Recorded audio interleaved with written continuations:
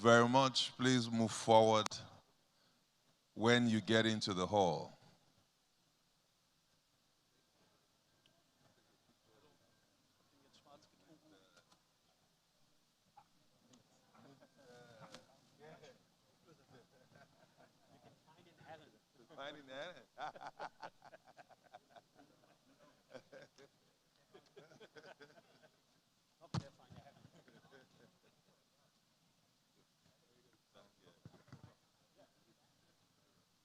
Please go to the front once you get into the hall. We're about to start. Thank you. The exhibitions, the exhibits, and the review will be done after the panel sessions. We do have interesting discussions today, and if you are here, you have a reason for being here. I can assure you that you will leave here very, very enlightened, educated, and we have networking sessions as well where you meet people who might just be able to connect with you as green energy is concerned. Yet again, WACEE'26 is about accelerating West Africa's green transition. We're looking into innovation. We're looking into policies that shape discussions and activities. And of course, the ever so important investment. For those who were here yesterday, we had the discussions about projects being bankable or not being bankable. We will further discuss today, and it promises to be very interesting. So please make your way to the front as you arrive. It is very, very important because today we have so much for you. Sir, all the way to the front, please. You are welcome. Thank you very much. You are welcome.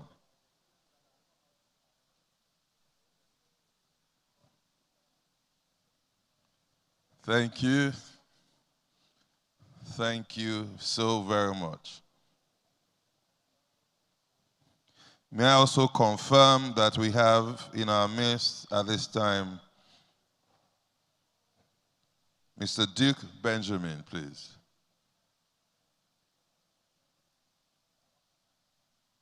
Mr. Duke Benjamin, are you here?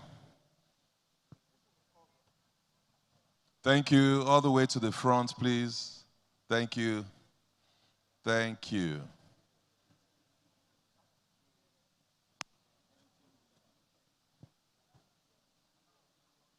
Thank you very much. Please make your way to the front. Take the front seats, please, to the front row. Please go to the front. The seats, we do not want the seats in front looking bare, I beg of you. Sir, madams, please, can we just go forward a bit, if you don't mind? Please.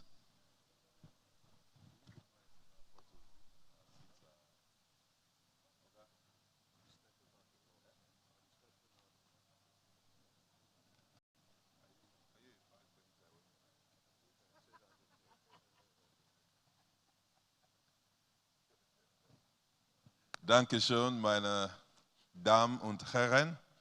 Willkommen. Willkommen auf Landmark Center, Victoria Island in Lagos.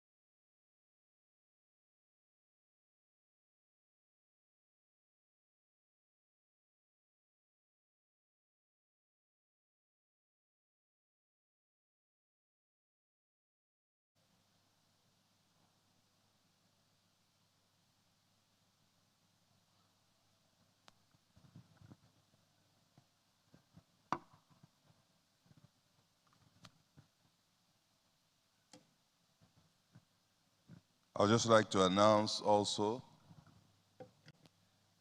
that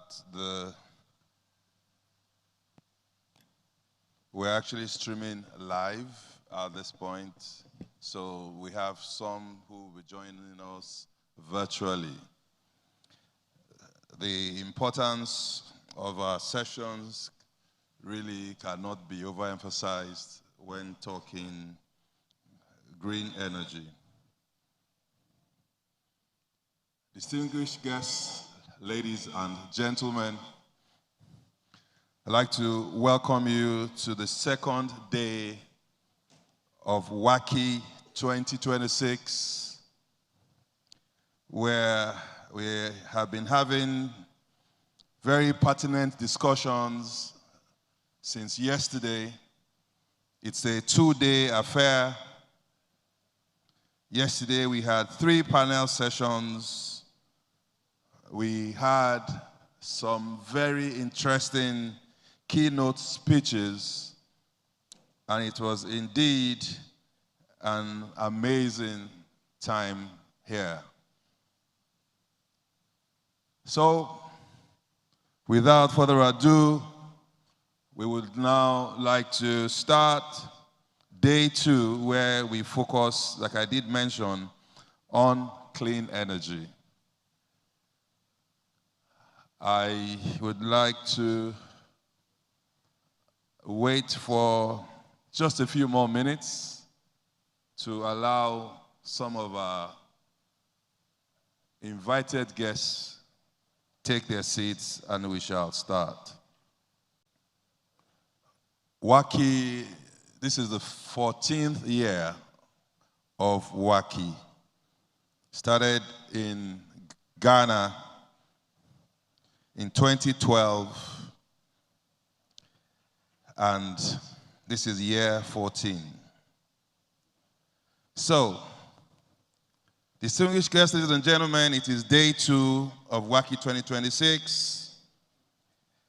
We would now like to start by inviting the General Manager, DGIC International Business Services Limited, to give her opening remarks, and I do crave your indulgence to give her a resounding round of applause and keep it coming until she arrives here. Please welcome Catherine Nwaiku.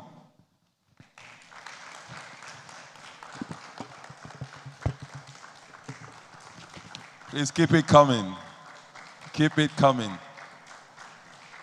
Thank you so very much. You're welcome.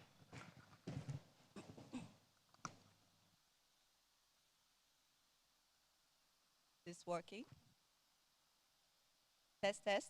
Working? Great. Good morning, distinguished guests, policymakers, industry leaders, partners, ladies and gentlemen. It is my pleasure to welcome you to day 2 of the 14th West African Clean Energy and Environment Trade Fair and Conference 2026, also known as WACEE 26. I would like to take this opportunity to acknowledge the presence of Mr. Daniel Krul, Consul General of the Federal Republic of Germany in Lagos, Honorable Biodun Ogunleye, Honorable Commissioner for Energy and Mineral Resources, Lagos State, represented by Engineer Abdul Hahis Bolahan Toriola, FNSE, Dr. Shegun Ajayi Kadir, Director General Manufacturers Association of Nigeria, our partners, sponsors, and friends. Thank you for your commitment and support. On behalf of DGIC International Business Services Limited, I would like to thank you for the strong engagement and valuable discussions we had yesterday as we opened this year's conference under the theme, Accelerating West Africa's Clean Transition, Innovation, Policy, and Investment. The conversations on circular economy and water management highlighted how smarter resource use, stronger infrastructure, and innovative financing can transform environmental changes into economic opportunities. A key takeaway was the need to mobilize capital at scale, support clean energy, climate innovation, and circular economy business models. We also underscored the importance of improving water and sanitation systems across West Africa, critical foundations for public health, climate resilience, and sustainable urban development. These discussions remind us that the green transition is interconnected. Energy, water, waste, and finance must advance together if we are to build resilient economies and sustainable cities. Today, we shift our focus to clean energy and Nigeria's evolving energy landscape. The Electricity Act 2023 is reshaping the sector by enabling greater decentralization and empowering states to play stronger roles in electricity generation, distribution, and regulation. This opens new opportunities for innovation, investment, and deeper private sector participation. Our sessions today will examine how these reforms are transforming the market and how decentralized energy solutions can support industry, SMEs, and local manufacturing. Reliable and affordable energy is essential, not just for powering homes, but for driving business growth, industrial expansion, job creation, and innovation. At DGIC, and on behalf of AHK Nigeria, we remain committed to strengthening German-Nigerian cooperation in clean energy, sustainability, and green industrial development. Germany's energy transition experience and Nigeria's dynamic private sector create strong opportunities for partnership, technology exchange, and long-term investment. Platforms like WACEE' are vital in bringing policymakers, businesses, investors, innovations, and development partners together to turn ideas into practical solutions. I encourage everyone to engage actively, share insights, and explore collaborations that can accelerate West Africa's green transition. Yesterday, the federal government of Nigeria declared tomorrow and Friday to be public holidays to mark Eid. Therefore, I hope that we give our all today, since we have a very long holiday coming. Thank you to our partners, sponsors, exhibitors, speakers, and organizers for your continued support and for making this conference possible. I wish you productive discussions and impactful day 2 of WACEE 2026. Thank you.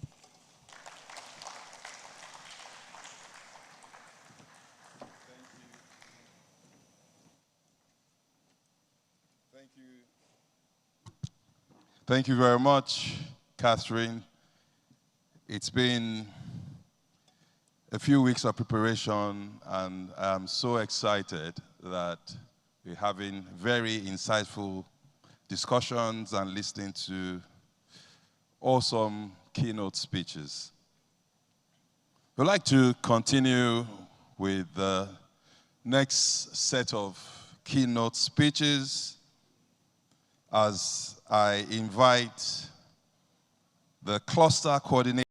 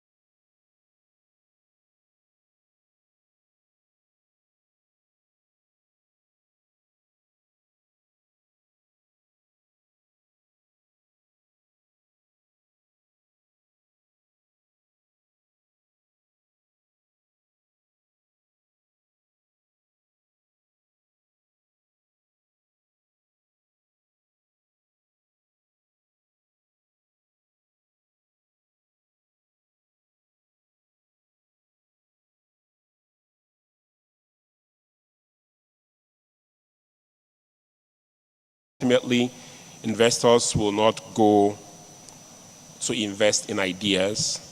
They only invest in systems and structures that they can trust in, that their money is safe. I would like to also speak on one topic, distributed energy and its connection to industrial growth. There will be a panel session in the afternoon on that today.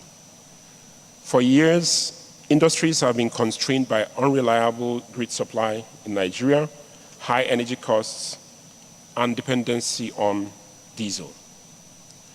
But we all have seen in the past decade as well, distributed energy is changing this narrative. It's not just about energy access, it's about competitiveness and the power. When it becomes reliable, productivity increases and costs decrease and businesses grow. So energy is not just infrastructure. We all know it's an engine for economic growth. But technology alone also is not the only solution. I have mentioned more times. Markets do not run themselves. Systems do not sustain themselves. It is people that do those things. So Nigeria's transition will require skills in installation, regulation, financing, and of course, also in innovation. At GIZ, through the Nigerian Energy Support Program, we support technical trainings, institutional capacity, industry-relevant skills, and inclusion of youth and women. Because we believe and we know that the just transition is about people having the ability to participate in the economic things that are happening in the country. So, but now if we connect everything, markets create structure, energy drives growth, skills ensure sustainability, and when these align, transformation becomes inevitable. Distinguished ladies and gentlemen, you agree with me. Nigeria does not lack potential. Nigeria does not lack ideas. Nigeria does not lack talent. So what we need now is alignment, coordination, transparency, commitment, execution. There are many names for it. Let me leave you with this. I usually go to great gatherings like this. The future of Nigeria's energy sector will not be defined by what we discuss here today, but it will be defined by what we build, the things we do after we leave here today. So we have the opportunity today to create markets that work, discuss industries, how they will grow, and how our workforces will thrive. But it's our actions after today that will make sure that there's real impact, so that we can not only get Nigeria to meet its energy needs, but Nigeria to equally lead Africa's energy transition. The moment is here. I believe the opportunity is real, and the responsibility is ours all here together. Thank you very much.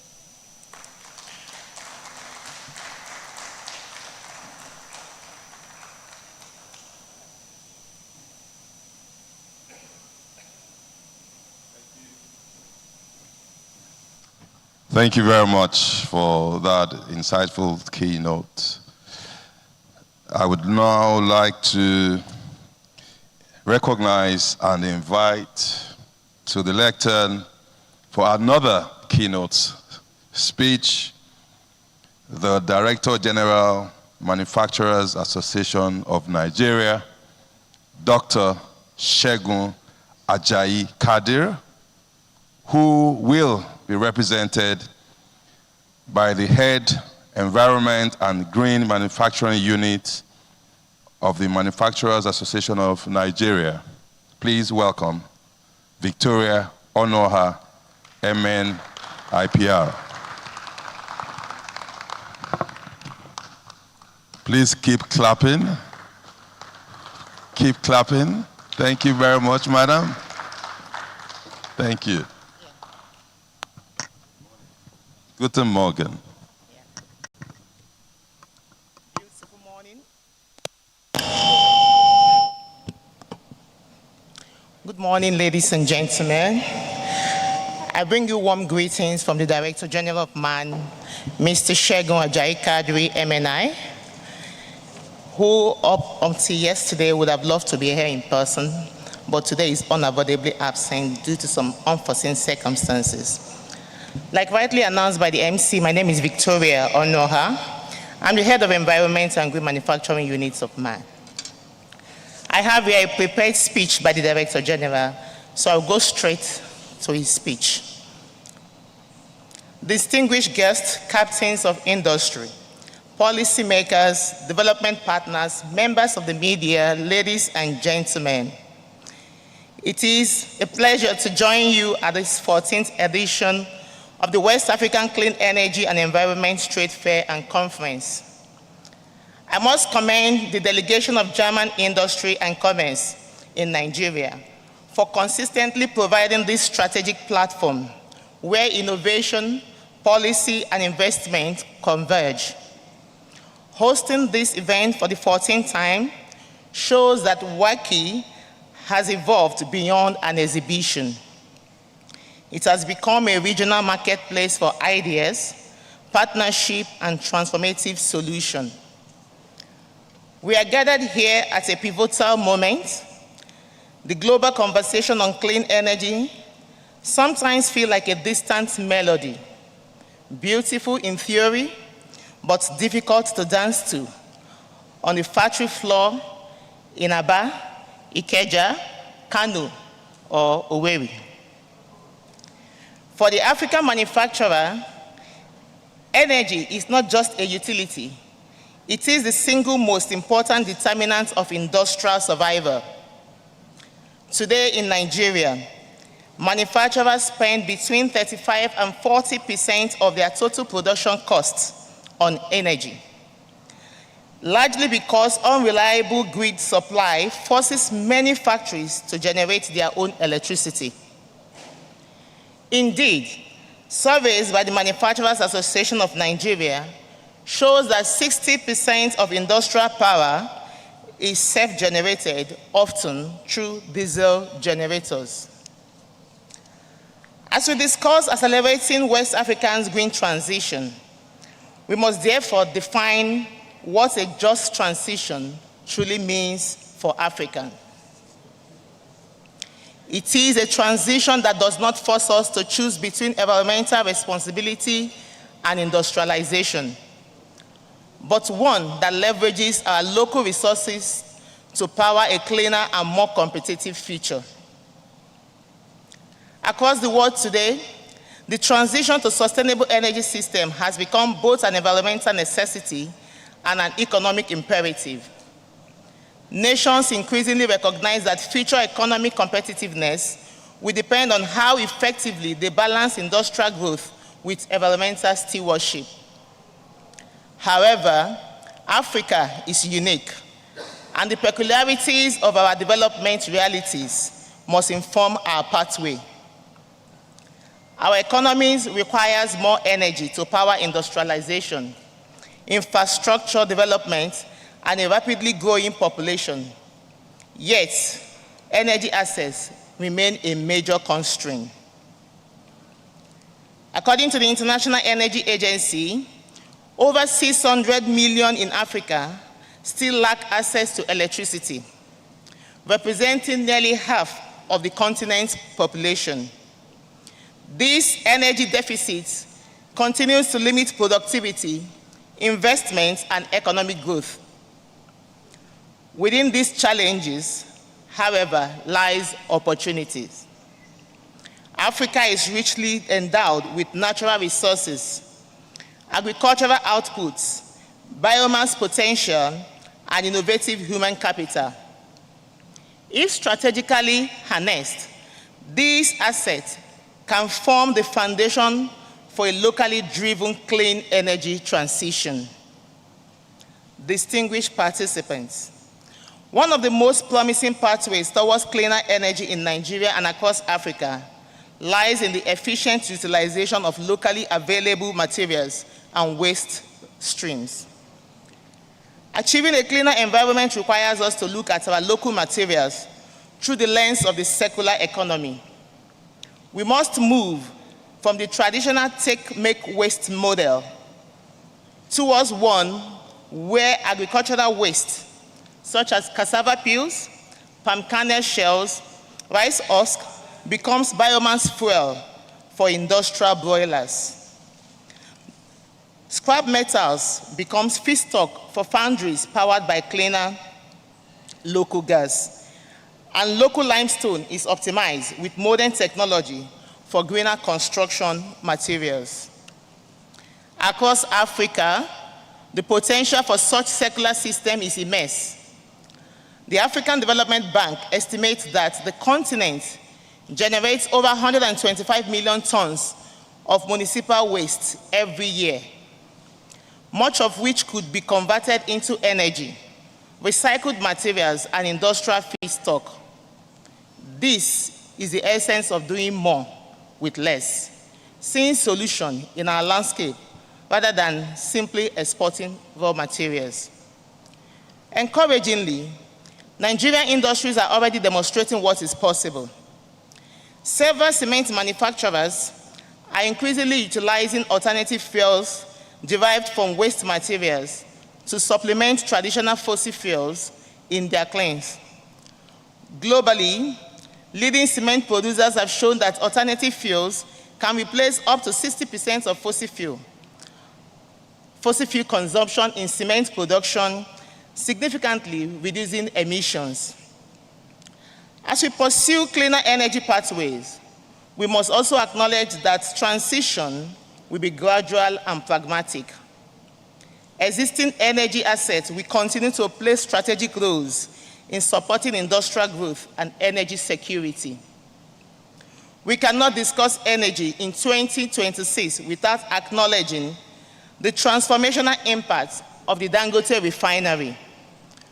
With a refining capacity of 650,000 barrels per day, it's the largest single-train refinery in the world and is expected to meet Nigeria's domestic demand for refined petroleum products while supplying neighboring markets.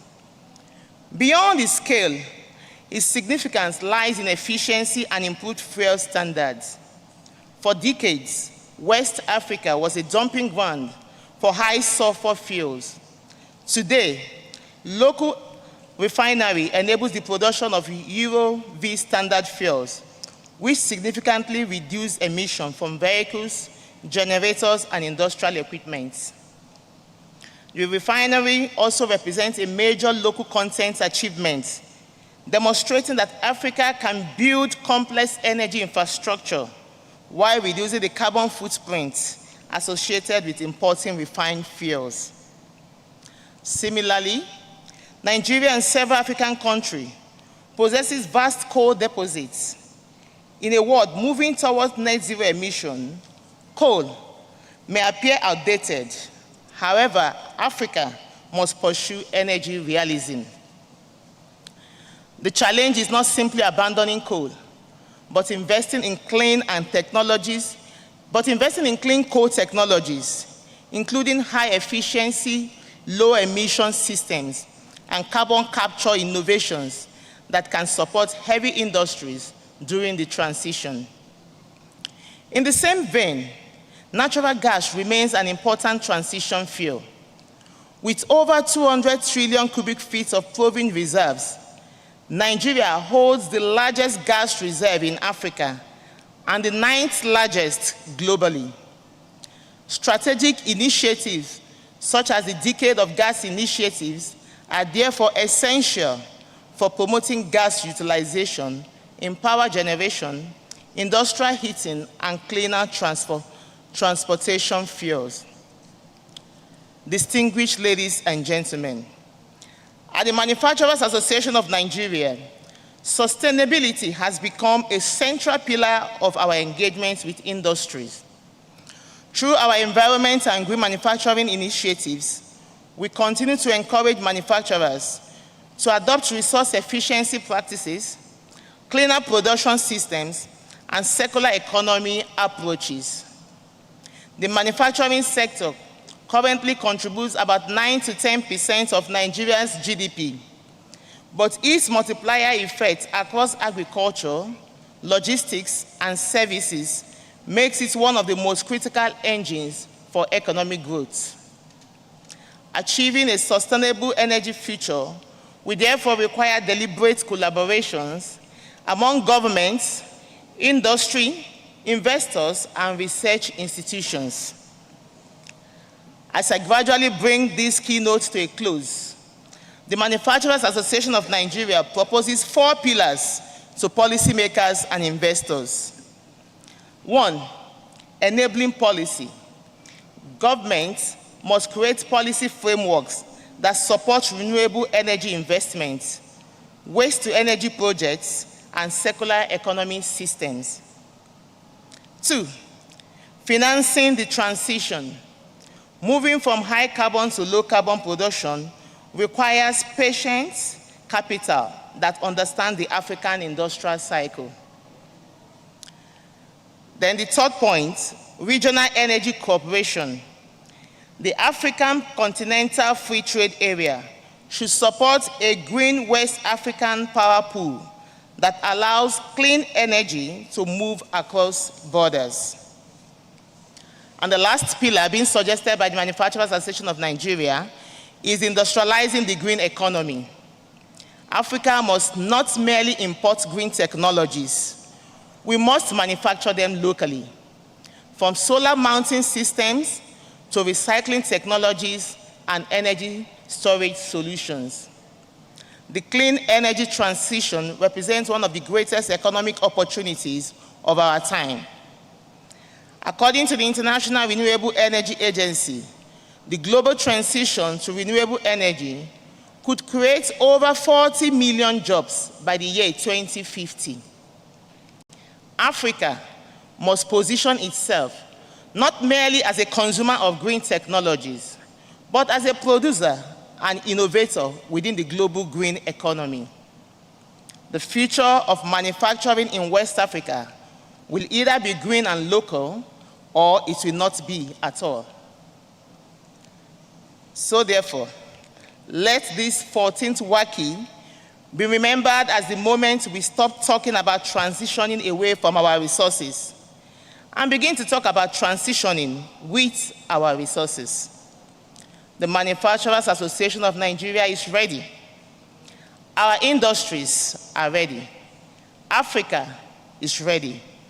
If we work together with vision and determination, we can build an Africa that is energy secure, environmentally responsible, and industrially competitive.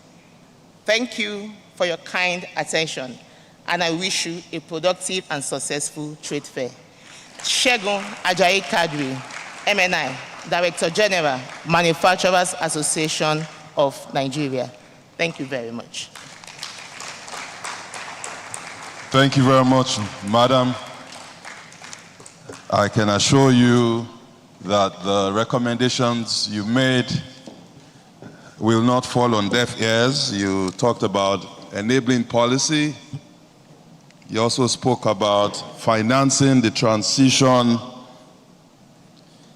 regional energy cooperation, and of course, industrializing the green economy, which I believe is very, very important for us in Nigeria. Could I please have another round of applause for her? Thank you very much. I did announce that the session is being streamed live. We've been making efforts to have a QR code that you can take a picture of and send to anyone who is not able to make it here. I know we have a very effective technical team, and they've just done this, so you can take a picture of this QR code and forward to anyone who would like to at least follow us and listen to the conversations, which promises to be very, very, very pertinent. Having said that, we'd like to go on to the third keynote speech. This will be given by the Honorable Commissioner. Now, we have to understand that the Ministry of Housing actually oversees the Ministry of Energy and Mineral Resources in Lagos, I have been made to understand. The Honorable Commissioner, Ministry of Housing, overseeing the Ministry of Energy and Mineral Resources is Honorable Biodun Ogunleye, ably represented by Engineer Abdulhafiz Bolahon Toriola, FNSE, Permanent Secretary, Ministry of Housing and overseeing Ministry of Energy and Mineral Resources. Thank you very much. It's a mouthful, but I'm sure. Thank you very much. Good morning, distinguished guests. But I must also recognize the Chancellor of the German here with us, and also the organizer of this 2026 WACEE conference on clean energy and environment. But I need to say something. I think the MC is missing it. I need to inform us that we have Ministry of Housing, which has a commissioner in time of Honorable Maruf Akidero Fatai. And we also have Ministry of Energy and Mineral Resources, in which the commissioner is Biodun Ogunleye. But I'm wearing two caps. You have seen one cap, but I'm wearing two. I'm the PAMSEC of Ministry of Housing. I'm also supervising PAMSEC, Permanent Secretary, Ministry of Energy and Mineral Resources. But there is a relationship between housing and energy. I know we all need energy in our various homes. Like I said, I'm in Ministry of Housing. I'm also supervising Ministry of Energy. But I'm here representing the Honorable Commissioner for Ministry of Energy and Mineral Resources in person of Mr. Biodun Ogunleye, who is currently attending another conference in the United States of America. I'm here to represent him. After acknowledging the major stakeholders here and participants, it is my pleasure to read his speech.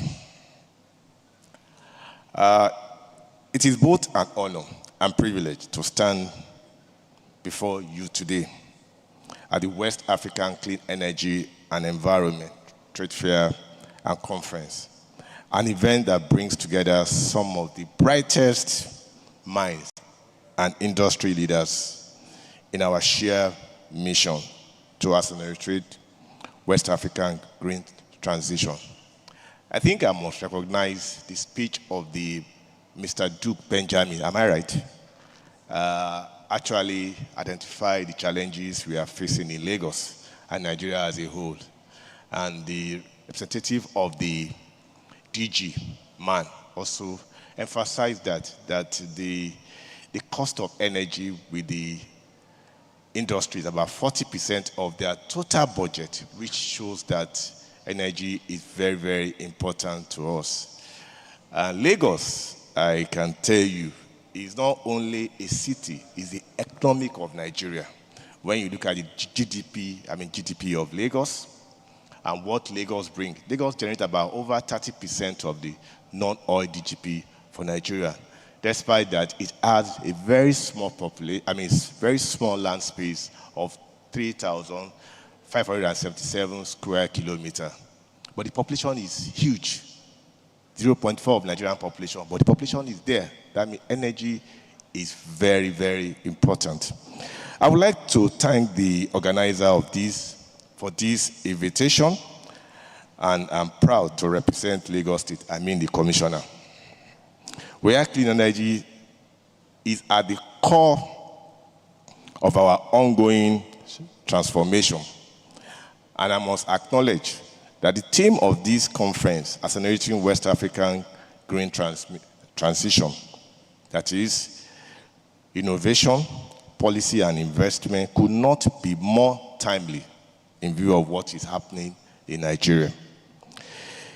It speaks to the urgency of addressing climate change and the opportunities before us to harness renewable energy as a driver for the economic growth and environmental sustainability. Sustainability is something that all of us must work to. We must not leave environment that the future generation will not cost us. We should not just think of ourselves alone, but we should think of others who are coming behind us. Like I said, we are going to use Lagos State as a case study to tell us what Lagos State is doing about clean energy in terms of a vision for clean energy and sustainable growth. Under the visionary leader of Mr. Governor, that is Mr. Babajide Olushola Sanwo-Olu, Lagos is transforming the energy sector. We are not just talking about green energy alone. We're actively investing in it, innovating it, and scaling it to ensure a future powered by clean, sustainable source of energy.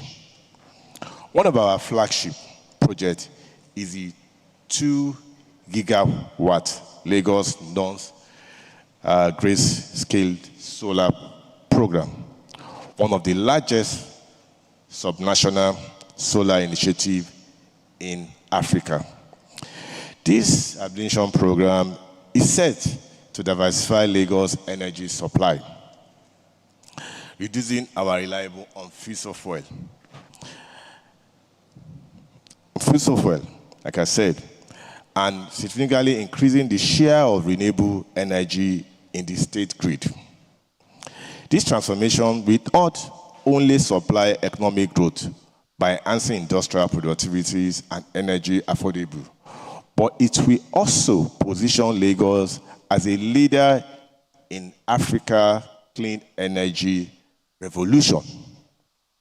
In addition to large-scale projects, the Imole Eco, that is a program we call Imole Eco Initiative, is bringing solar power directly to underserved community. I think I need to share this with us. In Lagos, there are some towns that they don't even have electricity. It may surprise you. People believe that Lagos should have everything. It was last week the governor asked to rehabilitate community in Badagry. Badagry, you know, in Lagos we have 5 divisions. Badagry is close to, is like a border town of Lagos. They have not seen light for 15 years. That may be strange to some of us here. And when you leave this place, when you go towards Lekki, there are some communities there, they have not seen light, energy. And what Lagos State is doing to see how we can improve their energy supply in that particular corridor. So, what am I saying? That Lagos State government have been working to ensure we enhance our community. With the goal of enhancing energy security and inclusive, we are making solar energy accessible to informal and low-income areas, ensuring that everyone in Lagos has access to reliable and affordable energy. More so, Lagos is driving solarization of public infrastructure, including retrofitting of 50,000 street lights with solar technology. I don't know whether you have gone through our city at night. You see everywhere is light. These are part of initiatives to ensure we improve the security architecture of Lagos State. This effort is part of our commitment to reduce emission, cut fuel cost, increase energy efficiency across the state. Lagos leadership in clean energy reform. Lagos State under the Ministry of Energy, has consistently championed sustainable energy initiatives that align perfectly with this year's WACEE theme.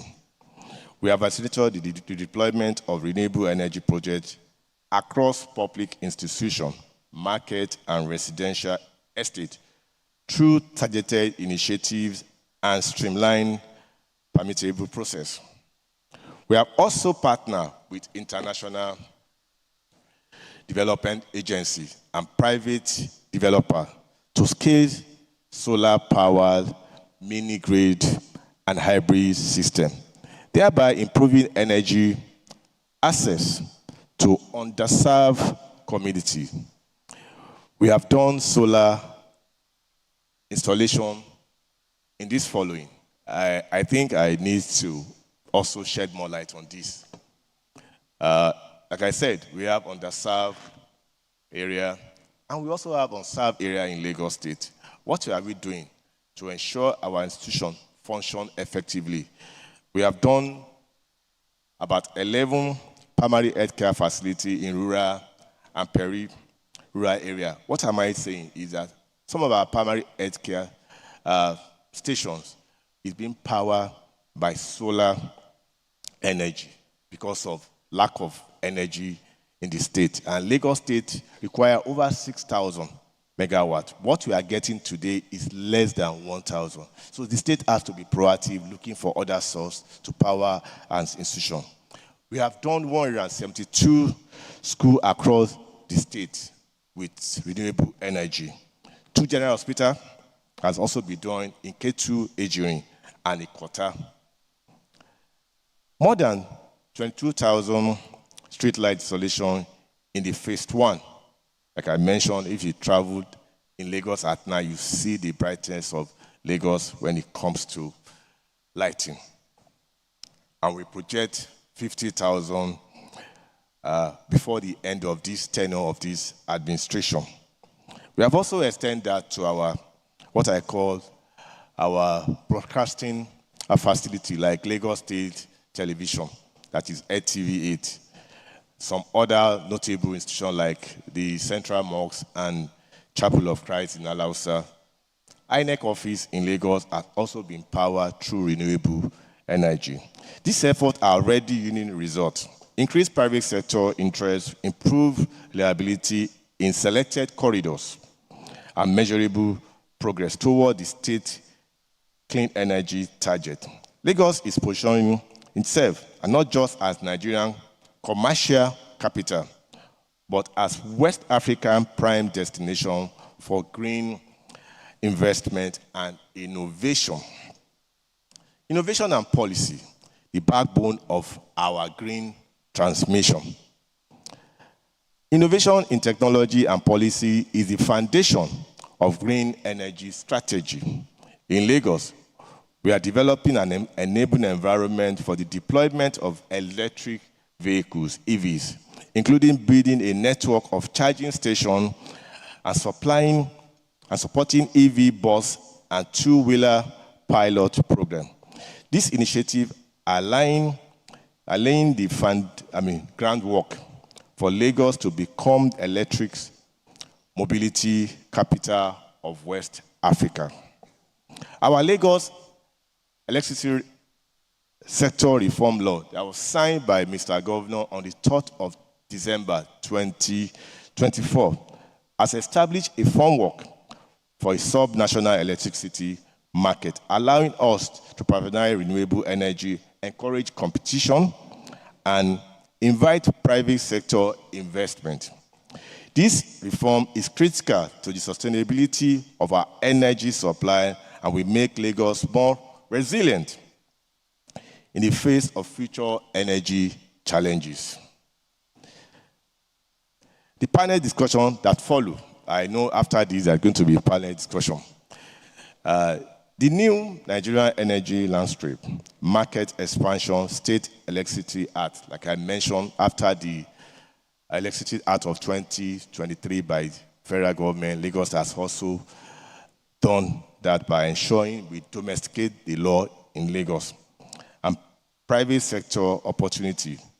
We divert deeply into this issue from the floor, which I know which is going to be discussed here. We will be sharing practical insight on how the Electricity Act of 2023 and Lagos State Electricity Law of 2024 are redefining governance between federal and subnational level. The additional structure we are building to regulate subnational market while ensuring regulatory harmony. Concrete investment entry point for renewable developer, independent power producer, and infrastructure funds. Opportunity that Lagos is ready to unlock through transparent licensing, risk mitigation instruments, and public-private partnership models. The critical role of industrialization development partners such as WACEE and our German friends, like I mentioned, like I acknowledge the role of Germans in this sector. They are the prime driver of this conference. An international stakeholder in mobilizing private capital and strengthening investment confidence. We recognize that regulative certainty, policy coordination, and market stability are non-negotiable. Maybe I should say that again. Regulative certainty, policy coordination, market stability are non-negotiable if we are to attract scale of investment requirement. Lagos is committed to providing that enabled environment, one that protects investors, right, delivering reliable, affordable, and sustainable energy to our citizens. Investment, a call to action. We are accelerating our green transition. We recognize that investment is a key enabler. We are not only inviting private sector participation in energy projects, but we are also strengthening partnership with international development partners, financial institutions, technology innovators. The partnership that will emerge from this conference will shape the future of West African energy landscape. Lagos is a gateway for investment. We are creating a marketplace where innovation can flourish. This is an invitation to investors to join us on this journey, invest in our green future. And together, we can make Lagos and West Africa a beacon of sustainable development, a collective future. As we move forward, we know that the transition to a green economic is not the responsibility of one entity. It requires collaboration of government, private sector, civil society, and development partners. We must continue to invest in innovative technologies such as battery storage, green hydrogen, and waste to wealth, like mentioned by the representative of the MAN solution, while also developing policy that will support rapid development and protection and protect the interest of customers. We must employ new financial models that can fund both large-scale infrastructure and grassroots renewable energy projects. And we must continue to push the boundaries of what is possible, ensuring that our green energy future is not just a vision, but reality. Conclusion. In closing, I urge all participants here today to engage actively, collaborate freely, and take bold steps towards innovation and investment. Together, we can create a cleaner, a greener, and more prosperous future for West Africa. Thank you very much. On behalf of the Honorable Commissioner for Energy. Thank you.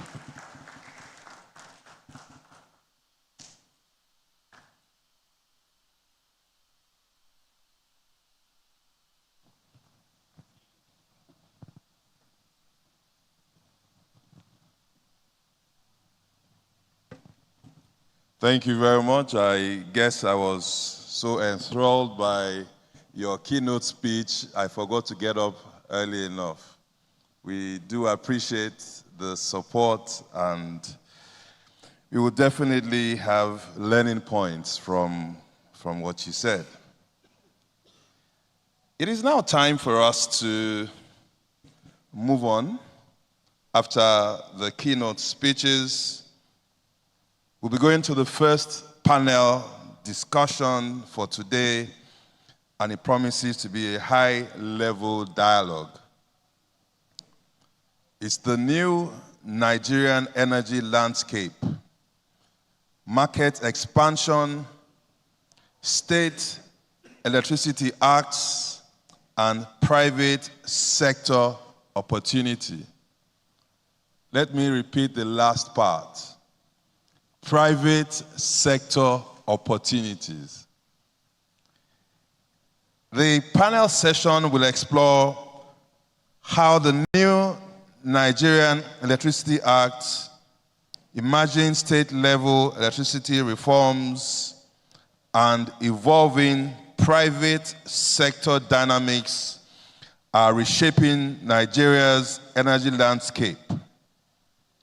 Discussions will examine opportunities for market expansion, regulatory developments, and the growing role of private sector participation in driving the country's energy transition.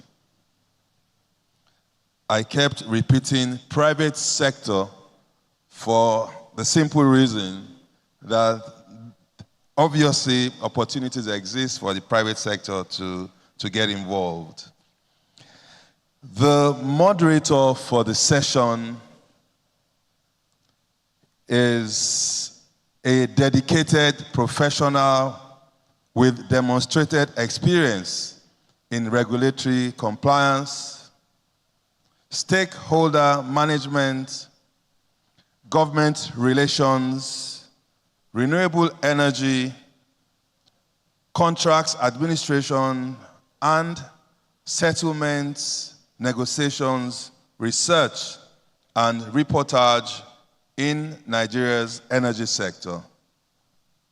He is a technical advisor with the Nigerian Energy Support Program, NESP, which is co-funded by the German Federal Ministry of Economic Development and Cooperation, BMZ, and European Union, and is implemented by the Deutsche Gesellschaft für internationale Zusammenarbeit, GIZ GmbH.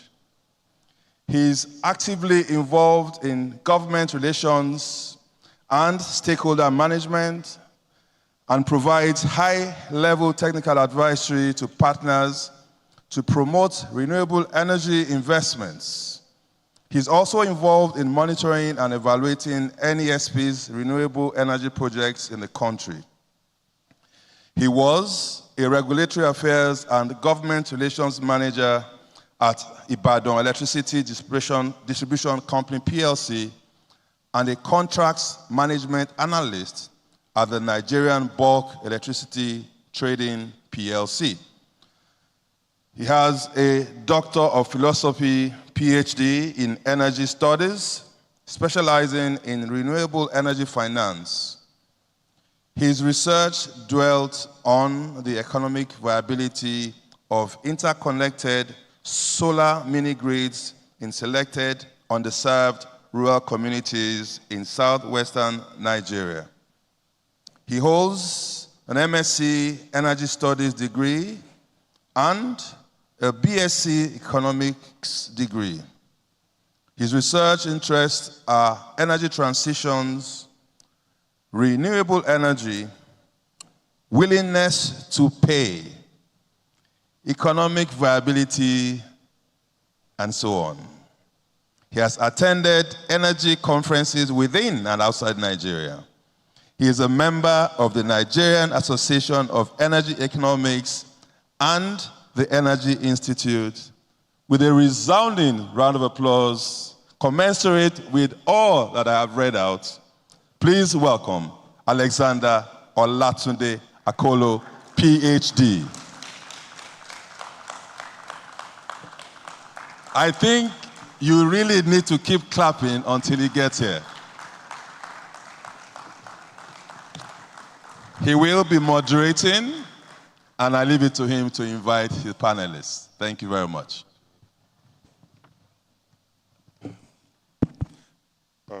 Good morning, everyone. If I not respond, good morning, everyone.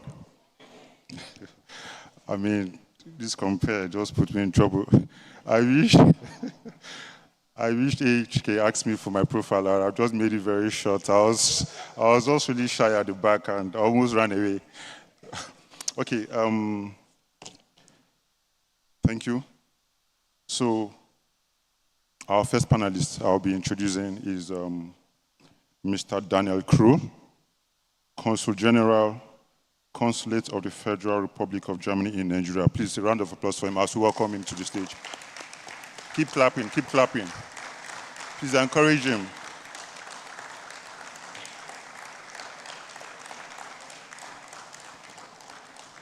I didn't say we should stop, keep clapping until he sits down. Thank you very much. Our second of Housing and Supervisory Permanent Secretary. I didn't say we should stop. Okay. Lagos State Ministry of Energy and Mineral Resources.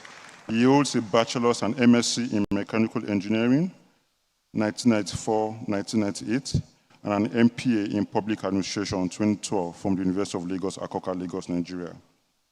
As PAMSEC, he has driven initiatives to improve the housing and energy sectors, including operational guidelines, digitalization of projects, and compliance monitoring. He pioneered technological-driven initiatives. As I'm saying these initiatives, please, let's be clapping. I'm not the only one that will be shy today. Such as the digitalization of roadworthiness certificates, computerized vehicle inspection centers, and many more digital interventions. He has received several awards, including the Award of Distinction as the Outstanding Resource Person of the Decade and the Transformational Leader Award. Thank you. Our next panelist is a very well-known man, Mr. Ayo Ademilua. He's the president of the foremost Renewable Energy Association of Nigeria. He holds a master's degree in business administration with specialization in finance and a Bachelor of Science degree in accounting. He's an alumnus of Stanford Business School. Okay, thank you. Okay. He's also a board member of the Nigeria Energy Wind Council. He's a build bridger with excellent strategy, business, and people management skills. He's committed to fostering synergy among GRIAN members and all stakeholders in the clean energy space. Please, a round of applause for Mr. Ademilua. And lastly, we have Mr. David Olajide. David Olajide is an associate with the Energy Finance and Infrastructure Practice Group as Strain and Bland partners. He provides... what happened now? You're not clapping. Thank you very much. He provides strategic advisory on regulatory compliance and policy reform and transactional matters across power, oil and gas, mining, infrastructure, and financing sectors in Nigeria and Africa. He advises state governments, project sponsors, institutional lenders, and indigenous companies, and delivers legal and regulatory solutions that support project development and investment outcomes.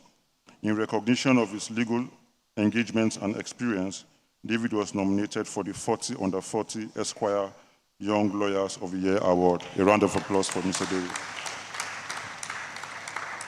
Thank you.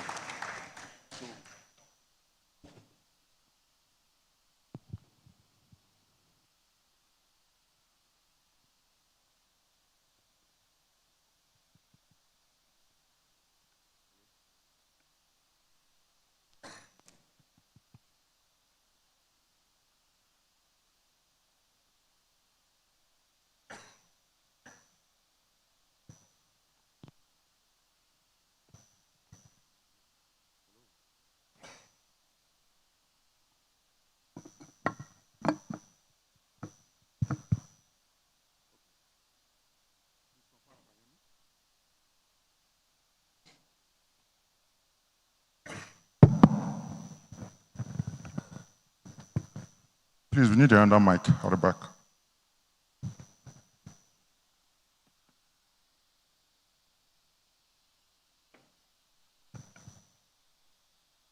Thank you very much. Can you hear me now? Thank you. Okay, so thank you, panelists, for coming up. We have some set of questions, and as we know, we'll be talking about the state electricity market, the opportunities it presents in the value chain. I was so excited because right from when we opened today's session, a lot of conversations were talking about state electricity market. We heard Mr. Duke Benjamin talk about state electricity market and the opportunities as well. I was so excited about what the comments and keynote speech from the Honorable Commissioner as well, who was represented by Engineer Abdul-Hafiz, also about state electricity markets. So we'll just go and dive right into it. Our first question to Mr. Daniel.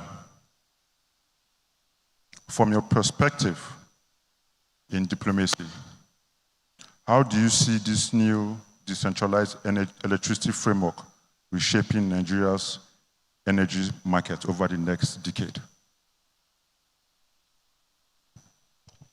Thank you for the question. The Irish definition of diplomacy is to tell somebody to go to hell in a way that he's forward-looking to the trip. So we heard a lot about opportunities.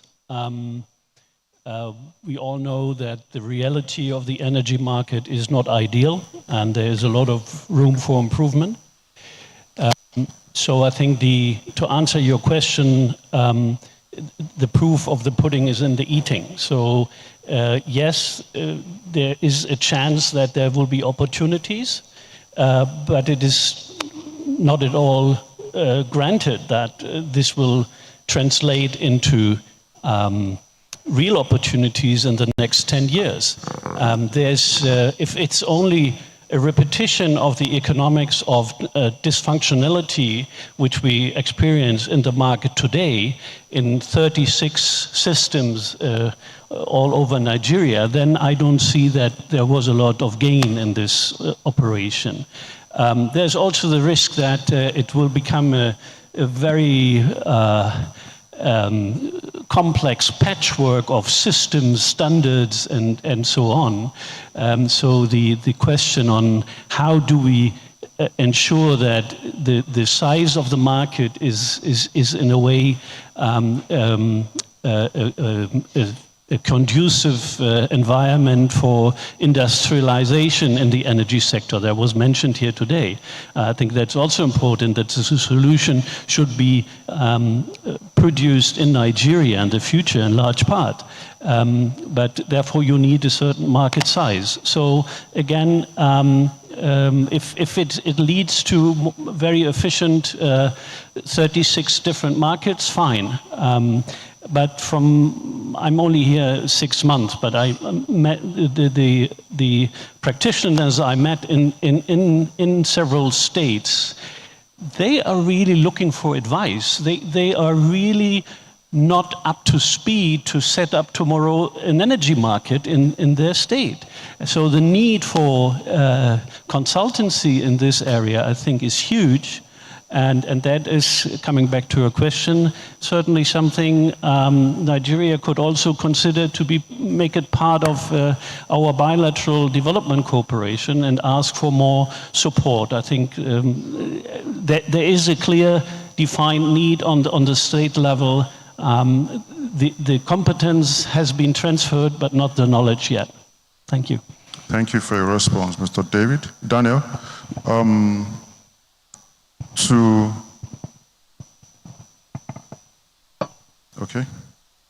Engineer Abdul-Hafiz.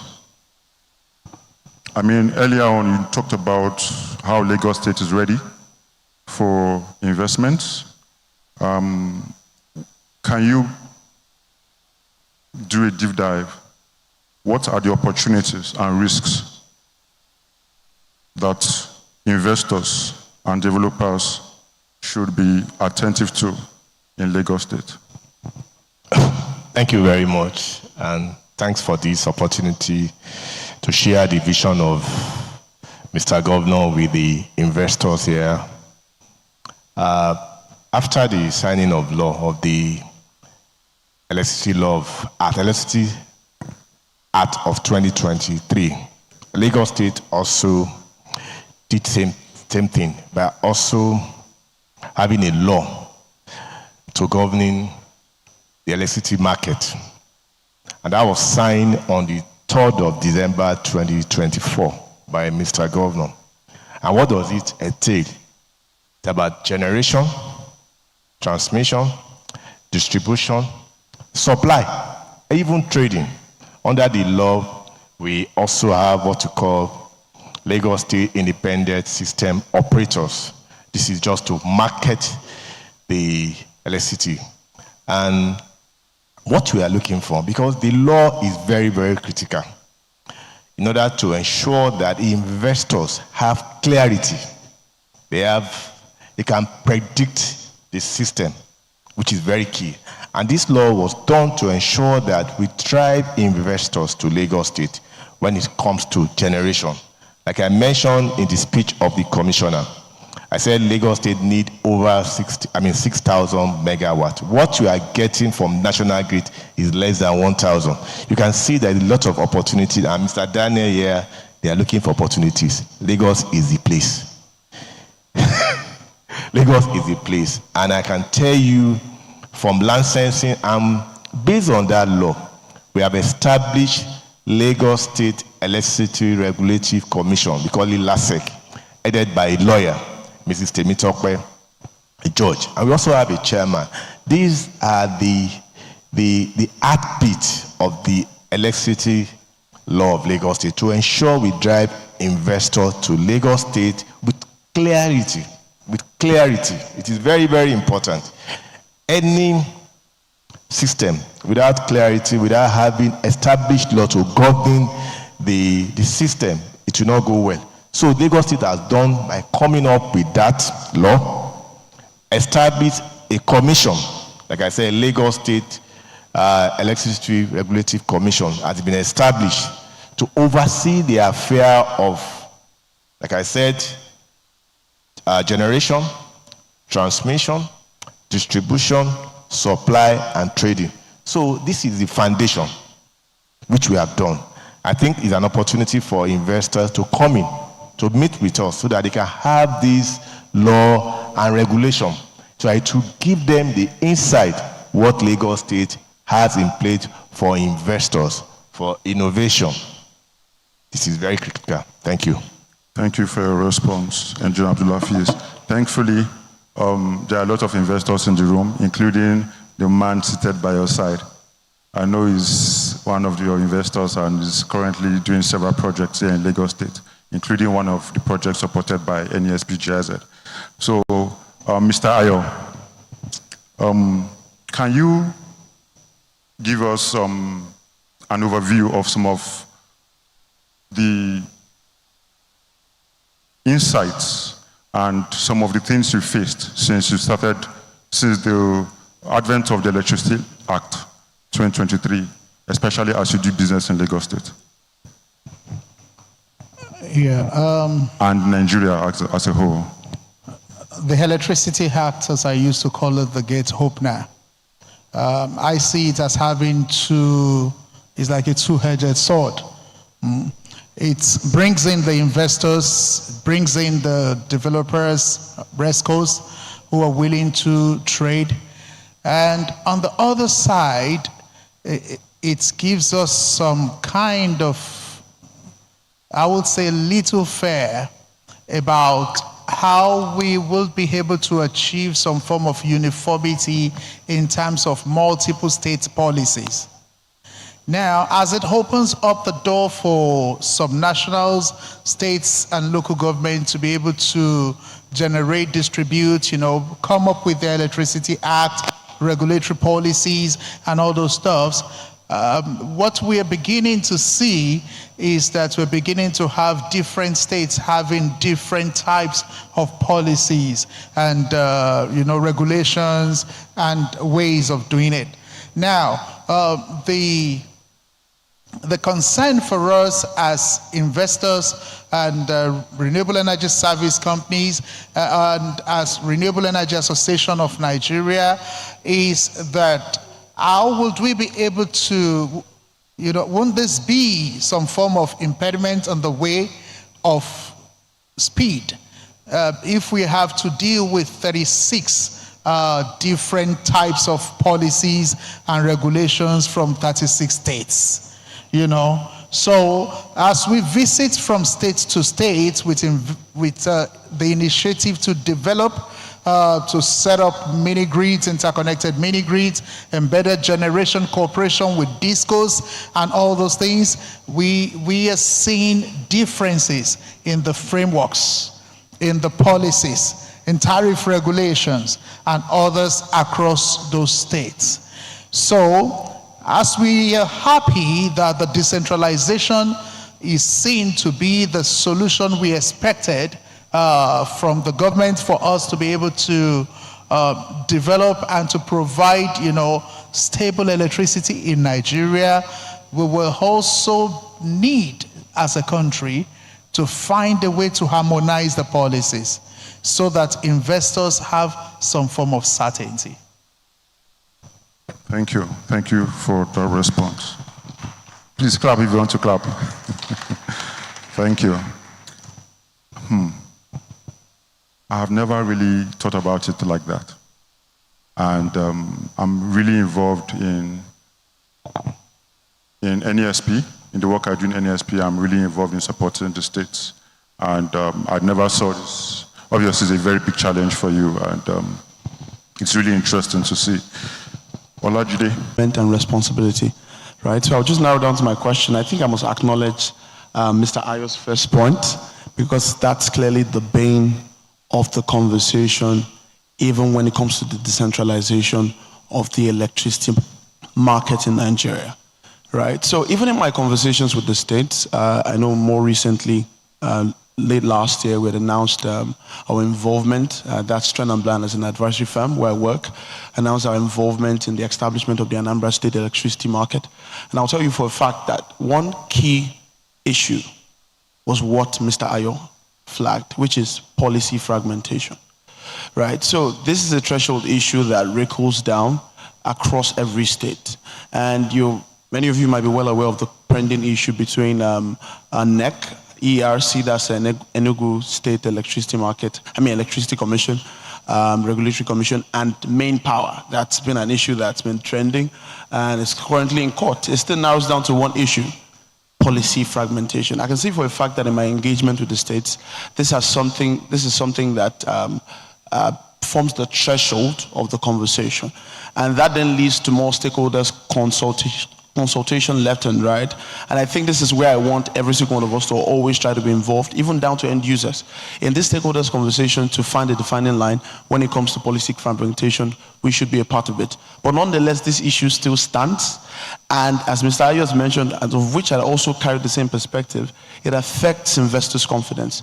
You agree with me that policy is crucial to boosting investors' confidence. And when that is stifled, by maybe bureaucratic nature of that policy or maybe fragmentation, that clearly affects the likelihood of that investment. So I'll say for a fact that this is a major issue that we faced, which is policy fragmentation. Try to find a defining line. For instance, in terms of tariff regulation, that's been the bane of the issue between ERC and Main Power.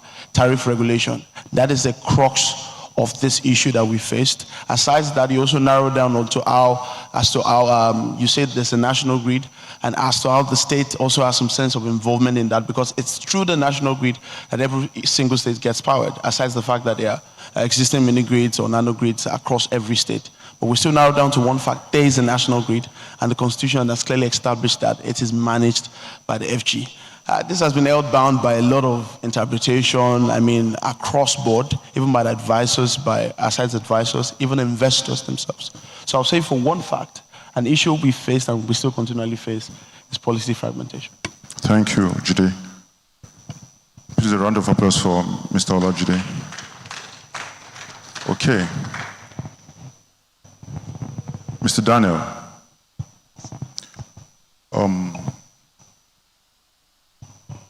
currently, international partnerships between Nigeria and Germany is really strong and has played historically an important part in supporting Nigeria's energy transition over the years. From your perspective as Consul General, and considering Germany's strong engagement in energy transition and renewable energy development, how do international partners, especially Germany, view Nigeria's evolving electricity market under the new decentralized framework? Well, I think that refers in part to the image Nigeria has abroad, regardless of the energy market in particular. And over the years, of course, players, actors have made their experience. Some of them have been here for 20 years and are doing very good business. They know how to run a business in Nigeria. There are other companies that have been here, especially in the automotive sector, and for several reasons decided that they discontinue their engagement here. So what I notice is that there is this understanding in Nigeria that Nigeria is the elephant, Nigeria is big, and so Nigeria is important.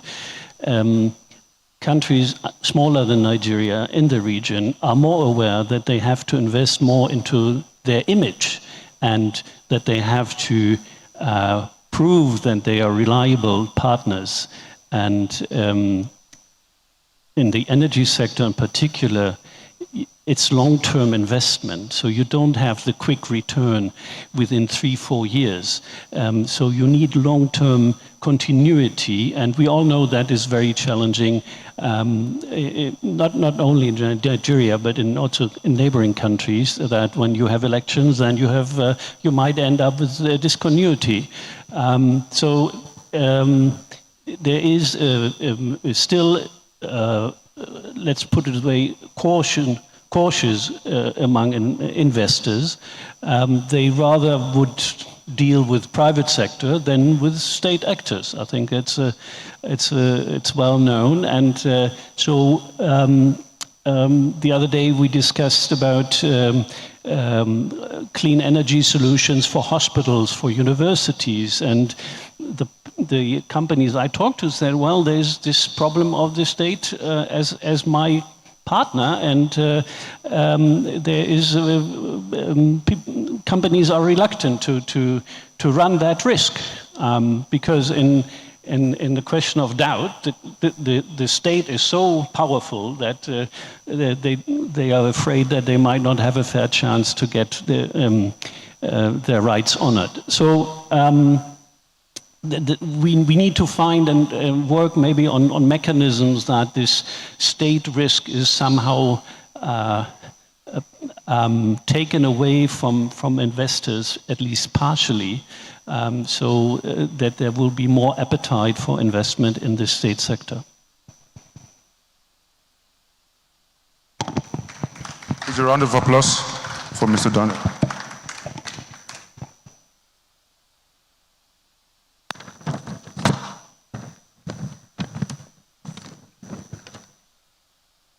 Engineer Abdulhafiz, are you with us, sir?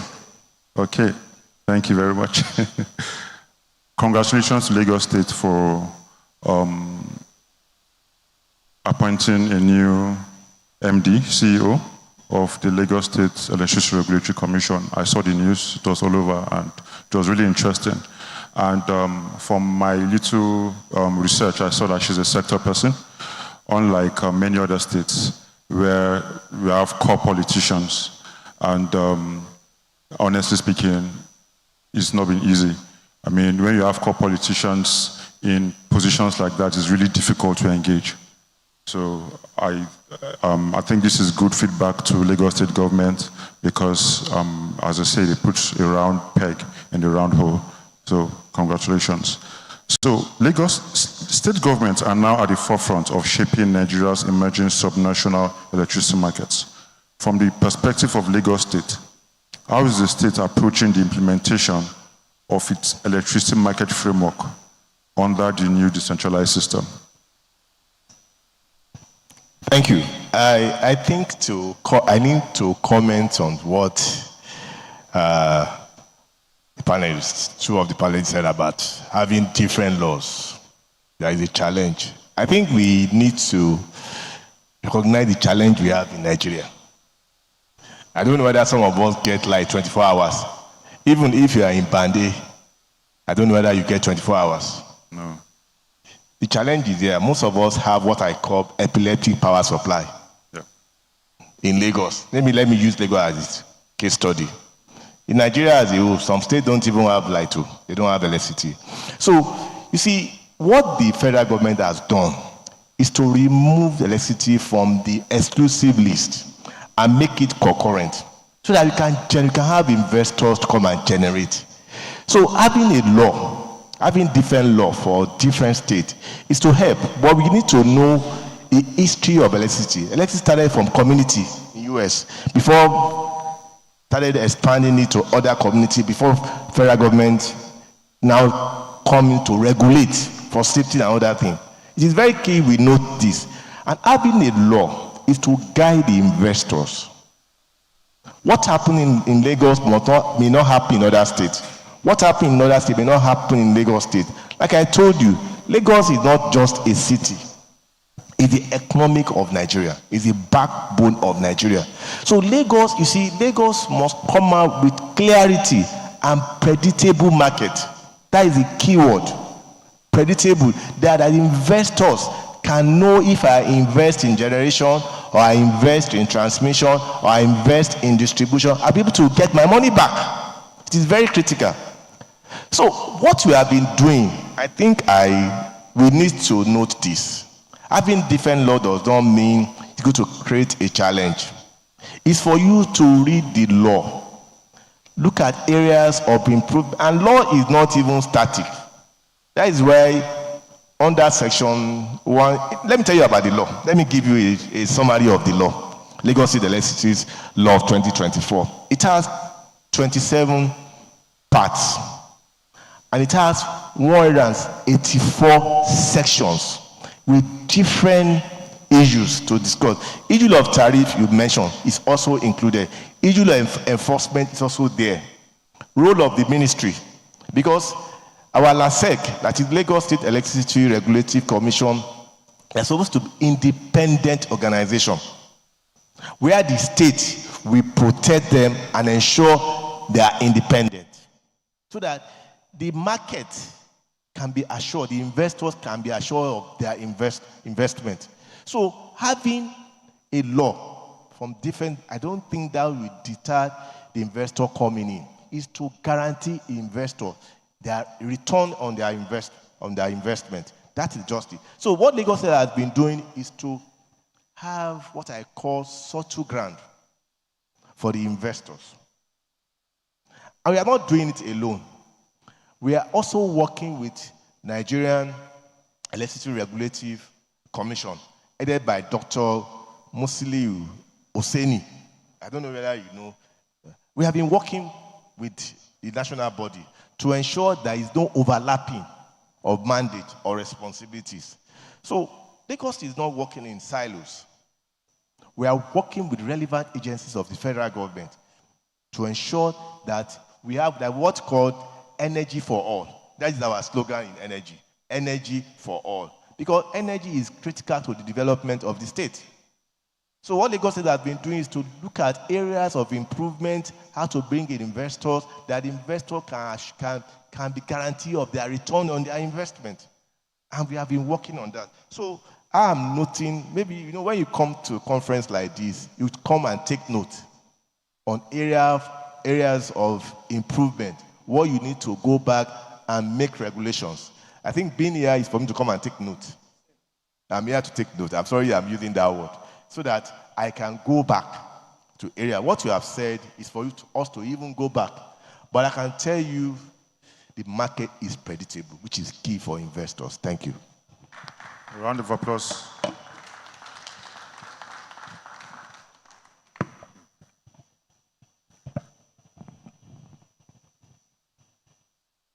Okay.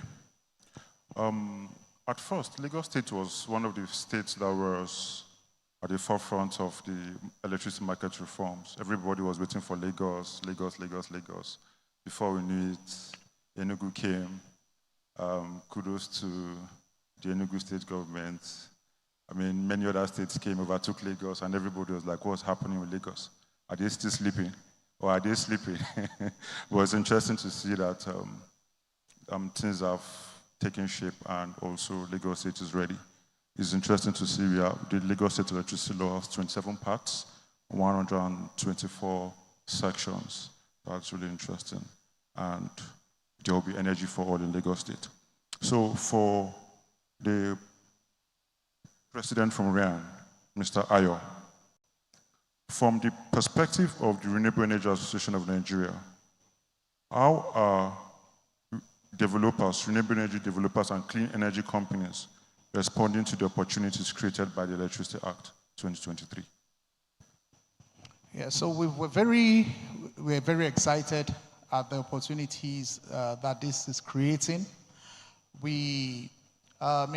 Just to, of course, what my brother has said, yeah, we agree that rules are great to make investors to be able to come in.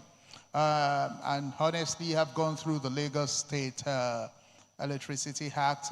Fortunately, during the erstwhile Commissioner for Energy, Honorable Lere, I also had some meetings with him when they were developing this, also with Ondo State. So Lagos State Electricity Act is one of the robust ones, and what we just want to say on that side is that we should have some form of what I call minimum standard framework that kinds of cuts across as a constant, at the core of the policies. You can now have surrounding policies that are state agnostics, that relates to your state.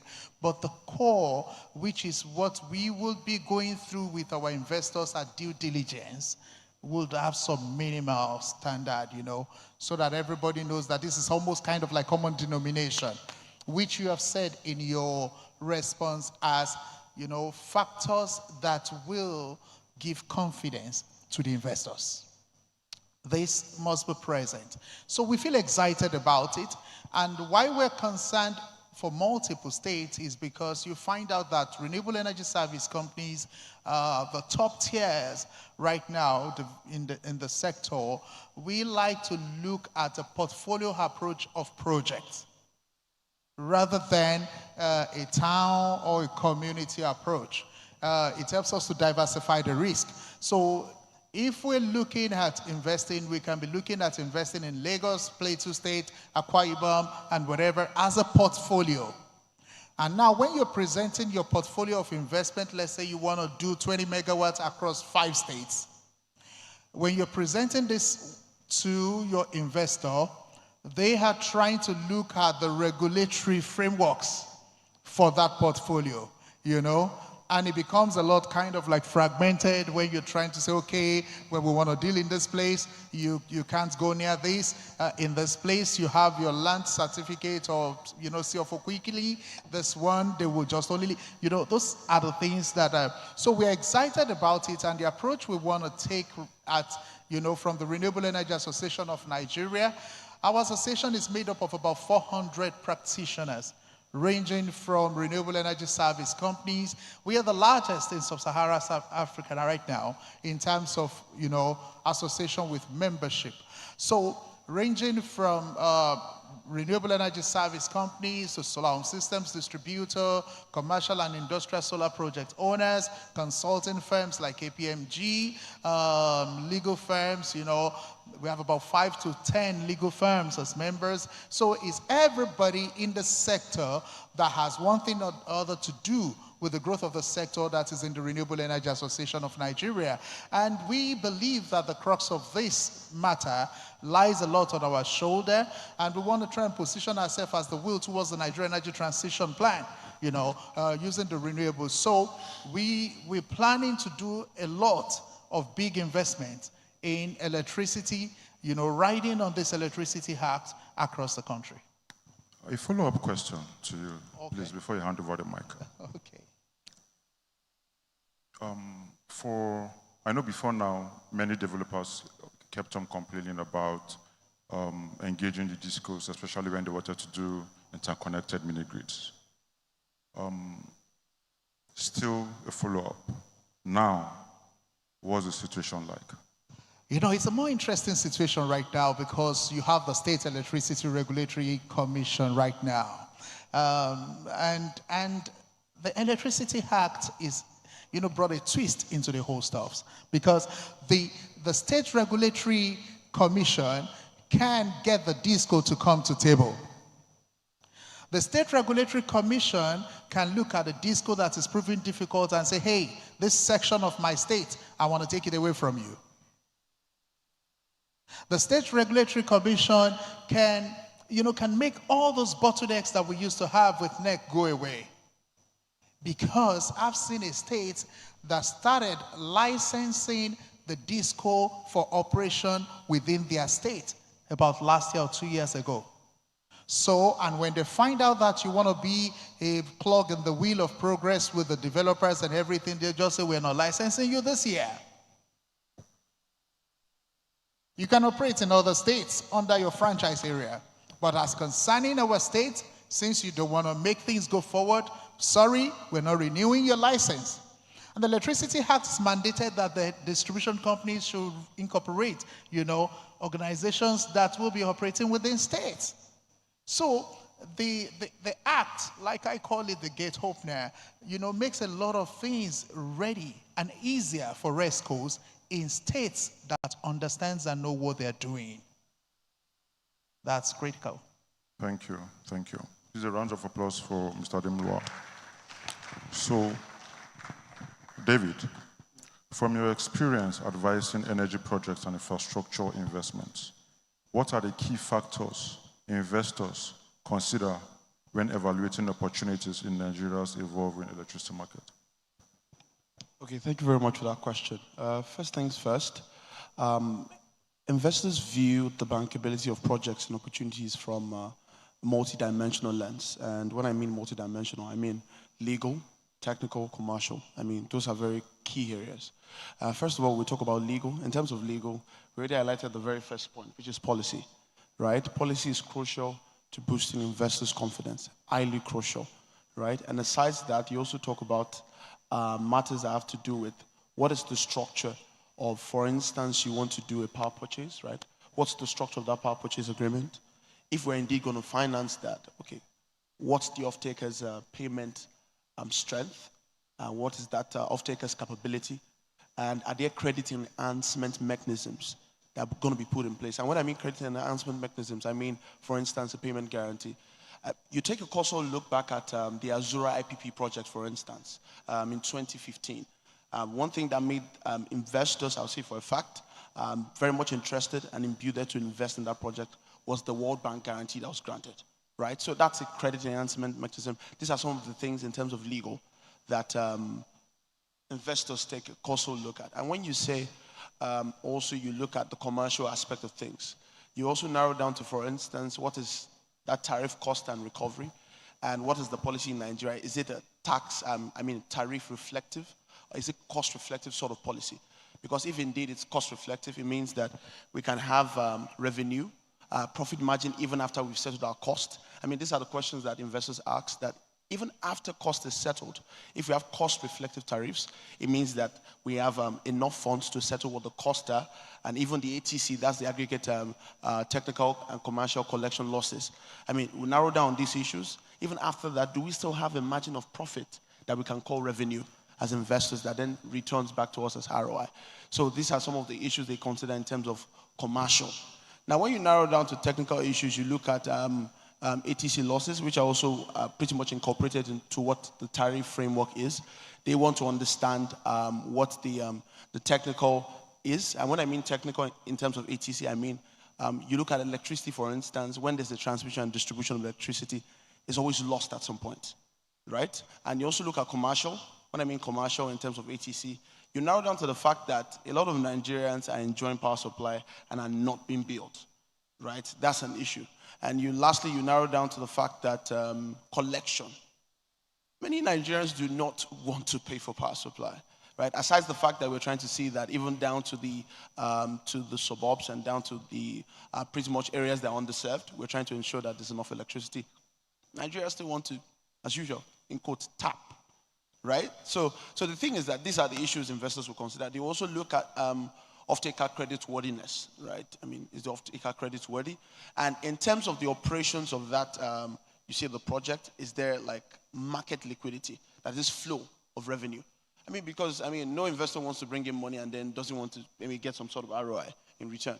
And aside that, you also narrow down to other issues that I would call more legal. I mean, we've mentioned that back and forth, which is the fact that we do not want a bureaucratic structure in terms of the operations that that investor is funding. Okay, what are the structures? What is any red tapeism or anything that might particularly hinder operations and which equally would then hinder revenue? So when you look at it, it's across these three streams, right? Legal, technical, commercial, right? So Thank you. So I want to ask one question. You see, coincidentally, before Azura came on board, I was at NBET. Oh, great. So obviously, Azura's contract has a PCOA, put call option agreement. Yeah. They have a different gas price, which was better than other GENCOs. They also had the PRG, partial risk guarantee from the World Bank. Fantastic. So these are backed, this is a project backed by guarantees from the World Bank and the federal government. Now we are talking about states. So I put it to you, you're a lawyer. Okay. So I put it to you. How are the states going to guarantee? Because everybody just keeps on shouting, states can now distribute.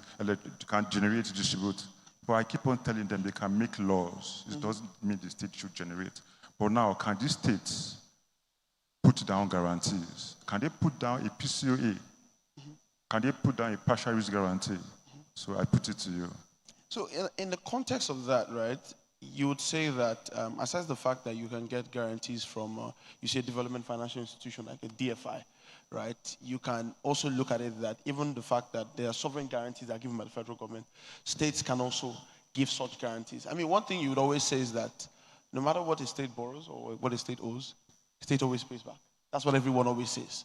Because, the resources will always remain, nonetheless, right? And that can serve as a shocker, or you call it, when it comes to cars, a shock absorber for whatever might happen in the event that payments are not made or, repayments are not made. So for what it's worth, I would say that, you can get a guarantee from a DFI. There are a lot of DFIs. You say the AFCs, the Shelter Africa and the rest. And aside that, even the state itself can also give a guarantee, right? And the context of the fact that we've now decentralized that structure of the electricity market, I can say these are just fallouts, or rather call it spoils of that war, which I will call decentralization. Okay, thank you. I rest my case. So, Mr. Daniel, we'll just go through this last round of questions.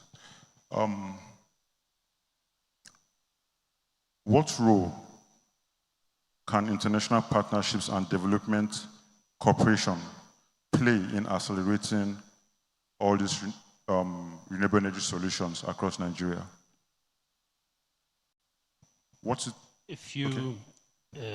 If I were cynical, I probably would say just don't fix the problems in the market, because that is the very conducive environment for renewable energies, because given the high cost of electricity, it is a very interesting environment for investing in isolated solutions. So if the grid is not functioning, you have an advantage in having your own system for your hotel, for your factory, and so on. In Ghana, for example, the reason why companies would invest into renewable energy, it was not the price, it was not the environment aspect, or the philanthropic view that we have to fight climate change. The most important reason is the reliability of the energy supply. They wanted to have control over the energy supply because the grid was so unreliable. That was the driving factor for renewable energies. So, but I don't want to be cynical. I think I mentioned earlier that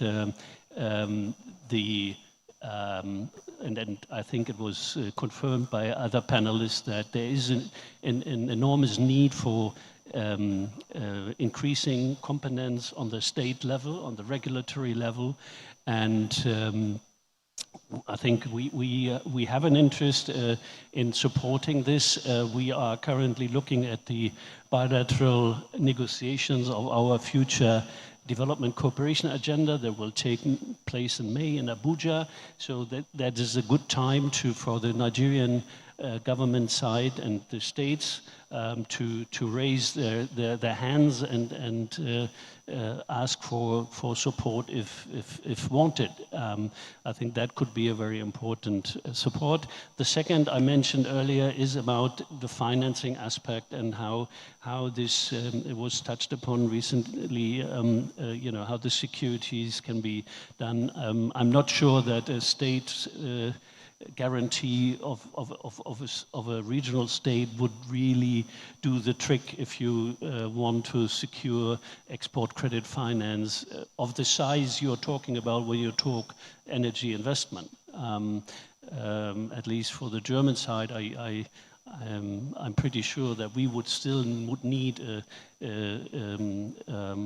guarantee from the federal state to cover that. So I don't see any state of Nigeria independently convincing international financial markets with the state guarantee. So, as I said, but I don't think that capital is around. It needs to be structured well, and it can be done. And there's also, I think, something from our side can be helpful. Please a round of applause for Mr. Daniel. People are not clapping, A round of applause for Mr. Daniel. Thank you very much. Okay, so, Engineer Abdulhafiz, I know earlier you said Lagos State is ready for investment and all that. You're here to take notes. Thank you for taking notes. So, and you said there are opportunities. So what are these opportunities for embedded generation, renewable energy, and private sector participation in Lagos State? What I mean is, can you, from the ministry, from the point of view from the ministry, can you do are there specific data available right now? Is there specific data available to say, we've mapped out Lagos State, investors, if, let's say after this meeting, Mr. Ayo comes to meet you in the office and say, okay, give me a map of Lagos State. Where are the opportunities for mini-grids, embedded generation, solar home systems? Is that data available? Thank you once again. Data is life. And from data, you can be able to plan. Like I mentioned, underserved and unserved communities in Lagos State. And what we have done, like I mentioned that there are some communities in Lagos State, they have not seen light for 15 to 20 years. So we have this data. In case investors come now, we can actually tell them where they can invest and they will get their investment. For example, when you look at Lekki, Ibeju-Lekki, Ekpe, that is another developing area in Lagos State. When you look at Lekki, Dangote, refinery, free trade zone, airport, port. So we have the statistic. When investors come in time of generation, we can easily tell them where they can invest and they will get their returns. Like I told you, Lagos State needs over 6,000 megawatts. And what we are getting is less than 1,000. There's opportunities for embedded power, embedded generation in Lagos State. So, like I think this is an opportunity for investors to meet with us. We share the data with them where they can invest. And I must also tell you, we are also planning to construct 5 energy hubs in Lagos State based on Ibile. We have 5 divisions in Lagos State, and we know areas that I must tell you, some of these industries, they're not even relying on disco, either Ikeja or a cool disco. And to also emphasize on what you said, you see, Lagos State now, in line with the new electricity law, we supervise or license disco now. Even the GEMCO, we also license some of them for them to come on board and invest more. But like I told you, Lagos is the heartbeat of Nigeria. When you look at GDP of Lagos, over $130 billion, not Naira. When you look at what Lagos State is bringing in time of not all GDP, is over $30 billion. So the market is there. Where is the market? Lagos. So we are ready for investors, and we can share that out with them. Thank you. Thank you. Thank you very much, Mr. Engineer Abdulhafiz. So to Mr. Ayo, you've talked about policy fragmentation. That is a serious issue.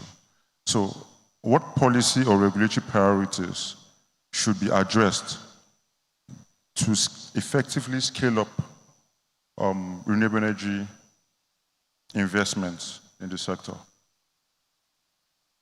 Okay, just to make it a bit, to summarize it, I would say number one, like I said, is the minimal framework that is needed for investor readiness environment. Those critical things that must be put in place for investor readiness environment must be put in place. And I want to say that because the truth about it is that in Nigeria, we are great at formulating policies. It's the implementation that's most times our problem, and enforcement. And in this, if any state that is going to benefit from this Electricity Act must show a lot of creativity. And I'll go back to what David spoke about and what you also spoke about on what is going to catalyze the investment. What is going to back up the investment? I'm waiting for states to be very creative by creating, asset-backed de-risking instruments within the state on the back of what they can use to issue out the de-risking instruments like partial risk guarantees and other guarantees. I presume that that is the kind of thing that the government of Nigeria wants to do on the back of GAMCO. And the states also have those kind of assets that they can put together under a securitization system to create a structure that they can issue guarantee on.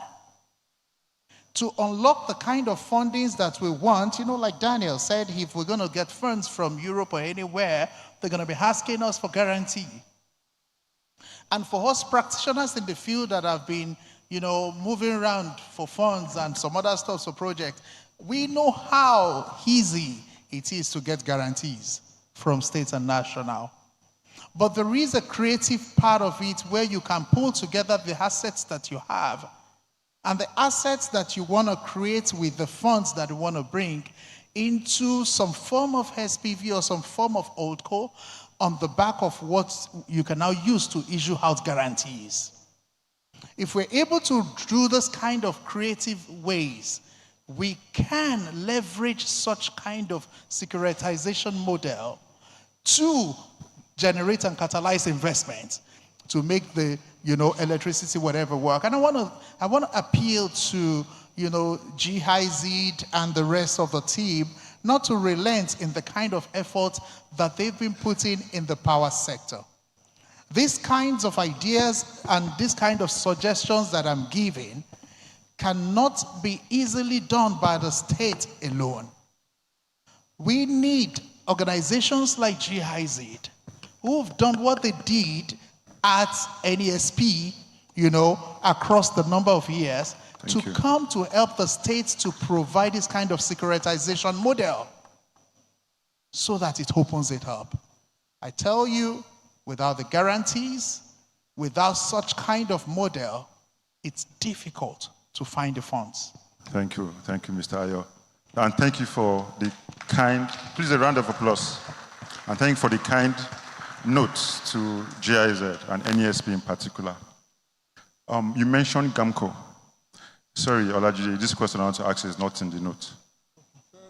Yes, Mr. Ayo just opened a cankerworm. He just talked about GAMCO.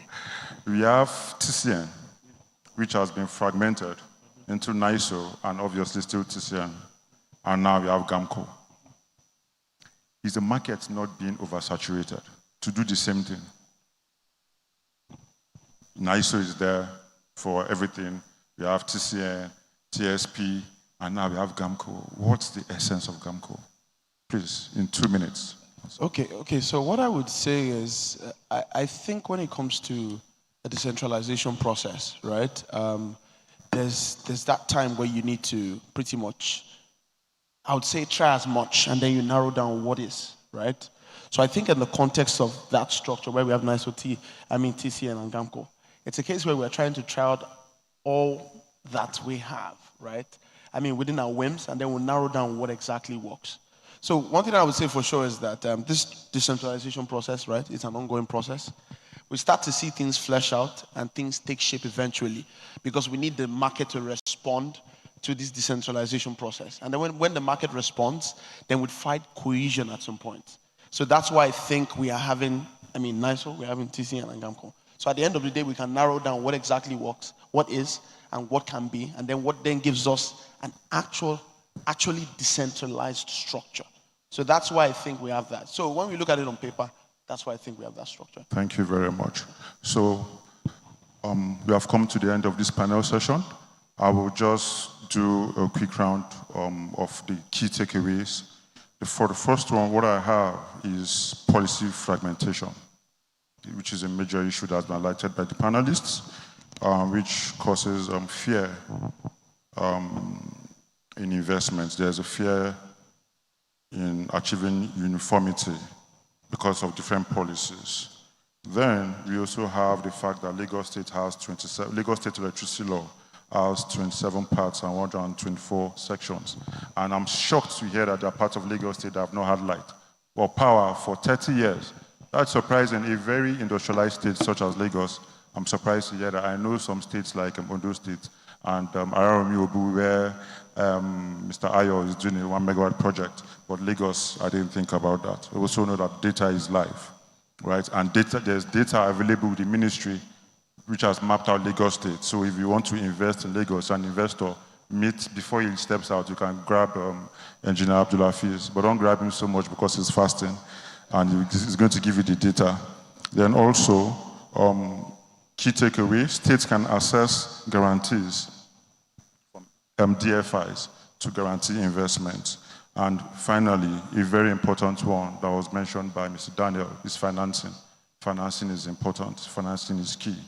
So, ladies and gentlemen, panelists, I thank you for participating, and audience, I thank you for being a fun and engaging audience. Thank you very much. Thank you very much. Can we have our official photographers please step forward? And we have the moderator and the panelists to please take photos. Thank you. Yes, the moderator will be in the middle.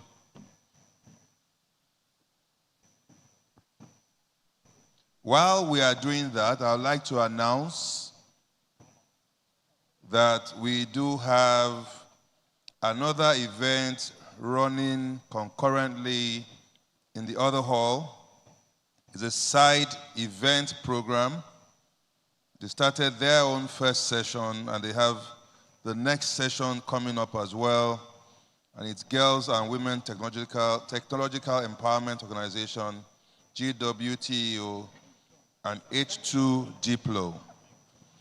So if you are so interested, please, there is another hall where that will be taking place alongside what we are doing here today. at the moment. Without further ado, and to save time, I'd like to move on to the next item on our agenda. Just to announce that if you do not have physical copies of the program, all you need to do is to look at the badges that you're wearing, and right behind there's a QR code. You can scan that code and you would have the program of events right on your phone, so you do not have to have a physical copy.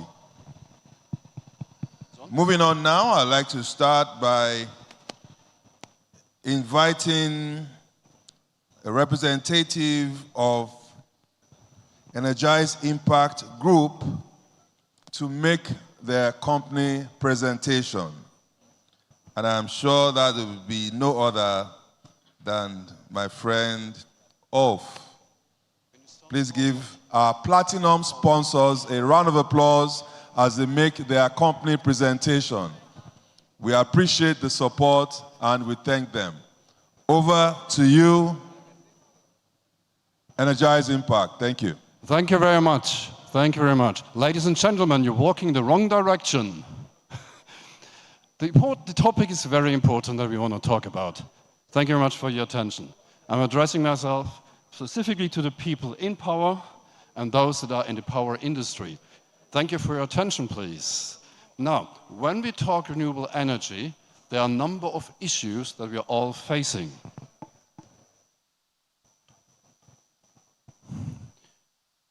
Now, that is not us. Can I have the PowerPoint, please, that I prepared for us?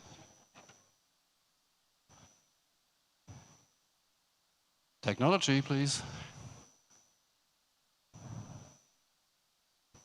That is the wrong presentation, please. I'd like to talk about other companies too, but not on my time, please. So anyway, until they sort out the PowerPoint presentation, here are a few important questions I would like to discuss with you. So this will not be a typical me talking and talking and talking, because the topic is far too important. Again, technology, please. Can I have my presentation? Now, what I want to talk about with you, or discuss with you is, what are the issues that we are actually facing in your beloved country when it comes to energy or renewable energy in the various different sectors? I'm still waiting for my PowerPoint presentation. Now, when we look at agrar as an important sector, would you agree with me that agrar is one of your most important industry sectors? Would you agree with me that health is very important? Would you agree with me that residential development is very important? Public transport. What areas have I not yet mentioned that is very important? Now, please participate. Factory, manufacturing, absolutely. Have you lost my presentation? Okay, let's see what's happening now. No, not there. So, whilst we're waiting for the PowerPoint to actually be there, think about the industry sectors we just mentioned and list in your head the issues that we are facing in those industries. And think about how life or business would be if we would not have those issues anymore. And in fact, we are today in a situation where we can solve these issues.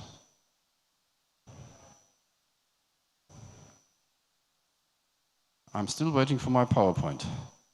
Prepared all these lovely pictures. Okay, let's talk about agrar then, first of all. Or maybe I'll tell you more about my company so you know why I'm here. Now, the company is called Africa Green Tech, Energize Impact. Africa Green Tech, we are in the field of renewable energy since over 10 years across Africa. We started out with building grids in remotest areas. Our founder was a real pioneer and activist, and now we're doing business properly with finance at a larger scale. We have learned our lessons, what is working and what's not working so much, particularly when we come in with a European thinking. So we have learned that we're only good. Yeah, we're there. Thank you, technology. See, It's like with energy or renewable energy. If you don't know how to plug it on, it doesn't really help. So, beyond building grids, turning energy challenges that we have discussed into investment opportunities with impact. Our company is all about creating impact. Our investors want to invest in projects that create impact, change life. Not only switch on a light bulb, as we heard yesterday, but change livelihoods for people. I talked yesterday about the danger of the gold rush and the cowboys. Who was here yesterday when I gave a little talk? Show of hands, please. Who was here yesterday? A few, maybe? Okay. I mentioned the gold rush, right, as a danger. This is what I saw today on my LinkedIn from my Chinese gentleman, Mr. Chen, saying, Africa's solar gold rush is on. What does this person and others like him have in mind? Cashing in on you. Does this sound like a partnership? Does this sound like developing together, creating impact, or filling their coffers? Right. Just wanted to point it out that it's real what I'm talking about, okay? Now, these are the sectors I just mentioned. Question, what are the common issues that we're facing here? And the point is, it doesn't help say, oh, we can build fantastic solar and energy and this or that. We need to understand the issues. And why I'm standing here with you is because we are with you. Our attitude is we don't do business in Africa, we do business with Africa. Hence, we also have a program for engineering companies to work together, benefit from each other, and build for long-lasting relationships. So, let's look at the issues we have. Agrar. What are the common issues in Agrar? Anyone in the Agrar industry here? Okay. Anyone eating, drinking? So all of us are affected by that. Agrar, the biggest problem is losing 40% of your produce and crop before it reaches the market, before it reaches export. 40%. How would it be if you could, like, with a snip of a finger, make sure that is not lost? Well, there are cooling solutions for that, the cold chain. If you run them by diesel, what is the problem? Our well-known president in the US, when he has a cough, diesel prices jump. Whatever else he does. So you become a victim of whatever international politics are doing. You become dependent on price hikes, which they may even initiate on purpose. Now, what you need to do? Create independence. Who likes to have independence of the international oil games? Just think ahead a little bit. Same, being independent of donations, by the way. Right? Donations, I don't like them. They create dependency. Proper financing structures can help creating independency and wealth. So Agrar, some answers, what we do. We keep food fresh so that farmers can grow more. We irrigate, we have, based on solar power, cool containers, water purification, so that the workers in the field have clean water to drink and do not suffer from diarrhea and their children don't die from diarrhea. Likewise, the livestock. Yeah? And in the end, farmers can earn more. But we want to be more than that. What about, what hurts me to see? I see farmers working very hard, and then the produce goes to some importer, shipped over there. They have a machine, press a button, they have energy, and they process the food. Who is making more money? What do you think? The farmer in Nigeria or Ghana, or whoever buys it and presses a button? Has no clue about the labor he has to be done. I think that's unfair. I like the initiative of Ghana government, Nigeria government to say it has to be produced in the country or processed. What do we need for that? Machines. What do we need for that? Energy to run the machines, independent of diesel. So solar powered. And this is what we do for you, with you. Right. Solutions, water purification. Could you just give me 1 minute, if you don't mind? I have been informed that the session, the side event that's supposed to be going on now in the other hall is the one that was supposed to have taken place in the morning. So it's the technical presentation and panel session, Advancing State Electricity Markets to Enable Decentralized Renewable Energy Investment, the NESP approach. I understand that there's some panelists who need to be there, and that's why I interrupted you. I apologize. Thank you very much. No worries, you're welcome. So, water purification. Clean water, we mentioned that. In addition, We have scalable solution depending how much power you need anywhere on your farm, so that you can power up your machines. And when you want good machines, well, you have the Chamber of Commerce from Germany. They have the right providers for you. Refrigerators in larger size to keep your crop and produce fresh. Temperature 2 to 10 degrees constantly, independent of diesel. So you can harvest, put it in, have your truck come round and deliver it cooled to where you need to have it, saving you the 40%. Drinking water, mentioned that. Water pumps going as deep as 200 meters, pumping water up, irrigating your fields if you want, even with AI, so that you can drop feed your fruit and vegetables and grain and whatever else you plant. Okay, health. Who is interested in better health? Imagine a situation which scares me actually. Driving around on the roads in Lagos. Some are really dangerous, right? So I saw once an accident. One guy fell off a motorbike and got run over. If he needs surgery, and the doctors are providing the surgery, and suddenly you have a power cut. If that power cut is as often as where in the hotel where I stay, it's a good hotel by the way, still have power cuts. I don't want to be under the knife with that, do you? So health clinics need better power, 24/7. Health clinics in the rural areas. There's almost no availability of power there. So we have a solution for the rural health clinics, for the big clinics as well, with a scalable system so that your doctors in the field can provide not only first aid, proper support, scans for the ladies that are pregnant to see the baby is all right, we need power for, and else even cooling vaccines. So we need to think about the larger plan and work together on getting things done. Absolutely, technology is there. I could ship out 100 of these boxes immediately, and the others need, well, another 1,000 within a year or so, and so on and so on. But we need how many?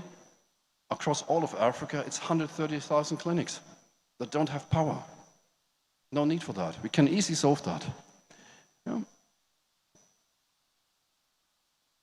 Yeah, have to design for African conditions. Very important to understand. Many of the European solutions working well in Europe. Conditions are different. Here, the batteries that work for 10 years in Europe, they burn through in 2 years because it's much hotter. You need to cool the batteries, which so many engineers do not consider. My mobile phone runs hot here. I have to put it in the fridge. That's an older one, but anyway. Yeah. So, residential development. Who of you has trouble with the neighbors because they don't contribute to the diesel? Right? You're the only one paying. What a nightmare. You want to live in peace with your neighbors. Individual metering. If you're a developer, you want to run your residential development, each of the houses with solar, with an individual meter, and you become an independent power provider. 24/7 power for your residents. Easy doing, actually, but you need quality, right? And for larger developments, you want to have other storage than batteries. You may need hydrogen, more reliable, more durable, more manageable. See me at my booth? We talk? It is very much feasible. We just need to look at the funding that you need, the financing, how long you need, the capex, and the tenure. Then we calculate it and get it done. So development, that's the future.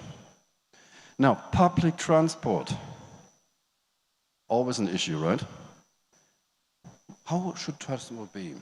Free of diesel smoke, punctual, of course, rest places where they can charge across the country. I'm dreaming, right? Yes, I am a dreamer. I dream for a better world. If you don't have a dream, nothing is changing. So when you have a dream and you put a date on it, what do you have then? A goal, thank you. And that's what we want to work on together. Creating the right goals, make it plannable, doable. That's how it should be. Charging hubs, using solar and wind wherever in the region. Hydrogen as storage, more durable, more powerful. We have those depots. The buses can run. Currently, we have 2 projects, one in Kenya, one in Uganda coming up on that. Even manufacturing the buses in Africa. Some parts come from Germany. Why can't we do it here? Just thinking. Anyone here in the logistics and transport business, see me. We make it work. Commercial and industrial.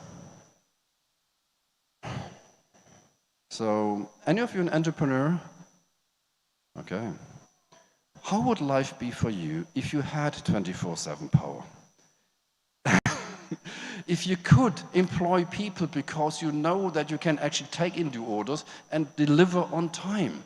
Now someone comes in, asks you for business, repair a car, build something, or whatever your business is, and I don't know when I can deliver. It depends when I have power. And you're in the middle of something, power goes, and you cannot complete a job. Who are they angry with? Your clients. With you. Well, so if you had 24/7 power, and it's possible, you can deliver, you have a competitive advantage. Take that into your calculations, in your business planning. You can employ people, you can grow your business. 24/7, durable, powerful. If you're in an industry park, think bigger. Join up with others. We can use wind, solar, hydrogen. Power the industry parks, power your business. And if you have several businesses, the thing is, funding is an issue. When you have traditional banking going into trade finance only, asset finance not existent. But it's coming up now, it's changing. So we can collect loads of small entrepreneurs, create a fund together, bigger ticker size, banks get interested. We even can insure it. Digital connectivity. Well, when you travel through Germany, there are potholes where you don't have digital connectivity. You learn that when you go by train. But then again, if you look at the mobile connectivity that Nigeria had achieved, or the banking speed of transferring transactions, you were outsmarting the Germans. But for them, it was regulation that held them back. Now, when you look further, every little village could have digital access. Could have. It's absolutely doable. And when we have that, schooling is revolutionized. Education system will benefit massively. Little hubs, resilient power, 50,000 people can be connected through that thing to the internet. It's not that expensive. Just saying, even had a conversation with the president of the African Development Bank. They're very interested in that. So we're working on it. Commercial development. Let's look at this facade. If you work in building property for commercial use, office buildings, or you run a university, for example, you need power, you don't have enough roof space. You know those black solar panels for the roof? Imagine you put that on the front and side of your building. It will look like a dungeon. Nobody would like to enter it. That's a solar panel. You can have it in many colors, even corporate colors, red, blue, green, national colors, white and green, cut to different sizes. Efficiency 10 to 20%, almost as good as the roof panels. With that, you can have more surface to power more, to create more electricity. So technology is there that we haven't used in Nigeria yet. We collate technology, we bring them together, test them, verify them, and share that technology with our local champions.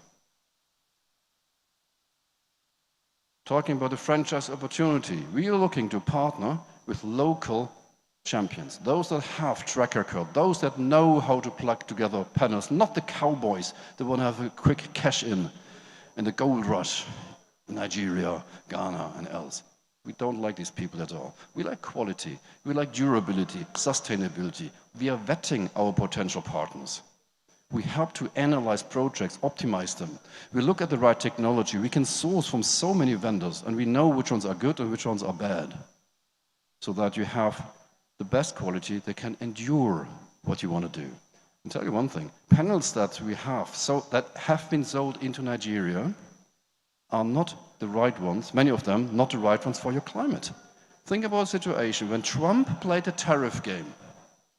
He stopped Chinese vendors to sell panels into America. Where did they go with all the panels? They were selling them cheap into the African markets. If you buy on price, you buy cheap, and it's by far too expensive to buy cheap. Why? The panels that were sold to you were those that could not be sold to America or even Europe, made for a temperature of -20 to +20. Okay? They work very well in Europe and America with that climate, But what will happen, let's say, with me, my skin, made from -20 to +20, if I go in my bathing suit outside in the streets of Lagos? I burn so bad. So what's happening with those panels? They burn so bad and go bad.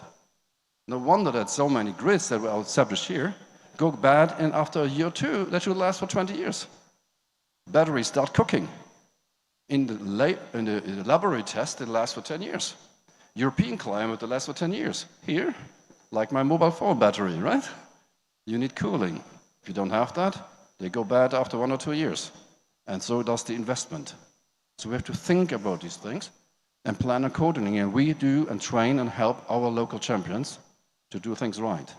With doing so, we also aggregate ventures, meaning projects that can be funded in a larger scale, as we discussed yesterday. The individual fund may be, well, for the, let's say for an agrar business, to buy 5 or 10 cooling containers, water irrigation, purification, and that may be 1 or 2 million. That is far too much for a farmer. However, for the banker, it's nothing. I find this is horrible, the system as it is. Yeah? But then when we bring together, let's say 100 or 1,000 farmers across Africa, if you bring together 100 or 1,000 small enterprises, if you bring together several grids in various areas, residential developments, suddenly we have 10 million, 50 million, 100 million. And those investment bankers, private equity bankers, they say, oh, yeah, I'm interested. They're interested anyway, but they're curious, scared, and they like the security, the assessments, the numbers. And if we bring that together, the proper numbers, proven by evidence, proper structured projects, proper assessment and supervision, which we do, we then engineer the risk down by diversification. Suddenly, we have products, funds, that bankers like to invest. We have the African Development Bank starting kicking it off with some start investment, blended finance, junior loans, maybe some philanthropy was necessary, and then the banks kick in. It's doable. Interesting? So we have to look into with whom are we working? How are they connected professionally? It's not about, knowing the right people is important too, to get the projects done. But to do them properly, you have to have alliances, as we offer them. So we don't just build grids. We build infrastructure that is renewable. If you want to have a project that gets funded, it has to produce return on investment, meaning the people connected to it need to be able to pay for the energy so it can be maintained. Biggest problem, no maintenance. It's not that people don't know how to maintain it. So when you have a village with power, with what are they going to pay if they have no jobs? Maybe they have some chicken.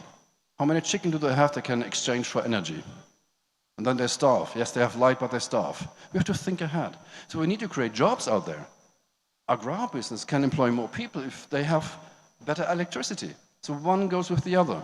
So we're thinking beyond just the panel, just the light bulb. Let's create livelihoods. Think into systems that are bigger and better. So then we can power food, water, industry, homes, and connectivity.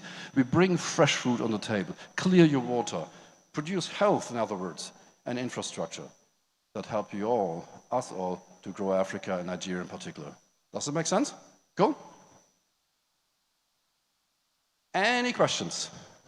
I may have been rushing through a little bit while we're catching on time. Yes, please, sir. Can I hand you the microphone so we can hear you too? And I'm getting some exercise, which is good too. Thank you very much. That was a very powerful one. You were talking about the temperature of the panels. The temperature of the panels. So for the panels that have been shipped into Nigeria,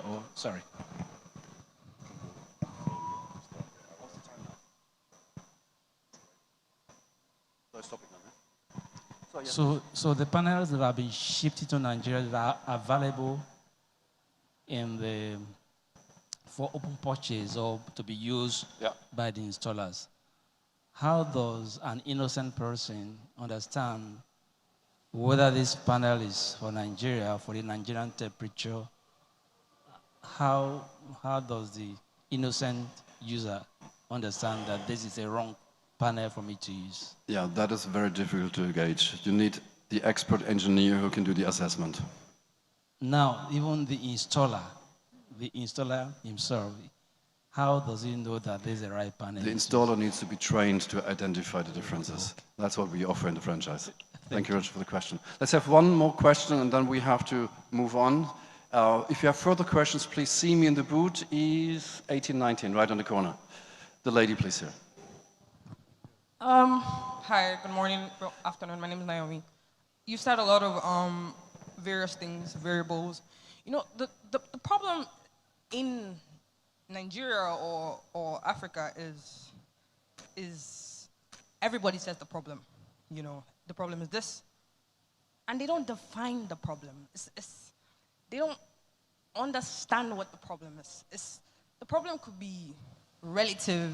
You know, there is a generic problem, yes, but as it relates to you, you know what I'm saying? So there's so many variables, and these types of partnerships, like you said, they require technical. And at least the will to learn about a problem, to listen and talk, and so many do not listen to you.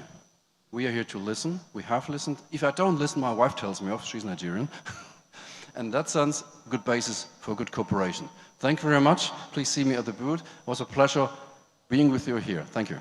Thank you so very much.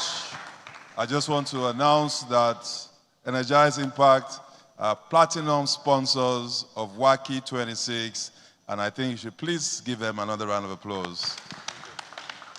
Their booth is just to the right. Once you exit here, you would see the sign, Energize Impact. Ulf is there, Amos is there, and I'm sure they are ready to attend to you. We thank you on behalf of the organizers for your sponsorship, and we really, really appreciate it.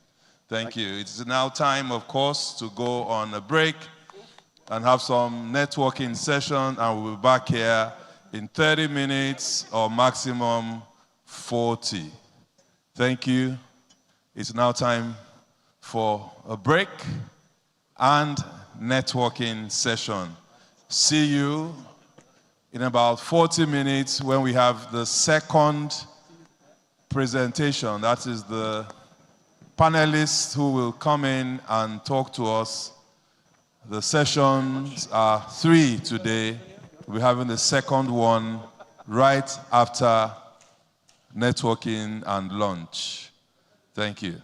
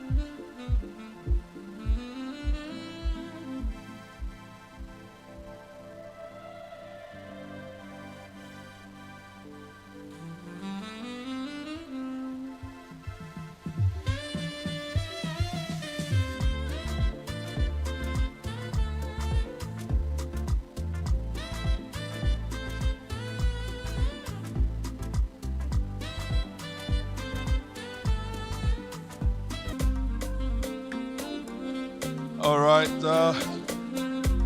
Well, I know how it is when you have to make a presentation after lunch. We went on a lunch break, and I know that people will trickle back in as we go along. So it's good afternoon, and welcome to the other half of today. It's been a two-day event, and at the moment we will be taking a company presentation from Subasol AG. They're right here, and you're good to go.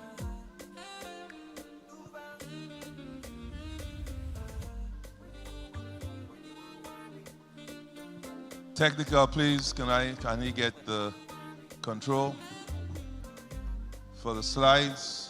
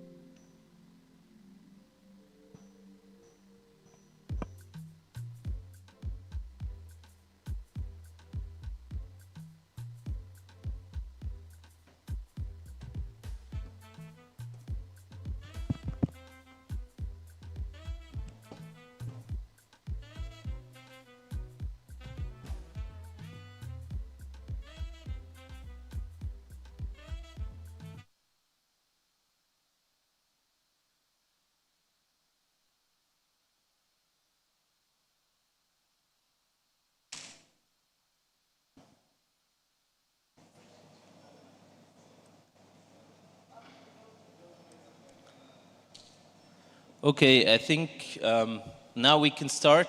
I have everything. Thanks a lot for the PowerPoint. So good afternoon, everyone. I hope you had good lunch. We are very happy to be here and to present our company called Subasol. We're also very happy. For us, it's the first time being present here in Nigeria. We are very happy that we have been welcomed so warmly, and it's definitely a country that we like very much, and we like to come back to Nigeria. Thanks a lot. So Subasol is a company based in Switzerland.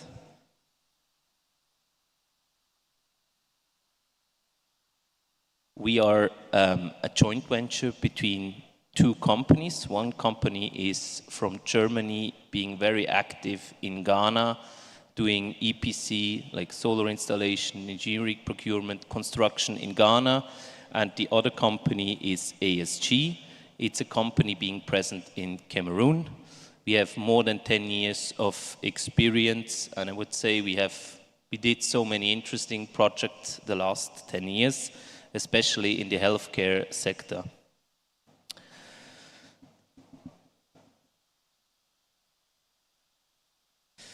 So why choosing Subasol and why work together with us?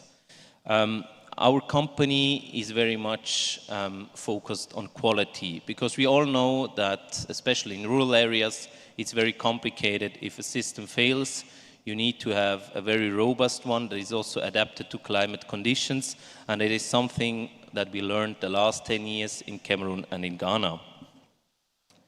We also have this market knowledge. We know the struggle on the ground. We know that you have to deliver fast. We know that you have to know how people operate, how people use a solar system. That's something that we are very much concerned about. And it's very important to train local technicians and to have local technicians being able to do maintenance and after sales. That's why we have in the countries that we are currently present, Ghana and Cameroon, we have local offices. Here in Ghana at the moment, we just have a subcontractant, but we are always open to new companies who are interested to collaborate with us. So what are typical products that we have? We do everything from engineering, procurement, construction. We can build and design your PV system, and we can, of course, also bring you the right battery storage systems. What is very special about us is SUBASOL stands for Sustainable Battery Solutions. I can proudly say that we are probably the first ones who started to integrate sodium-ion batteries, so a special sustainable battery chemistry. We did our first installation with this kind of technology a couple of months ago in Cameroon, in Yaoundé. So here you can see on this picture that's at the Goethe Institute in Yaoundé, and we will very soon start to do our second installation with sodium-ion batteries, which is here in Lagos, also for Goethe Institute. I would also say that this technology will be the future technology, that's for sure. Lithium in the long run will be more expensive than sodium. That's the chemistry that is being replaced, and I think all of you, maybe in a couple of years, you will hear more about sodium, but then don't forget that you already heard about it at the WACEE conference 2026. I can also give you maybe some examples of projects that we did. As I said at the very beginning, healthcare facilities, they have especially a lot of needs when it comes to energy, 24 hours. This, what you see here, is the Goethe Institute, but this one here is a clinic in Lomé in Togo that is also having salt batteries, but a different type. And in Cameroon, we were working a lot with the Ministry of Health for equipping vaccination storage facilities. Why did our customers wanted us to have salt batteries and sodium batteries? It has different reasons. One of the reasons is when it comes to recycling, it's easier to recycle. It's better for, let's say, when at the end of the life. And another important topic is also always safety. So a thermal runaway is less probable. It also is better when it comes to outside temperature. It's more resistant, it's more robust. I think it's also the battery type, to say it like that, that is really made for harsh conditions in this part of the world. And that's one of the reasons why our customers especially wanted that.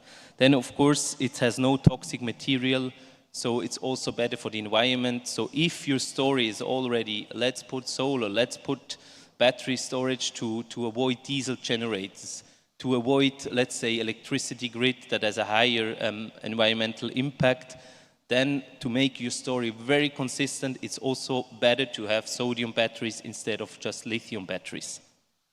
So for us, when you're interested in this kind of battery technology, or if you're interested in our company in general, please come to our booth. We are also, one of our specialities is the equipment or equipping with solar installations the healthcare facilities, but we now also are currently starting a project in Ghana where we dive into the needs of hospitals and healthcare facilities, not just to look simply at the energy production, but also look at other things like energy efficiency, like cooling, but also hygiene aspects that are somehow linked to energy. And that's the focus of our company. It's quality, it's robustness, it's innovation when it comes to battery types. And of course, for us, always the most important thing that our customers, they have a reliable system, and in contexts like hospitals to save lives and to have a better future.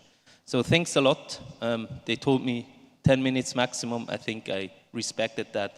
If you need to know more, you can either come to me directly. I also have my colleagues in the audience. Please hold the hands up. Perfect. When you want to know more about sodium batteries and us as an EPC company, please reach out to us. Thanks a lot. Thank you very much, Supersol AG. And as he did mention, the booth is right there to the right once you exit the hall. Thank you.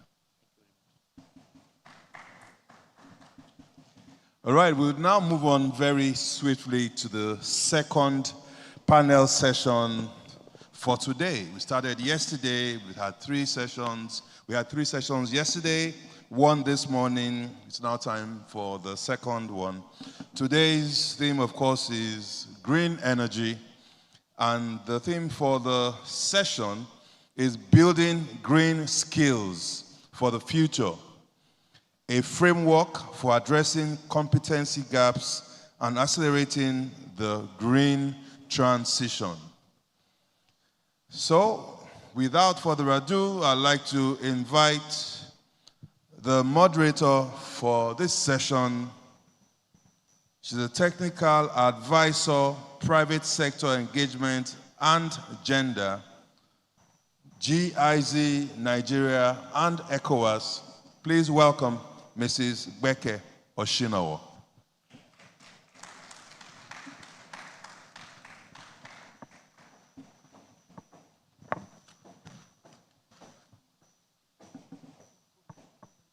Microphones, please, technical.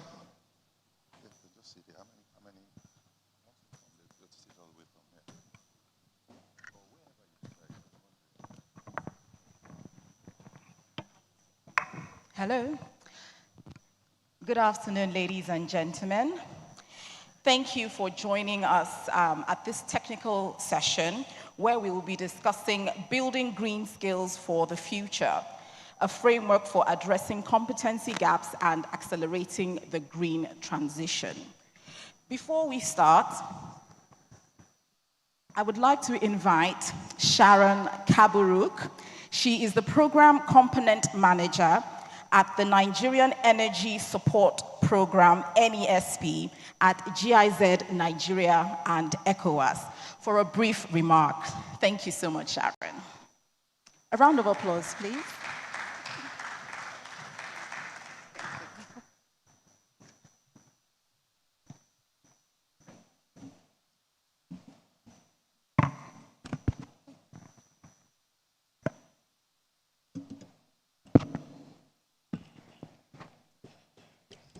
Good afternoon again, everyone, distinguished guests and participants. As I have already been introduced, my name is Sharon Kabruk. I'm leading a lot of activities regarding skills and bridging the capacity gap in the sector. NESP has been working with the Federal Ministry of Power as co-implementing partner funded by the European Union and the German government. So it is with great pleasure that I welcome you to this session.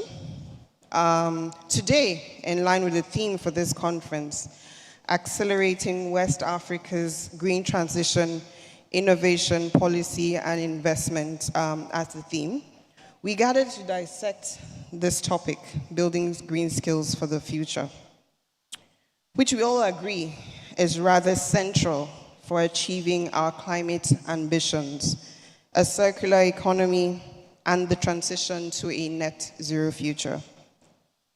As Nigeria continues to advance its climate commitments and the transition to a greener economy, the development of a skilled workforce capable of designing, implementing, and maintaining circular solutions has become increasingly important. Across the region, investments and renewable energy, energy efficiency, sustainable mobility, and climate resilience are expanding rapidly. However, the success of these efforts depend not only on technology and financing, but also on the availability of skilled professionals and technicians who can support the deployment, operation, and scaling of these solutions. Addressing skills gaps and strengthening workforce competencies will therefore be central to achieving a just and inclusive green transition. GIZ remains committed to providing technical assistance to support the transition to a green economy, specifically providing advisory services aimed at fostering investment, facilitating new business entries and innovation, and promoting the uptake of sustainable solutions. Through NESP, GIZ supports the development of green skills by developing curricula, which is being delivered across 20 training partners, courses ranging from renewable energy and energy efficiency, 7 of them, with various occupational profiles, strengthening training and certification frameworks, and facilitating partnerships between government, training institutions, the academia, and the private sector. Together with our sister project, we call SKY, which is the Skills Development for Youth Employment, GIZ supports the development of green skills by creating specialized training modules and integrating sustainability principles into existing vocational education standards. This includes the introduction of greening of curricula by embedding climate and environmental and circular economy practices into TVET training programs across sectors such as construction, agriculture, and manufacturing. Additionally, an important dimension of our work is gender inclusion. GIZ places strong emphasis on expanding opportunities for women and young people to participate in clean energy sector. This includes supporting policy formulation that mainstreams gender responsiveness across training programs, promoting women's participation in sectors perceived as male-dominated, and working with partners to address barriers that limit access to skills development and employment in the energy sector. Ensuring that women are equally represented in the green workforce is not only a matter of equity, but also essential for building a more innovative and resilient sector. Today's session will explore the competencies required for the green transition, identifying current gaps in the skills development space, and highlighting practical recommendations for strengthening the systems that prepare professionals for emerging opportunities in the green economy. To guide us through our conversation, I'd like to really appreciate my colleague here, Beke Oshinowo, who is a technical advisor on digital and entrepreneurship skills. Beke brings extensive experience in skills development, and I'm happy to be setting off the stage. I'm also happy to have very strong women in the sector who we've worked with, and I look forward to a fruitful discussion. Thank you very much.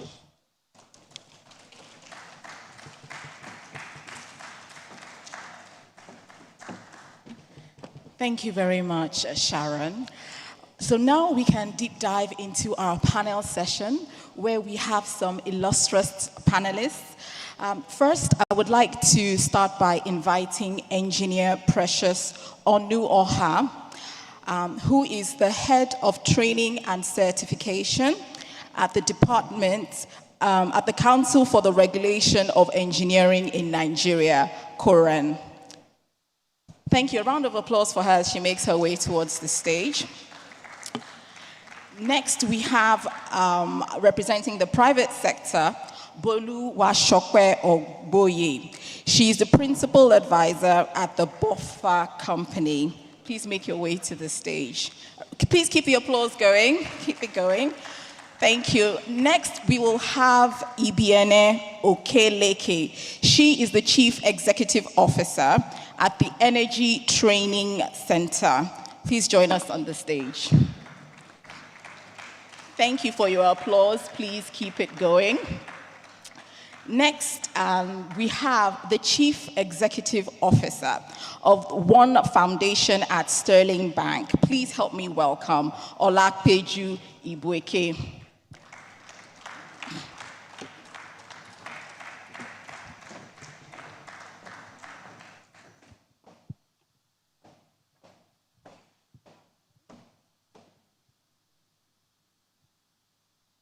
Ladies, do we have a microphone roughly within reach? Just check before we start. We have, okay, fantastic. So let us begin. I would like to start with you, Engineer Precious. Sorry?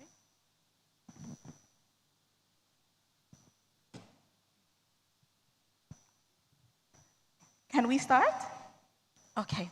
Engineer Precious, we're starting with you. As Nigeria accelerates its green transition, what are the most critical workforce challenges currently facing the clean energy and climate sectors? Thank you so much for that question, and thank you for this privilege to be on this panel session. All right, so going straight to your question. As Nigeria moves or transits in the energy space, there are a lot of challenges facing the skilled workforce in the sector. I would like to begin with that of financing, right? Before now, we used to have a lot of financing opportunities for individuals who are interested to be players in the renewable energy and the energy efficiency sectors in terms of training and certification. Now, over time, some of the training partners, because actually COREN is the national certification body for clean energy skills in Nigeria, meaning that anyone who wants to be recognized in Nigeria in the clean energy space must go through the training which is of course approved by the industry. We have approved curriculum, we have the standards set for each of the courses.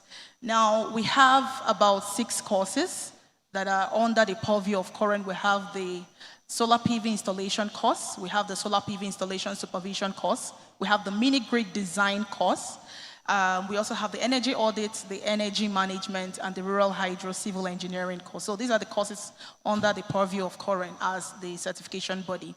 Now, as I said earlier, over time, there were financing opportunities, or I would rather term it scholarships, for individuals who want to play in the sector to be able to be trained and, of course, be certified. Because it's very important that we know that capacity building is the bedrock. It is very, very important. As important as infrastructure is, capacity development is even more important, because you could have all those components, you could have all those, your solar panels, all those equipment, but if you have the wrong hands to get them installed or to maintain them, then all those investments will actually go down the drain. So financing one, then secondly also deficits in skills. There's a skill gap. Considering that Nigeria is a big country, our population is over 200 million, and we want to meet the energy needs of our country, state by state, region by region. If we really want to get that done, then we need a lot of people trained, a lot of people certified to take up those jobs. I would also mention at this point that for those who have been trained already, who have been certified by COREN, we have what we call a geotagged mobile app, which helps Nigerians to be able to find them on the app so that they could be able to take up jobs in the industry. One very key challenge also is that of regulation and enforcement. Very key. You would believe that, or you'd agree with me that the nooks and crannies of this country are a lot. And there are a lot of installation jobs happening per second in this country by the virtue of course, not having sufficient power supply from the national grid, right?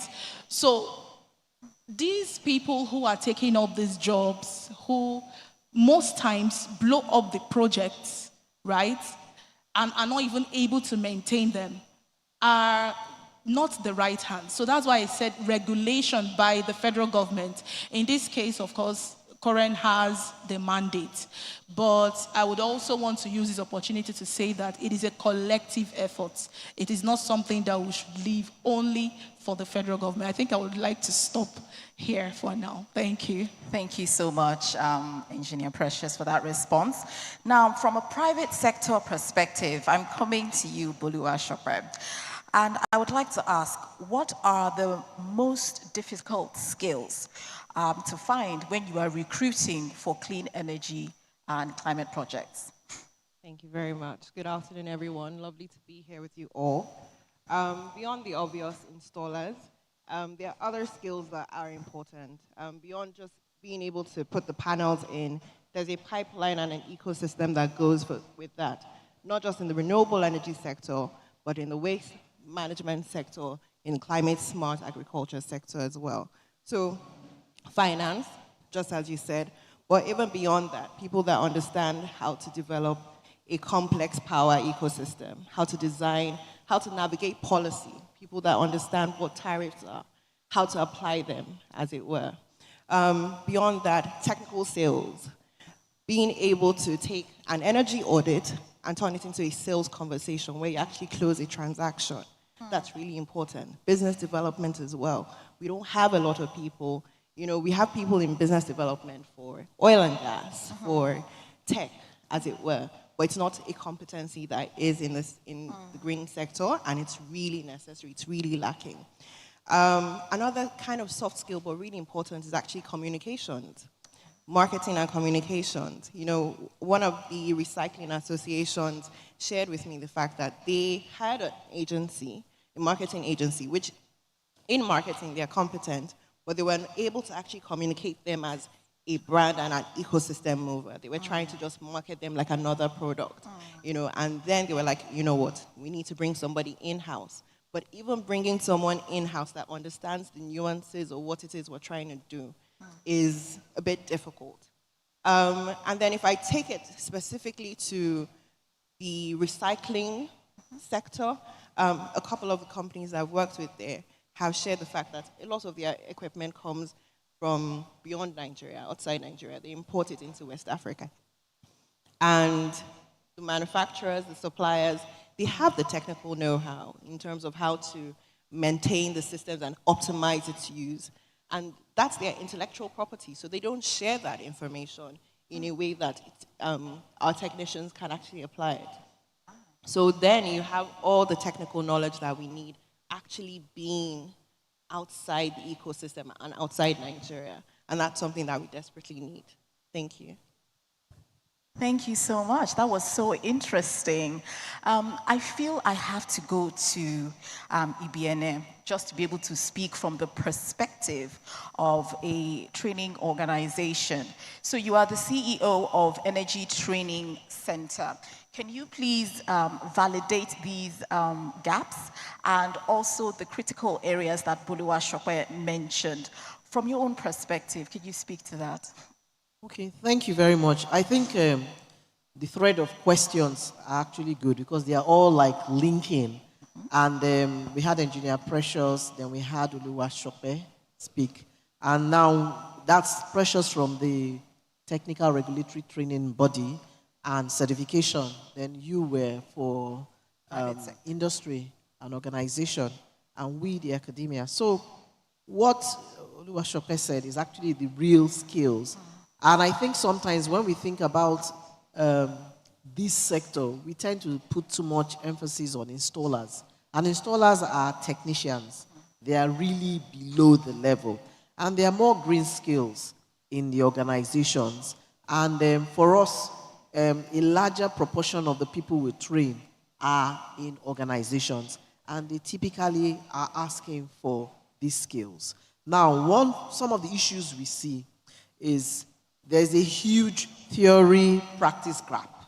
Because for us that do a lot of technical trainings, our model is usually 30-30-40, which is classroom 30%, 30 is what you call workshop, right? Or laboratory. And the other 40% is on the job, right?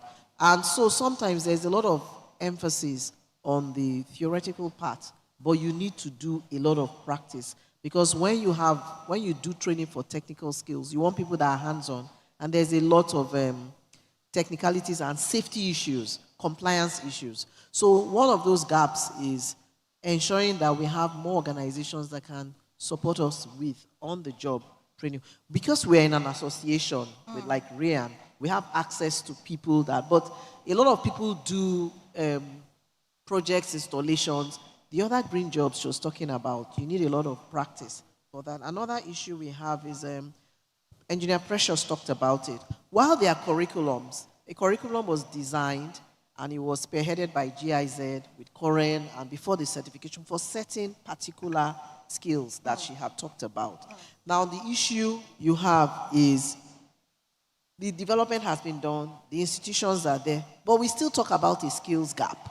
And the reason is because we find out that when we train these people and they come out and they do the certification, sometimes the sector is not even able to hire them because it's funny, the sector doesn't have the deep pockets, do you understand, to hire these people. It's only the larger companies that are bigger. So it's a problem. You have these technicians, certified, trained, and willing to probably receive a certain level of salary. But these companies that do projects can't afford them. They still use what we call cable installers and people that do DSTV. And so you now have those issues and standard issues that you have.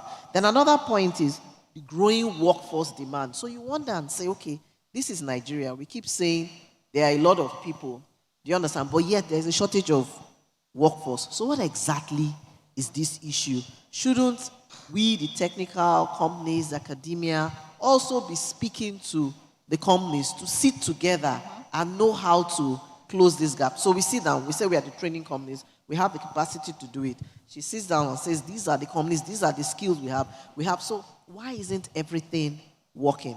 The people are there, the curriculum is there, the people to do the training in Nigeria with the standards exist. You don't need to go outside to get them. I think the real issue is companies and off-takers should be ready to put the money in their pocket to pay for good training. My company we cover the entire energy value chain. Oil, gas, power, and renewables. The oil and gas sector is more mature, more robust. They have deep pockets.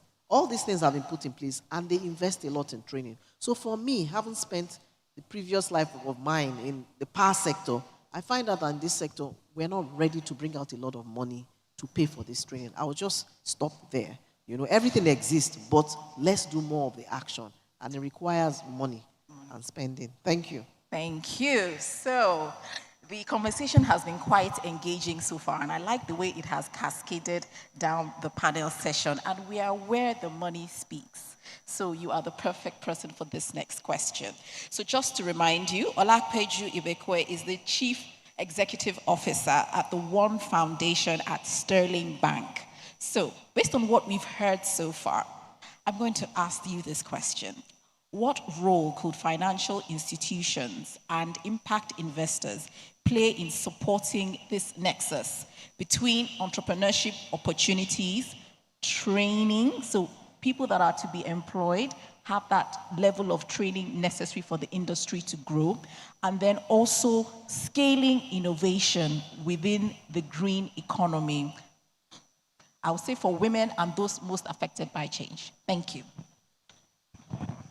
Thank you very much. That question sounded like 3 in 1. So I will start from the fact that the name of my organization is Sterling One Foundation. I'm the CEO. We're affiliated to Sterling Bank, but it's a separate financial institution, and we have a separate board. Now, that said, what can financial institutions do to enable scaling and to bridge skilling gaps? Can I summarize the question? Yes, you can. Good. So I would start from where she stopped. I think the skills that we should be providing should be skills that have effective demand. From the civil society perspective, these skills are an opportunity for us to reduce poverty, to increase employment, and to address up to like 4 or 5 of the Sustainable Development Goals. So while they are critical, I always believe in root cause and solutions that are fit for purpose. So in the skilling of the youth, we have to be intentional, because from the private sector perspective, we are willing to pay for what will deliver return on investment. So we also need to be clear before we even start the process, what skills will deliver ROI for the buyers. This is to ensure that we don't effectively build capacity that will not be paid for. I want to establish that first. 1. 2, you do not look like you agree with me. But this is what I think, because I'm speaking like someone who is ready to pay. Whatever I'm ready to pay for must be something I need that will deliver value across my value chain from the perspective of a private sector investor. Every human resource I am hiring is an investment. And that investment must deliver value, because from the private sector perspective, it is not charity. That's one. Once that is established, financing becomes easier. What can financial institutions do? I would mention something that I think we may need to infuse in all our capacity building initiatives when we're providing green skills. That's entrepreneurship education. We need to build in the possibilities for these trained human resources to be able to also set themselves up and not go into the labor market with just the employee mentality. They can also go into the labor market with the possibility to employ mentality. 2. 3, financial institutions today, and I will use the example of Sterling Bank, already providing catalytic financing for this industry, including skilling. It becomes a component of the entire project that they are financing. That is already happening. But beyond that, yes, philanthropy organizations like ours have provided grants, can provide grants, and I think I saw one of the beneficiaries of some grants we have provided in the past. And this capacity building was targeted at women on green skills. That is being done, but I dare say it is grossly insufficient for the demand we have in our market. I would recommend something similar to what Madam had mentioned earlier. A partnership with the private sector that are willing to pay for these skills, where the skilling can be scaled, the number of beneficiaries can be scaled, and they are not just skilled just for the purpose of skilling. They are being skilled to be employed immediately. So we don't have the model where we have in Nigerian universities where all of us go to university and then by the time we're out, we're hoping we will get a job, and 10 years later, someone is going around with his or her PhD certificate without being employed. We should build a model where every certified trainee is going to apply the skills either within their own businesses or with an organization immediately. The final thing I would want to highlight is working with, maybe Koren, working with the possibility of building alliances. Alliances among the private sector that she mentioned they have deep pockets, and those that don't, where you know that you have more finance, and there's something about the economies of scale. The more you are able to do, the cheaper the amount is likely to get, and then the more value you are going able to intentionally provide for the ecosystem of buyers. Thank you very much. Thank you. A round of applause for that response. So I have a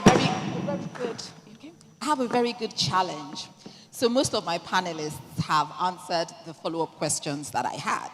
But I'm going to take it back to you, Ibiane, and say, you mentioned that a lot of private sector you find cannot afford or are willing to employ your highly skilled and well-trained technicians. They'd rather go for cable men, right? So I'm going to ask you, and then I'm going to speak to Engineer Precious from a government and perhaps regulatory perspective.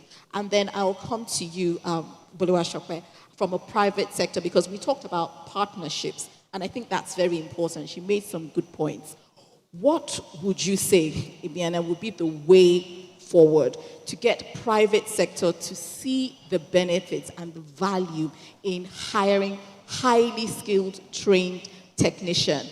Engineer Precious, are there regulatory requirements that could perhaps help bolster those efforts to make sure that the technicians out there are well trained as opposed to cable workers? So that's your next question coming up to you. Thank you very much, Becca, for the question. And I think even before we started this panel, Engineer Precious and I had actually started discussing this issue because we are partners they are partner trainers, and I was just giving her feedback. And it's an interesting question, and I would respond to it this way. This sector is not very robust yet, and I would say that. And I was very happy with the way Oluwasepe mentioned the point. They are tiers of companies in these sectors. They are the project developers who do the solar installations. They are probably the larger percentage. Then you have organizations and institutions that she talked about that don't just do a lot of, because when you talk about the green world, it's beyond solar installation, carbon credit. She talked a lot about a lot of skills that we're seeing that companies come to us and want to take. Now, when you talk about the companies that are the off-takers of these solar installers that need to go through certified trainings, because these certified trainings would eliminate standard issues, wrong installations, unsafe issues, and all what you're having with all these people telling you my roof is frying, the battery, all of which is the problems we're having today. Simply because these project developers also have field workers and they feel they can train. They think it's practical work. My mature installers, do you understand, can train my new installers, so they don't see the need for this training. Now then, a lot of these companies are also complaining that they are very good installers are also leaving them. So you're having a big problem. So coming down to the question you asked, and which is why you threw it, the way you actually dimensioned it is very good. There has to be some kind of policy that says if you have installers going in the field to install, and it could be NEMSA, SON, I don't know who the regulator is, and says they don't have these certifications, they can't install.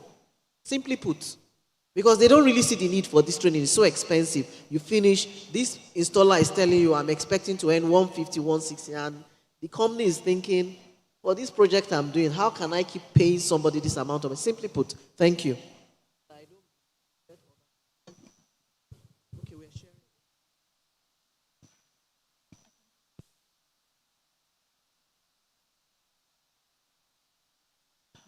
All right. Just to continue from where Mrs. Ibiene stopped, I can remember vividly a few years back, about 3 years ago, we wanted to bring a lot of people who are already practicing in the sector into this formalized setting of getting them trained and certified. Certified, actually, because we believe that they have the training or they have the expertise. It was actually a paid, it was a scholarship given to them. And then they came in, they wrote the certification examinations. Less than 25% of them passed the examination. Now, this takes us back to the fact that there are some people who have learned on the job, right? Not just them. We have an array of 21 training institutes across Nigeria. But that also brings me to the fact that it is not enough. You can imagine having only 21 training institutes all across Nigeria, as big as Nigeria is. And even amongst the 21 training institutes, not all of them are active. Okay, before you pass the microphone on, since I have you there, so what regulatory approaches or perhaps policies could be developed or maybe are existing to support the training institutions to ensure that the quality of technicians that come out are across board high? They will not fail, for example, that scholarship examination that you have, because learning on the job is not quite enough. So what regulations or policies are there or could be developed? And then we'll listen to... So it is now time for the next company presentation by ILF Engineers Nigeria Limited. And I couldn't fail but notice that this was an all-female panel session. The moderator and the panelists, all female. I don't know if this was planned or if Becky had something to do with it, but all the same, we are really, really happy with the discussions you had, and we thank you very much for moderating this. We appreciate your support, and we, of course, look forward to seeing you another time. Oh, yes. Well, International Women's Month, so let's just allow them. But we now have ILF Engineers Nigeria Limited. And of course, he's a man born of a woman, so it's all good.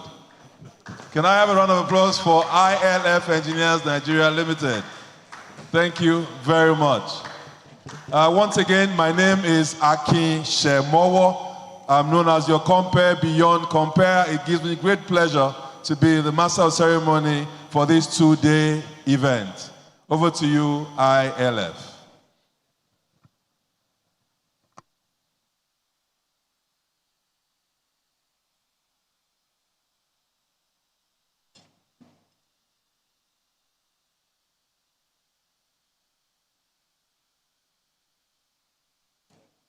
I give them.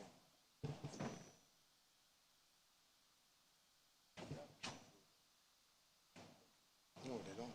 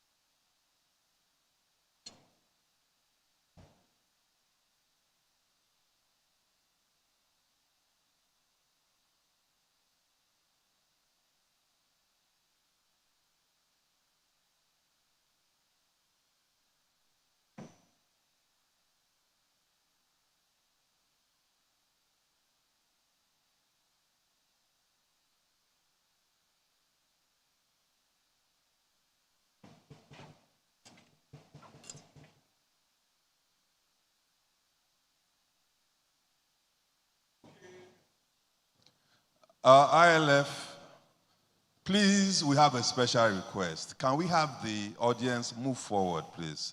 All the seats in front are empty, while the ones behind are occupied. Please, we crave your indulgence. Please just move forward. There's seats in front. So let's have all participants in front rather than at the back. All the seats in front, please. Please. We respectfully crave your indulgence to please move forward. It looks better that way when we're taking pictures and doing video. Or maybe we should even move to one side, sir.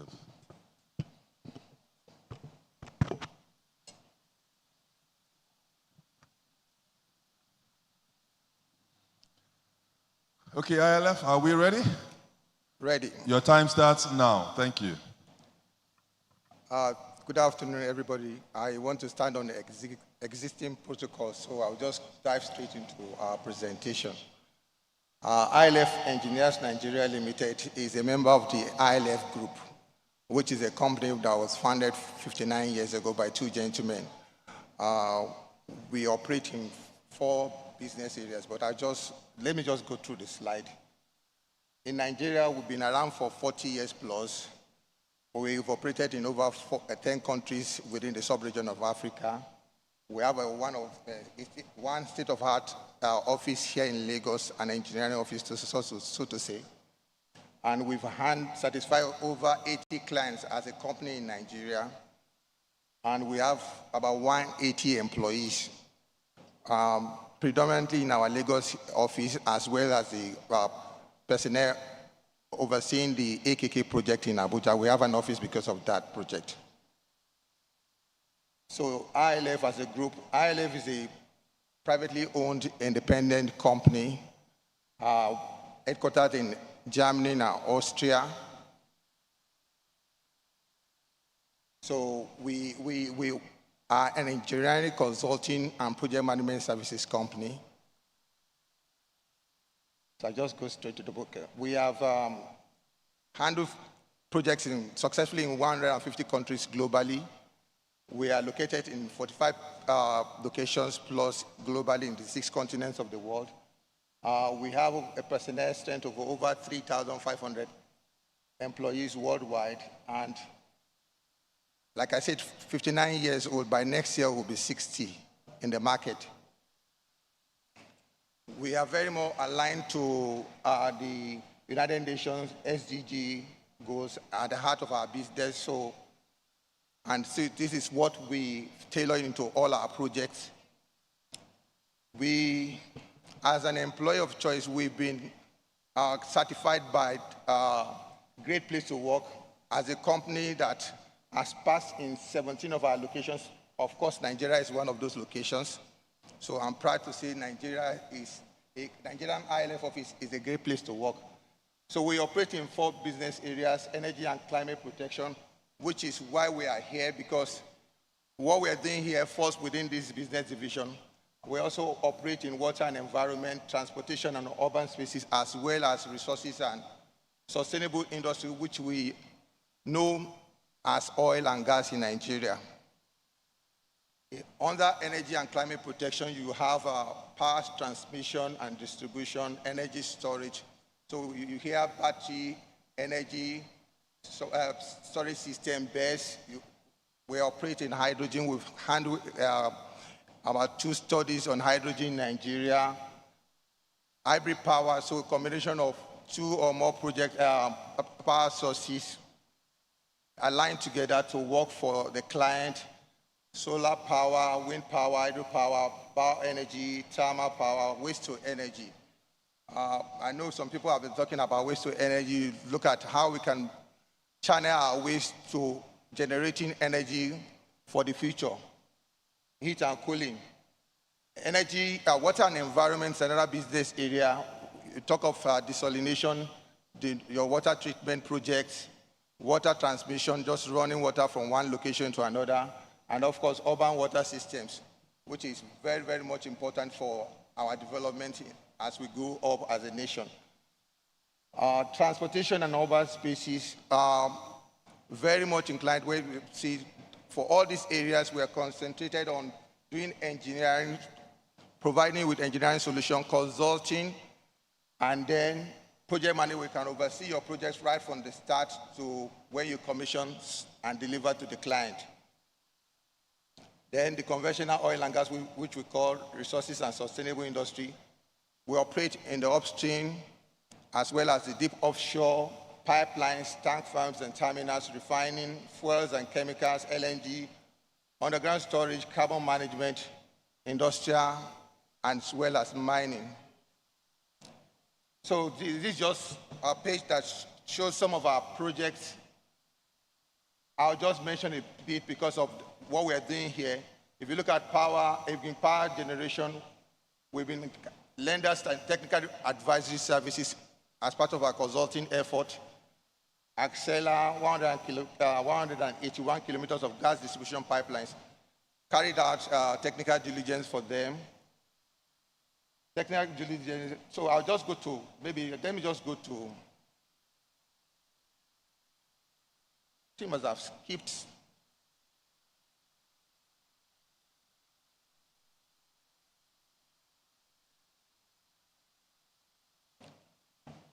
So let me just delve more on this. Under hydro, right now we are handling a project in Nasarawa State, what we call the Ferrirua project. It's at the feasibility study stage. Initially, it was a 20 megawatt power initiative. Now that the client wants it to be scaled up to 40 megawatt. So we finished the technical assessment. We're rounding up on the financial assessment and are actually doing the risk assessment right now. So at the end of the day, we'll have something that can go into the proper design and we can have a 40 megawatt power output from a from hydro system that we actually help to boost the power supplies in Nigeria. We're also very much involved in some mini-grid projects in Kaduna and some other parts of the north just to help improve power supply. You will recall that when you look at what is happening in our nation with the challenge with our power system, having to have the grid collapse occasionally. So it's important for us to see how well we can improve the lot of our power systems such that we don't have to stay under darkness. So in our conventional oil and gas project right now, we are handling a project for the Exploration and Production Company of NNPC, NEPL. And that's overseeing about 28 packages from different 27 contractors over providing project management services in the various phases so we're carrying out project management consultancy, contract management, design vetting, design being performed by some other companies who want to ensure that it's meeting up with the required standards and all the rest. So we also offer procurement supervision and construction supervision, as well as interface management. The popular Ajaokuta Kaduna Kano project, gas pipeline project, is something that the federal government is looking forward to boost our economy because for the gas, we can have more power supply from what will come out of it. It's over 600 kilometers of pipeline. And you can see right now all the pipes have been laid because we're overseeing 2 EPC contractors. All the pipes are in place and we're rounding up. And then they will go to the next phase of having maybe the terminal gas stations being connected so that gas can be deployed to some power generating establishments so that we can boost power production in Nigeria. Thank you very much for your time because I decided to make it as brief as possible so that we can meet up with our timing. Thank you very much.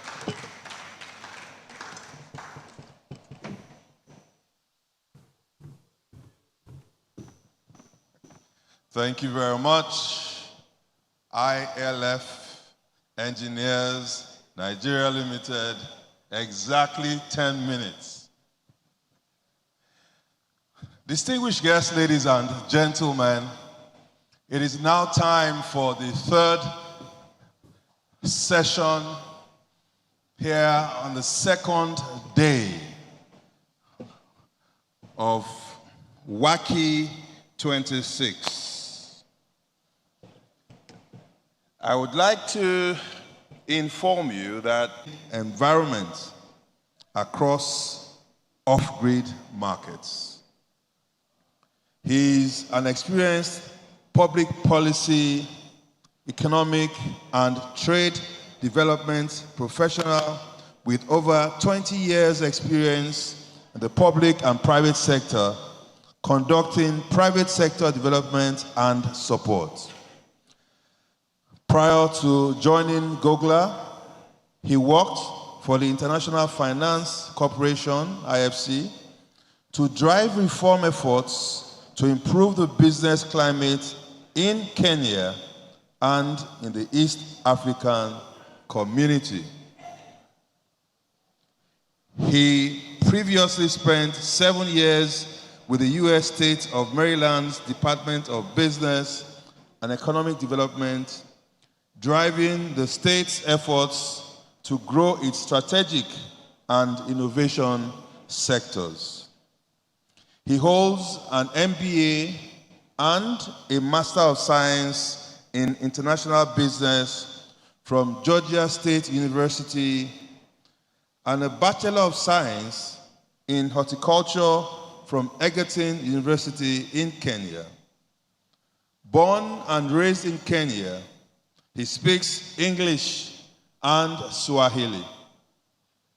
Distinguished guests, ladies and gentlemen, I hereby invite the Head of Policy and Regional Strategy, GOGLA, the voice of the off-grid solar energy industry. Please make welcome Patrick K. Tonui, BSc, MSc, MBA, PMP. And since you were born and raised in Kenya, I say to you, habari yako, asante sana.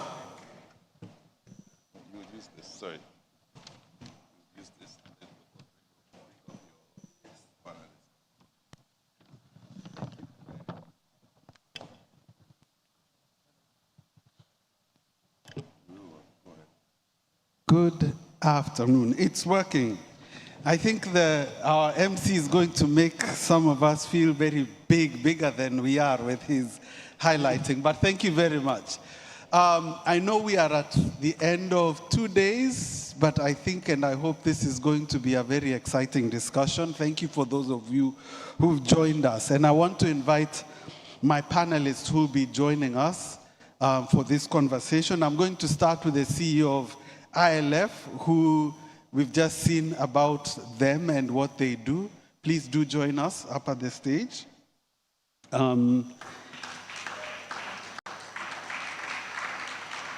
Thank you. That's Mr. Oshodi. I'm also going to invite Kolas, the co-CEO of Subasol AG, to join us on the stage.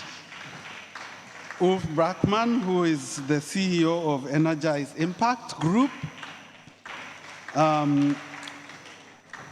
Mr. Owe Mbasam from the Manufacturers Power Development Company Limited here in Nigeria.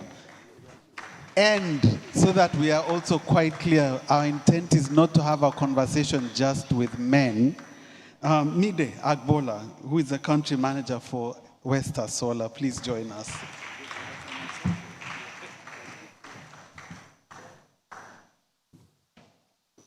Please have a seat.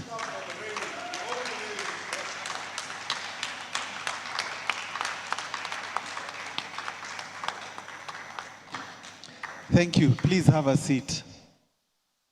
And as we go into this conversation, I think you noted the title for this conversation we are having is going to be, Can Decentralized Energy Drive SME and Local Manufacturing Expansion? I think not just in Nigeria, but in West Africa. And as we start this conversation, and I'll be joining them, I want to first remind everybody that energy by itself is not an end. Energy is about what it enables us to do in our businesses, in our households, in the lives that we do and we live, and why this connection to industry, to manufacturing, to micro and small enterprise is extremely important, I think, as we close this conference that we've had here. So with that, I'm going to ask you to please allow me to join them. And I'm going to ask, we have mics there, I think, next to everybody. If you can pick it up, and we'll start at the end with just a quick round of introductions. I'll start with you, Mide, if you can just have a very quick introduction to what Westar Solar does and who you are, and we'll come down and then we'll get into our discussion. Thank you. Mide, please go ahead. Good afternoon, everyone. My name is Mide Agbola. I'm the country manager at Westar Solar. Westar Solar is a developer of solar solutions and other renewable energy options for commercial and industrial clients. We provide financing, we design, we build, maintain, and follow you through the entire process of owning an alternative power solution. Thank you. Good afternoon, everyone. My name is Owe Mbasam. I am the acting managing director of Manufacturers Power Development Company. The company is a child of circumstance because I know there are many manufacturing associations all over the world. I'm not sure any of the associations has a power company. And that's because of the unique situation we find ourselves in terms of power challenges. So what do we do for our members? We facilitate power supply to them to see their needs. And as we're doing that, we realized there was also the issue of knowledge gap. For that, we started doing training for them too, so that they can be up to speed as to what is going on. Today, we all agree that the world is moving fast in terms of energy, in terms of technology. So we now delve into organizing seminars to keep everyone abreast. And every year we do what is called Energy Summit, where we gather OEMs, technology innovators, EPC vendors, we gather ourselves together with the manufacturer to speak with the manufacturers and showcase their energy, what is going on, so that our manufacturer can be up to date as to the kind of energy-saving equipment they can deploy to manufacture cost effectively. So that's what we do for our members. Thank you. Good afternoon, WACEE. My name is Ulf Breckman, and I'm the CEO of Africa Green Tech. And we do not just build power grids. We design and operate entire renewable infrastructure that keeps food fresh, water clean, factories running, and homes powered. Now, our strategy, infrastructure as a portfolio, aggregates bankable portfolios of renewable energy projects that can combine solar, wind, and hydrogen, and are designed for institutional capital at scale. With that, we think bigger, we do better, and we become bankable in what we do together with our partners here in Africa, in West Africa, and particularly Nigeria. Thank you. Good afternoon, everybody. My name is Michele Velenderic. I am the co-CEO of Subasol AG. I'm here today for my second co-director, Kola Maloubier. He had logistic problems with his own self and couldn't make it to Nigeria. So I'm representing Kola and Subasol. Subasol stands for Sustainable Battery Solutions. Our focus is in sustainable storage of green energy. And around this, we cover the whole value chain of a renewable energy project. So go from site assessment to over engineering, procurement, installation to O&M. So especially maintenance, with a big focus on maintenance, with a big focus on very long warranties. We develop our own battery storage cabinets based on sodium iron phosphate batteries, which is a very environmentally friendly battery storage solution. So more about us, I think, in the next hour. Good afternoon, WACEE.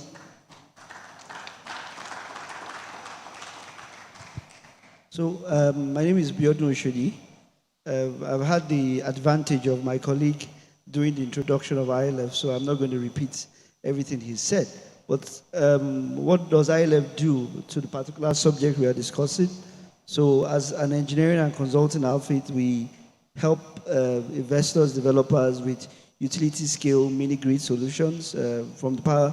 So, we support the whole supply chain from the power generation, the distribution or transmission, onto the consumer's base. And our services start from the very early stage of technical viability study, feasibility studies, concepts, and of course, our preference is that we are also your project manager or your owner's engineers when you are in the implementation stage. So at the moment, we are doing some quite ingenious projects in Nigeria. In Kaduna, we just finished 20 megawatts mini grid solution, which I believe should be one of the first mini grid solutions in Nigeria. We are working on a 40 megawatts hydro dam in Nasarawa State. So there are quite a lot of things happening in the mini grid space in Nigeria with these challenges. And I'm sure as we all go through this panel session, we will be able to detail some of this out to everyone. Thank you. Thank you very much. And I think you can see we have quite a broad mix between project developers, technical advisors, or technical people, engineers, to industry and solution providers. So I want to start, if I may come to you, Mr. Oembamsam. Can you talk about, your association of manufacturers who now have an engineering or power company?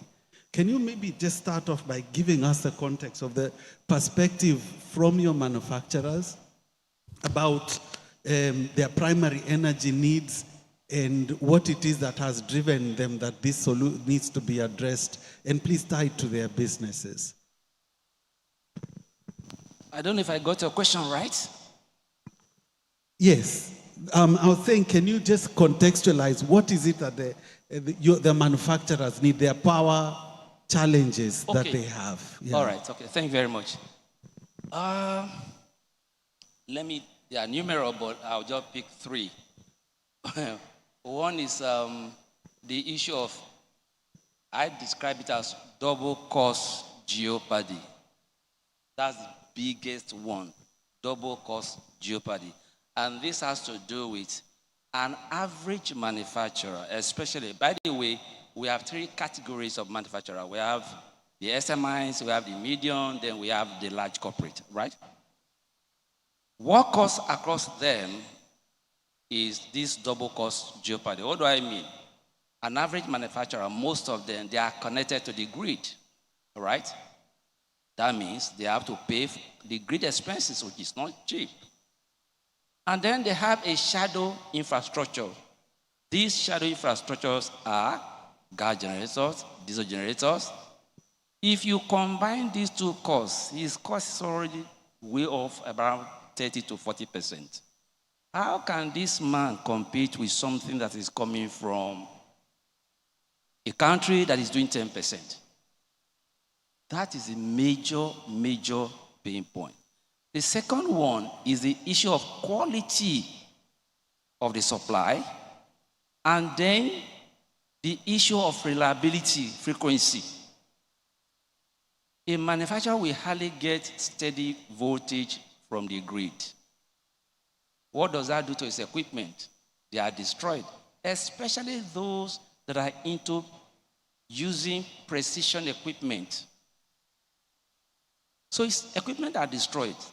Then on the issue of frequency or reliability, a manufacturer comes in the morning, he starts his machine, it's working, before you know it, the grid goes off. What happens? All those materials on the line, they are wasted, especially for things like plastic. And then the third one, so that I don't belabor you too much, there's what they call the green gatekeepers. The green gatekeepers, right now, we know what the dollar is saying. Today, I think it's about 1,450. If I want to give you a solar project and I give you a call, when you multiply by 150, your interest is lost. That means you are compared to manufacture with carbon source of power. If you have an ambition to manufacture, to send your good, to export your good for sales to Europe, the green gatekeepers are there waiting to test what you manufactured, whether it is produced, the carbon content of what is used to produce your goods. And when the carbon content is high, you are taxed. How can you compete? And even to access to make you decarbonize, for you to now access the renewable energy itself is a big challenge. And that's why at MPDC, where I manage, we are now focusing on zero capex projects, where a manufacturer, I think Madi will speak more on that, where a manufacturer does not have to pay any capex at all. We start, you are paying 209 right now per kilowatt hour. Don't bother. You can't do anything about it. You can't fight government. You can't fight the discos. But let us lay your roof with solar. Decarbonize, remove your diesel from it, so you can manufacture green. That way, we just sign a PPA with you, maybe with a company like Made's company, and then we work with you. And then you manufacture green. You manufacture clean. You can export your products. So that is the solution we are quasi developed. And I'm depending on inviting the public, the Mades, the youth, ILF. Let us work together so that we can decarbonize manufacturers, so that they can manufacture, they can export their goods, strengthen our Naira, and we'll have a better country. Let me stop there. Thank you very much. Thank you. And I want to come to both Subasol and Westa.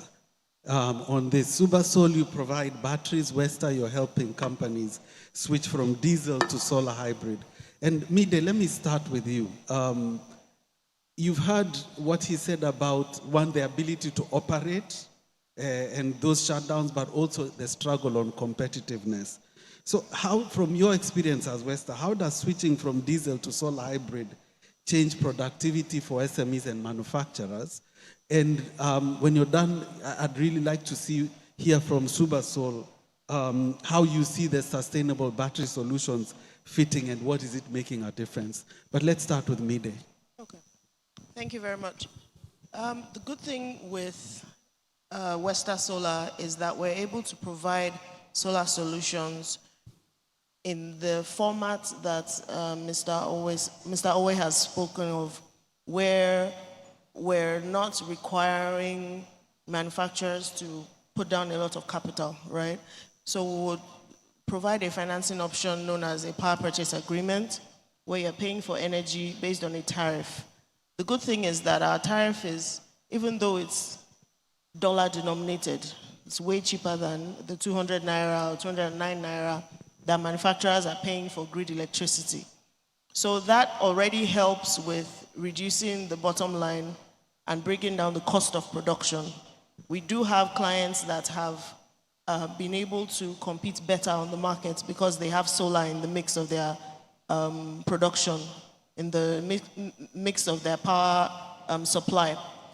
And then with respect to green energy and being more sustainable so that you get your so that your export opportunity is not blocked. We have, already solar, replacing conventional sources of energy with solar already gives you that advantage. We will give you a report to tell you this is how much CO2 you have avoided by using solar.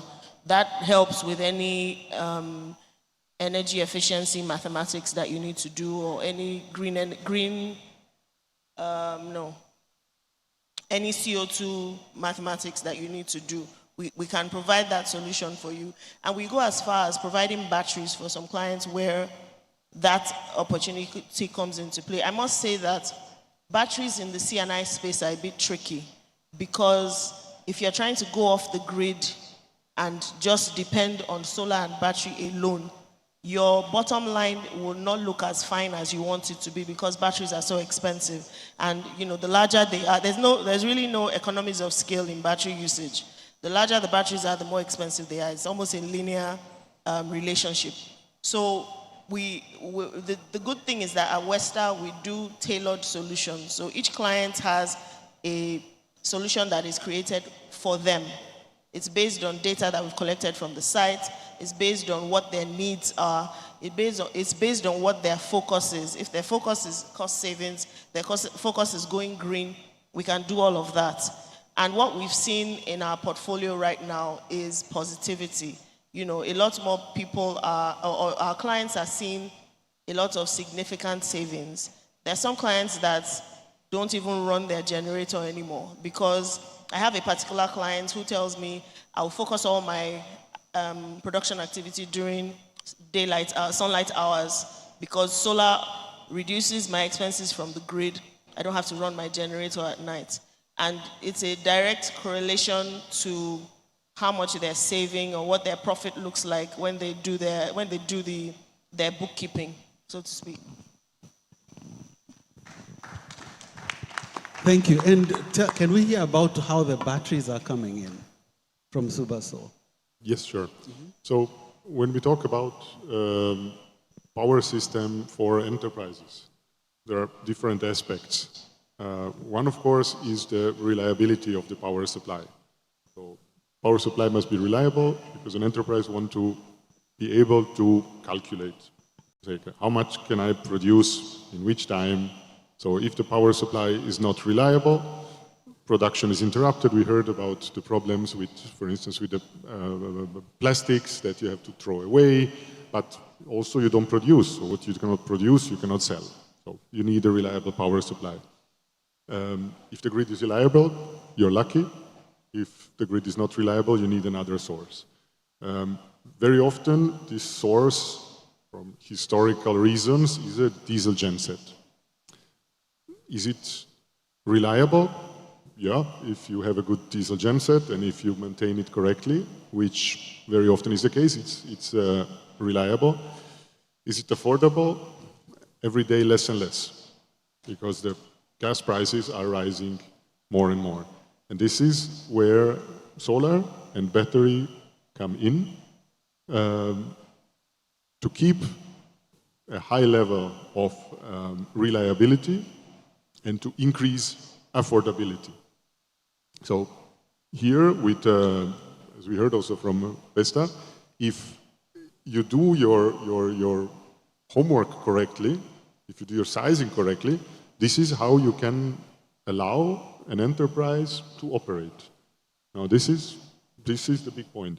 Now, to make a battery solution affordable, it has to last. And this is where quality comes in. We know the structure of the costs. We have a big capex, and you can get the financing, and you have a zero capex, but still, if the product does not last, you will not have an affordable power supply. And then, this is what our, let's say, focus is, and what the focus in general, I think, of every serious company is to have quality product, good engineering, good installation, and very good, this is probably the key point, very good operation and maintenance, with a big underlining of the maintenance part. That's crucial. And here, a third factor comes in, which has also been mentioned, the CO2 reduction. So reducing the CO2 footprint. So adding sustainable batteries with a low CO2 footprint, lower your overall CO2 consumption. This can be monetized with CO2 certification. It can, for some industries, be monetized in the product. If you have a very low carbon emission product, for many products, you have customers who are willing to pay this green gap. And this is where sustainable batteries come into this equation. All right, thank you very much. I want to bring my other two panelists into this conversation, and I want to start with Mr. Oshodi here. You've heard, obviously, the industry and why they need to look at different approaches to their energy for their operations. You've heard from Westa about the technology they are coming in, and also from Subasol. But you guys are a lot in the design and in the of these systems. And as you see, the distributed technologies being applied in industrial setting, what are the technical challenges or barriers that you see, and how can we address some of those things so that we have sustainable, application of what we're doing? I know you talked about a mini grid you're also doing, and we'd love to hear from you on some of the technical elements, the risks and things that need to be done. Thank you. So I would like to look at that from the point of view from a utility scale system. So that means I have a developer who is trying to sell power to a cluster of industries or even residents. So the most important thing first is, what is your source of power that you want to distribute? Is it hydro, is it PV, or is it gas, all right? How available is that, and how reliable is that? So it's not only the grid power that you have to worry about reliability. Also, hydro, for an example, hydro, you don't have waterfalls, you have seasonal rivers. If your source of power is coming from a seasonal river, there are periods in that year where you will not have peak power. So then the solution would be, let us look at a hybrid solution. PV and solar, solar and gas, solar and diesel, or hydro and diesel. But on that scale, the biggest risk we see is the risk of transmission and or distribution. What are the statistics? Between 2022 and 2024, the Nigerian grid collapsed 16 times. 16 times. So you can imagine that you are a factory that has to run for 24 hours. You have to face that number of failures. This is not also counting the periods of the days where you have no power at all and you're relying on diesel. So if you are developing a utility scale project, the question comes, how much am I going to rely on the existing infrastructure to distribute or transmit my power? Am I going to have to do any grid reinforcements? Or if you are lucky and you are developing a greenfield grid system, which is usually not a regular thing you see, it's a one in a chance, then you are lucky, you have to do that. But then the question now comes, who pays for that? So this is the additional question that comes to the developer, because he's going to, if he's a developer, he's going to pass that cost on to the industries, right? And if you are the one developing yourself, that means that cost would now have to pass on to your consumer. So the risk we see is that of transmission and distribution and the existing infrastructure. Similarly, for a PV project, this is where there are regulatory challenges that have a technical impact. So our regulators are not quite conversant about how the PV system would work on a Nigerian grid. They will say to you that the Nigerian grid is very unstable, so they don't know how PV would play in the grid system. So a lot of our developers have had to do additional studies to try to prove to NISO that there's no impact. If we have additional batteries, that would work. So they'll tell you, oh, we need batteries to smoothen the power supply to the grid, because now they see your battery as being a challenge to the grid. So these are the technical risks we see. The end of the day is, the final question is, who pays for what? How much is this distributed power going to augment and improve my business services, and definitely pass down to how much do I sell? But at the end of the day, it is usually more cheaper than the scenarios we currently have seen from diesel supply or reliable power, or the loss of revenue due to unreliable power supply. Thank you very much. Before I pivot to Ulf, you've posed something that I'd like maybe both Mide and Subasol to respond, and also Mr. Owe. This question around, is this ready to introduce either into the grid, or are you mature enough to add, should I say, stability or reliability into that ecosystem? What would you respond when you hear some of the questions or considerations that on the engineering side, design side, that would be posed? So that, I don't know, Mide, can we start with you, what you think on that? Yes. So with respect to whether or not PV is ready to work on the grid, for example, the simple answer is yes, because we're using Western Solar, at least, we're using tier 1 equipment. We're using equipment that is used on the grid in Germany, in countries, in developed countries. It's the same kind of equipment that are used to integrate with the grid. You know, they have sophistications like net metering and grid feeding and all of that. All of this equipment have the capacity to do that already. So the question is actually, is the grid ready? It's actually the other way around, you know. And Mr. Awe will say no, that we should not talk about the grid. But the truth is, for us to be able to do a lot of these solutions in distributed energy, there has to be a handshake between providers of these renewable energy sources and the grid.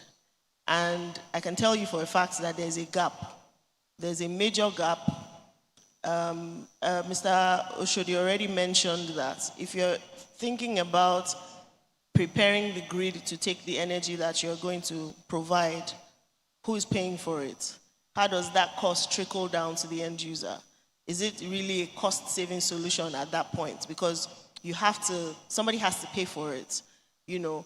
And then are you going to have energy losses in the course of your handshake between the grid and your power source? So the simple answer is yes, the technology is ready. The complex answer is no, the grid is not ready. Thank you.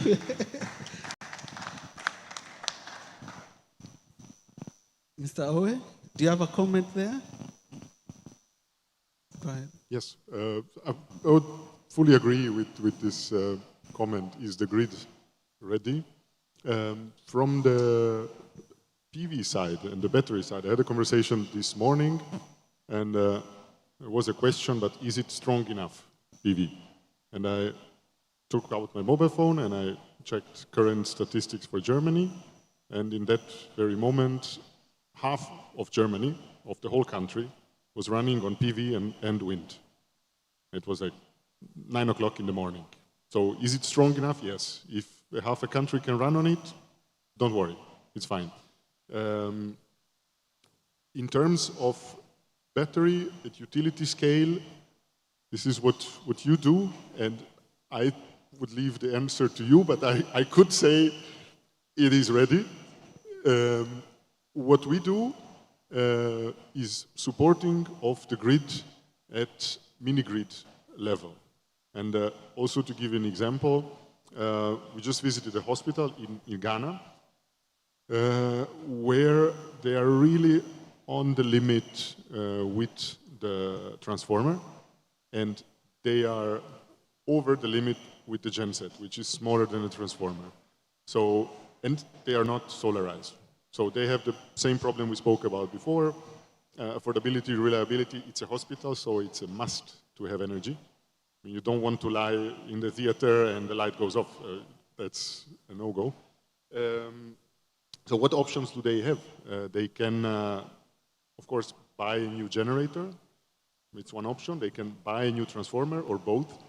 Or they can keep what they have, integrate solar in a smart way, so that in this small mini-grid, batteries are used for their peak shaving. This way, they can save the costs on the transformer and generator side for the investment. They can save operating cost of the generator, and they can reduce the overall energy cost while increasing reliability. So also here the answer definitely yes. So ready for that. The technology is there and it's affordable. All right, thank you. I want to pivot, please, if you allow me, to our final speaker, because we can have the technology, we believe we are ready, but if we can't pay for it, right, then we're dreaming. So from an investor point of view, Wolf, are the conditions ready? Are they financially viable? Or what needs to be done to enable more investment to actually come so that more projects can be done? What do you see from the projects you've been working with and the investors you work with? Right. From our investors' point of view, the situation is actually very interesting. So we have heard technology ready, market ready, ready to go, but where's the money? Right? And so the money is there, looking at it and saying, should I or should I not? I don't know.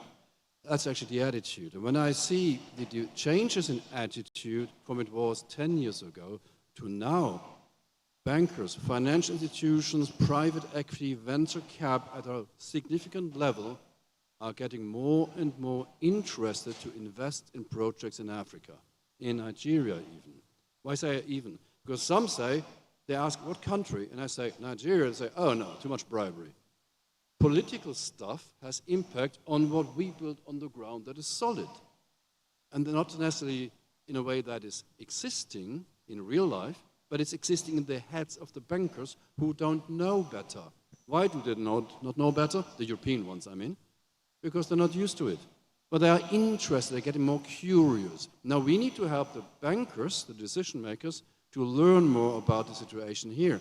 Interestingly, I had a conversation at a workshop setting with where the president of the African Development Bank was present, Mr. Ta, and we were discussing exactly that. The perception of risk that financial institutions have when it comes to Africa. And we decided that we all have to do more in communicating and informing.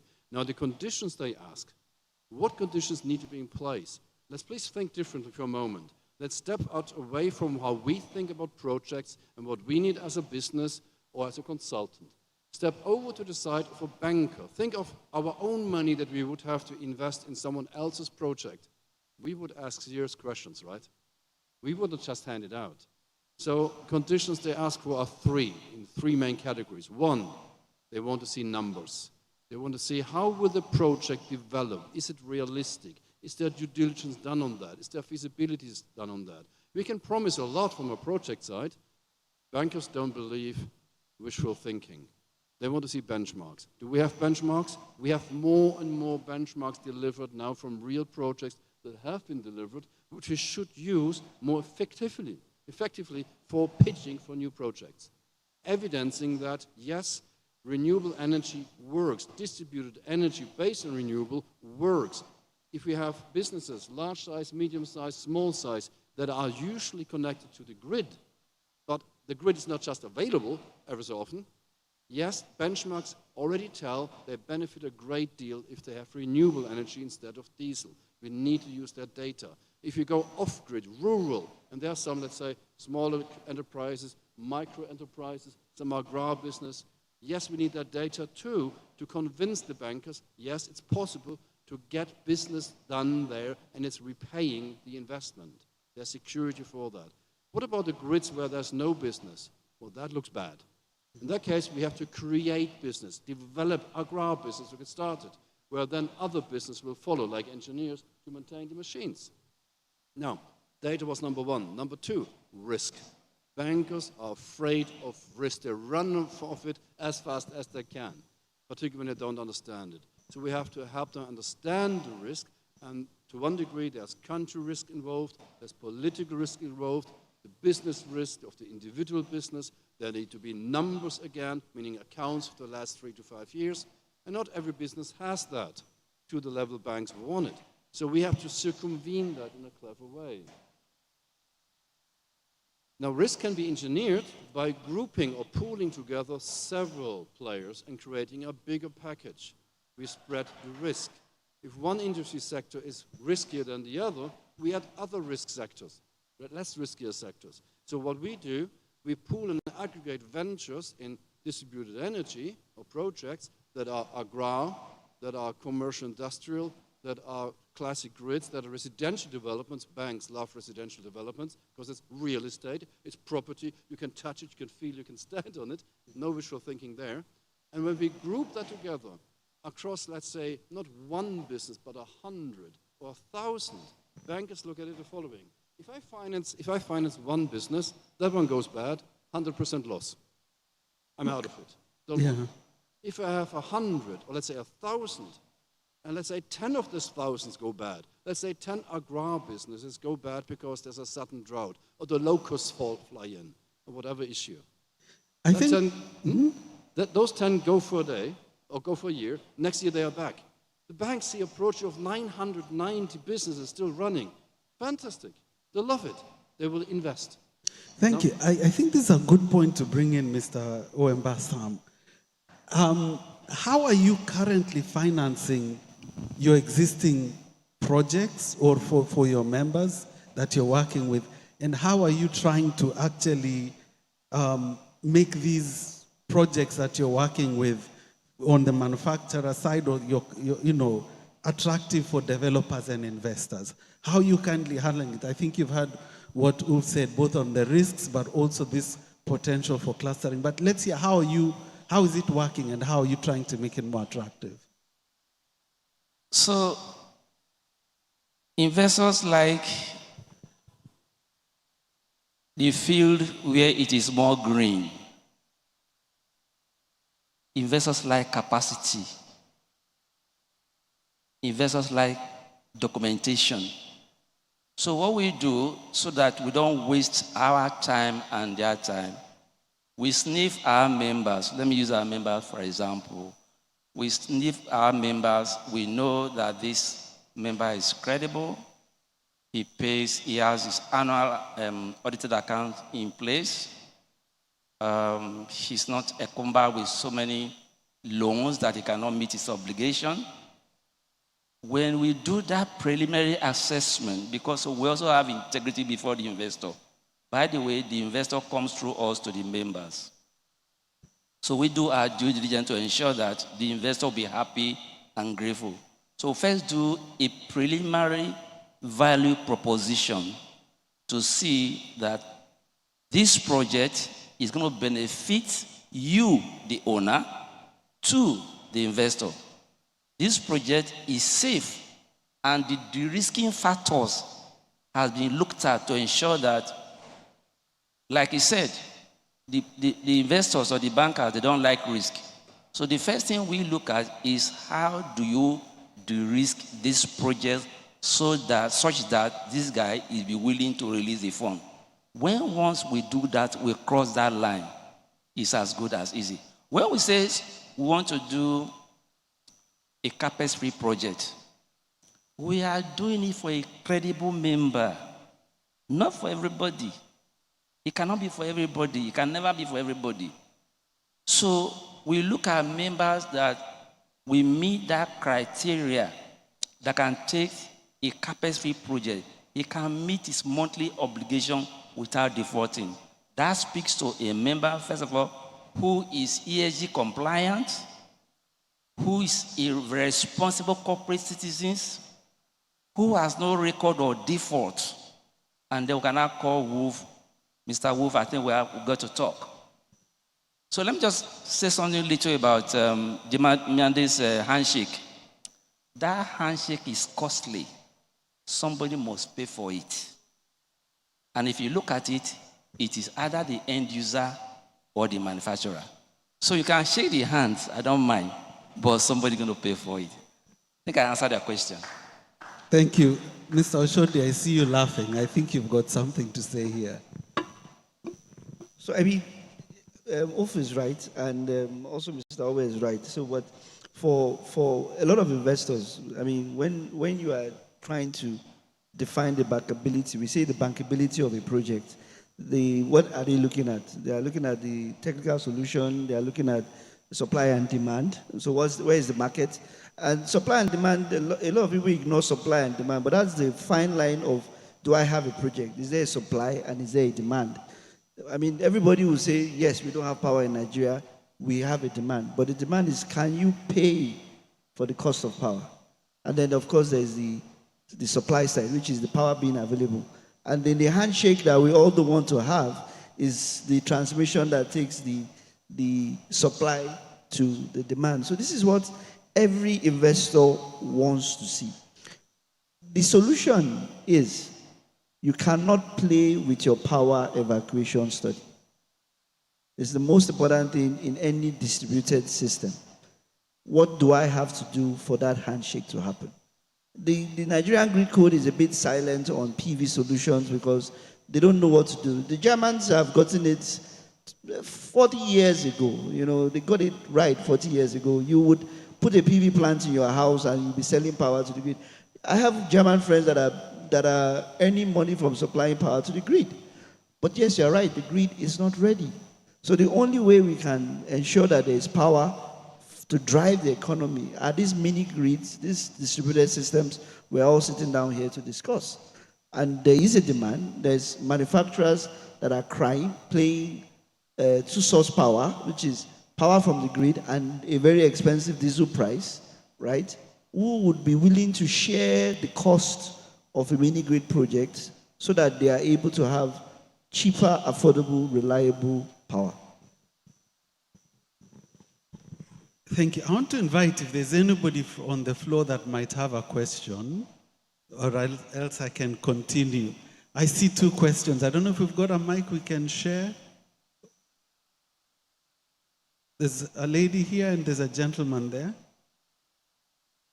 Please go ahead. See if you can speak loud and we'll try to hear your question.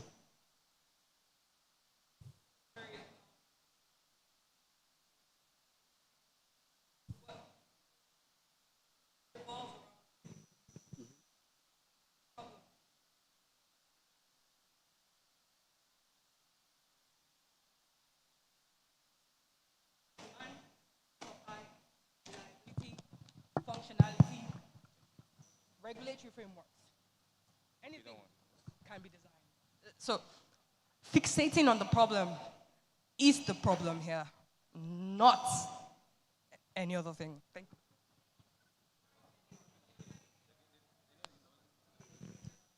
It wasn't a question, it was more so just a contribution, yes. So maybe let me react to your question, madam. So Ask a question. no, I just want to react, so that there is so the question, the comment was, we are fixated about the problem. No, we are not. I mean, if you listen to everybody here, we all have solutions. We're all solution providers. Mr. Owe here is providing solutions for manufacturers that have the problem that we are fixated upon. Ayomide is providing battery systems, and so also my colleague to my right, and Ulf here is a finance plan. So a lot of businesses are moving forward. We can't continue to cry foul of the grid, and we are moving forward. As we move forward, we are resolving a lot of the problems that we face. The problems will always remain. We are hoping that one day the federal government will finally invest the $700 to $1 billion we need to make the Nigerian grid stable. And then the question we have, who takes the cost, goes away.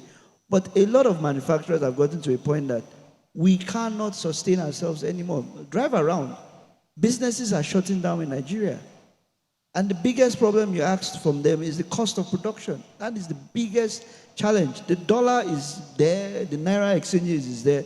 But if we are able to solve the problem of power, we've probably solved 50% of the economic problems we have in this country. So, yes, maybe go ahead and ask your question.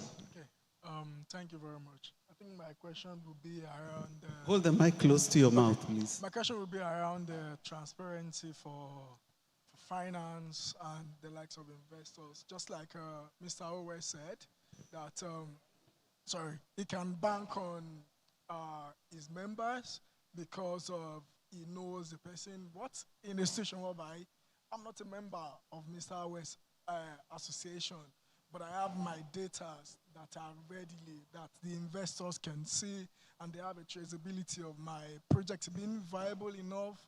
Does that mean I don't have the access to the finance we're talking about here? Or, I mean, I just need a clarification on that in terms of the transparency to access to finance. I can answer that, if you don't mind. Go ahead. So for those who didn't hear, he was asking, he said that Mr. Owe has said they can bank on the credibility or creditworthiness of members of MAN. And you are asking that, how do we trust what he has, or for non-members. Okay, as a non-member, how do you?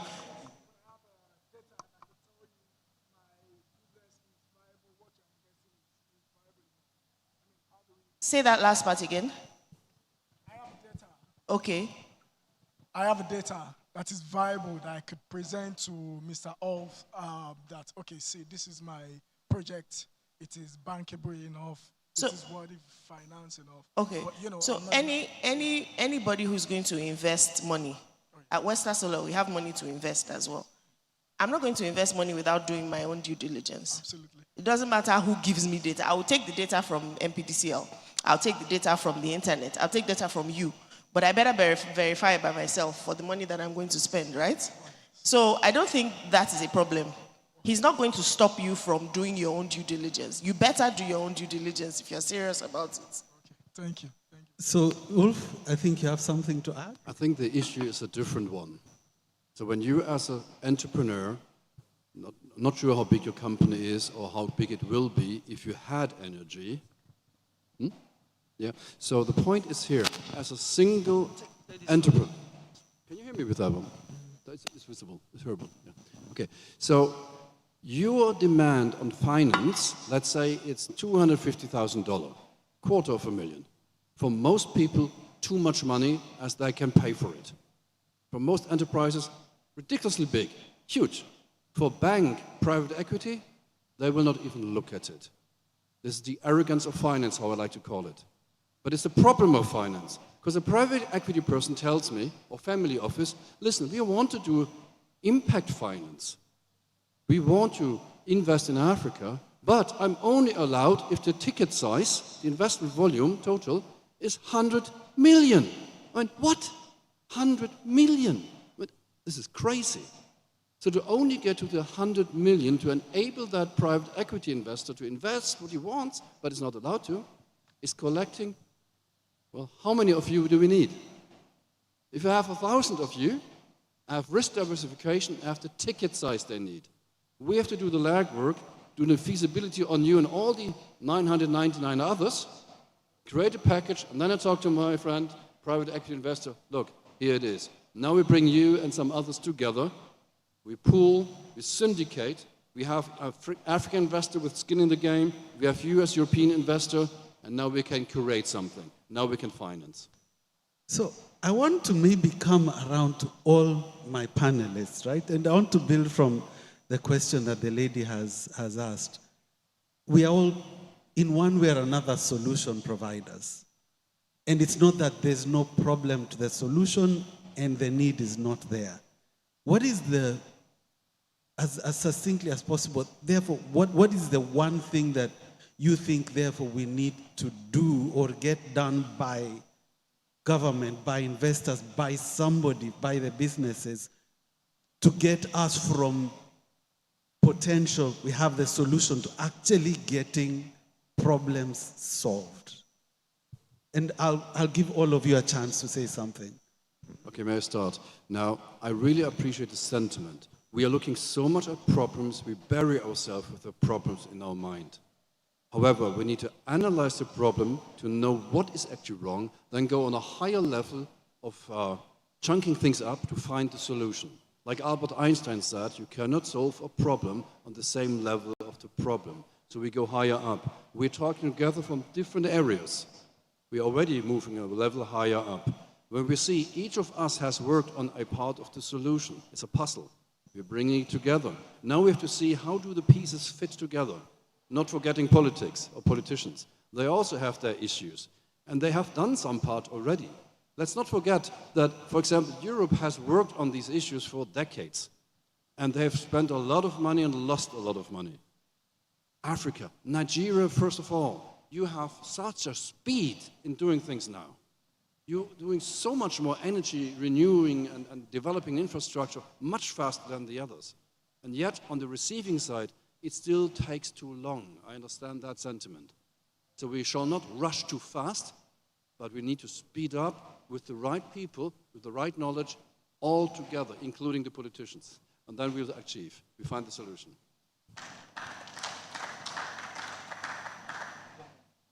So, I mean, to answer your question, and like we've rightly said, there are a lot of things happening, all right? It might alarm all of us to know that we have all the policy within government to do whatever we want. There's the state regulations now, there's the willing buyer, willing seller. So there are different modalities for platforms for us to engage on these projects, right? So the government has done its bit. The other part that we haven't faced is the infrastructure. And of course, the problem is we are looking for where to fund that infrastructure from, all right? But interestingly, let's just look at the statistics. Between 2012 and 2024, 80 million plus African homes are now on solar systems.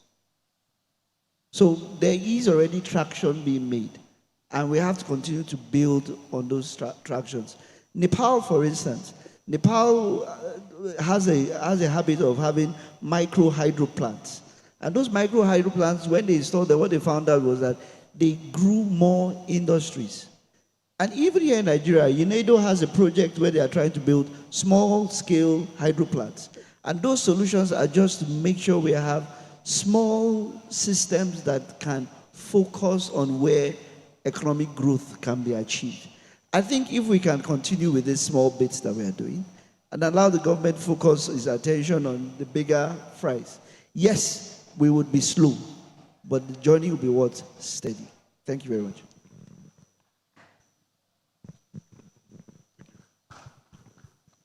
Yep, I think when we all agree that technology is ready, and it is the goal of businesses, and this is what businesses do, both on the production side as well as on the energy provision side, is to find business models. So money, we heard, is available if it's done in an interesting way for the bankers that think differently than an engineer. So this is all there. What the government can do, government doesn't need to solve all these energy problems. Government needs to give stability. This is something that bankers also like. We are talking about projects that need years to come to a break even. So stability is needed, both on the law side, on the judicative side, on the enforcing side. If this is given, then business will find a business case. And you mentioned the business case of Germany, how it all started, with a very generous feed-in tariff, with a guarantee for 20 years. So the equation was very simple. You would say, okay, I need that, I get this for 20 years. Everybody trusted the government. If this is signed for 20 years, they will not stop it after 7 years. So this is the stability that is needed, and this worked. This is how it boomed. Now, the business model is completely different because now the feed-in tariffs in Europe are very low. So now if you rely only on feeding in, you don't have a business case. But now the cost of electricity is high, so self-consumption is interesting. So it's completely a different business model. You have peak shaving, the example of the hospital I gave you. It's self-consumption, feed-in doesn't play a role. Peak shaving, you save on infrastructure. So role of the government, give stability, and then the businesses will find the way to find the business case.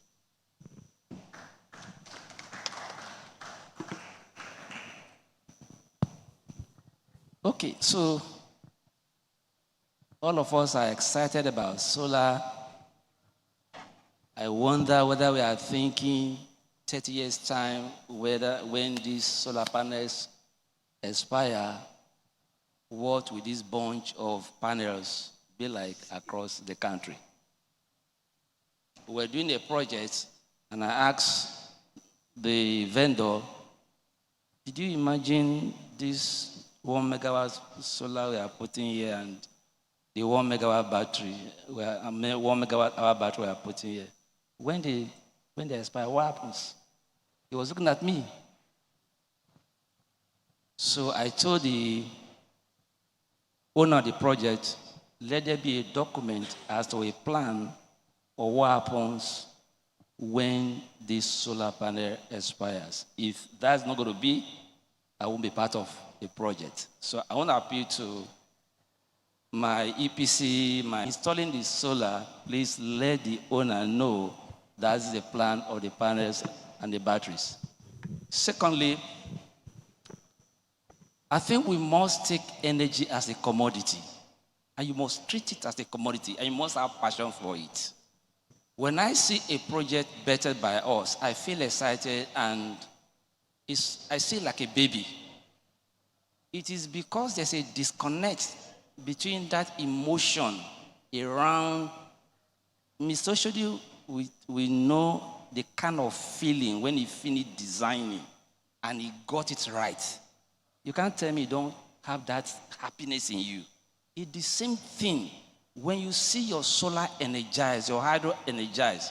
Your passion will be that how will this engine continue running? How will it get to the man? When you have that care, you want to treat the clients well. It is that disconnect that will make the discos talk the way they talk to a client. If they see that power as a commodity, they will approach the consumers politely. So my appeal is that where we are now as a country, we are not in Germany, we are in Nigeria.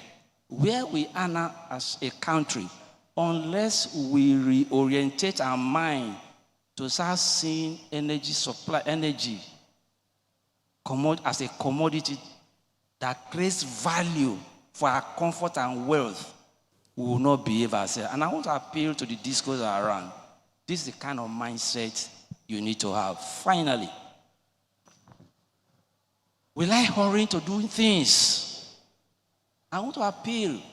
Let's take a long-term view. This thing I want to do, what's the implication? What's the value addition? What's the consequence to the company? What's the consequence to the environment? The chaos we are today is because we don't think futuristically. I've attended seminars, occasions like this, where NISO, TCN, DISCO, they were in the room, and the subnationals, the new subnationals, were discussing like this. It was like a tug of war over a commodity that should be treated well. That thing must change. So let's take a long-term view of what we are doing so that the value it's supposed to give us can be sustained. Thank you. All right. So two things have been mentioned already. Infrastructure needs to be improved. If we're going to close the gap, like we've said, all of us have solutions, but the solutions will be better enjoyed by the off-takers if there was that synergy with the renewable energy sources and the existing conventional sources. And for those to work, we need infrastructure to be improved. We need government policy to encourage this synergy. Two other things that I would like us to look at. Well, they're kind of related. So when we have these conferences, I've attended quite a number of them. What is typically missing, especially when we're talking about C&I policy, government involvement, is the government representation. So it ends up that we're preaching to the choir. The people that are actually going to make the changes are not in representation. So for the organizers, it would be nice to have them in representation to come and answer the query, so to speak.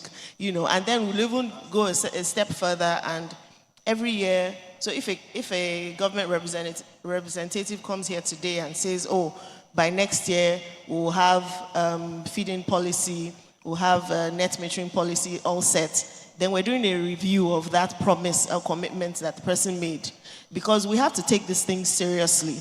If we're not doing those checks and balances, we're just messing around. We'll come back here next year, have this conversation again, talk about how the national grid is still very baskety and nothing has changed. So there has to be that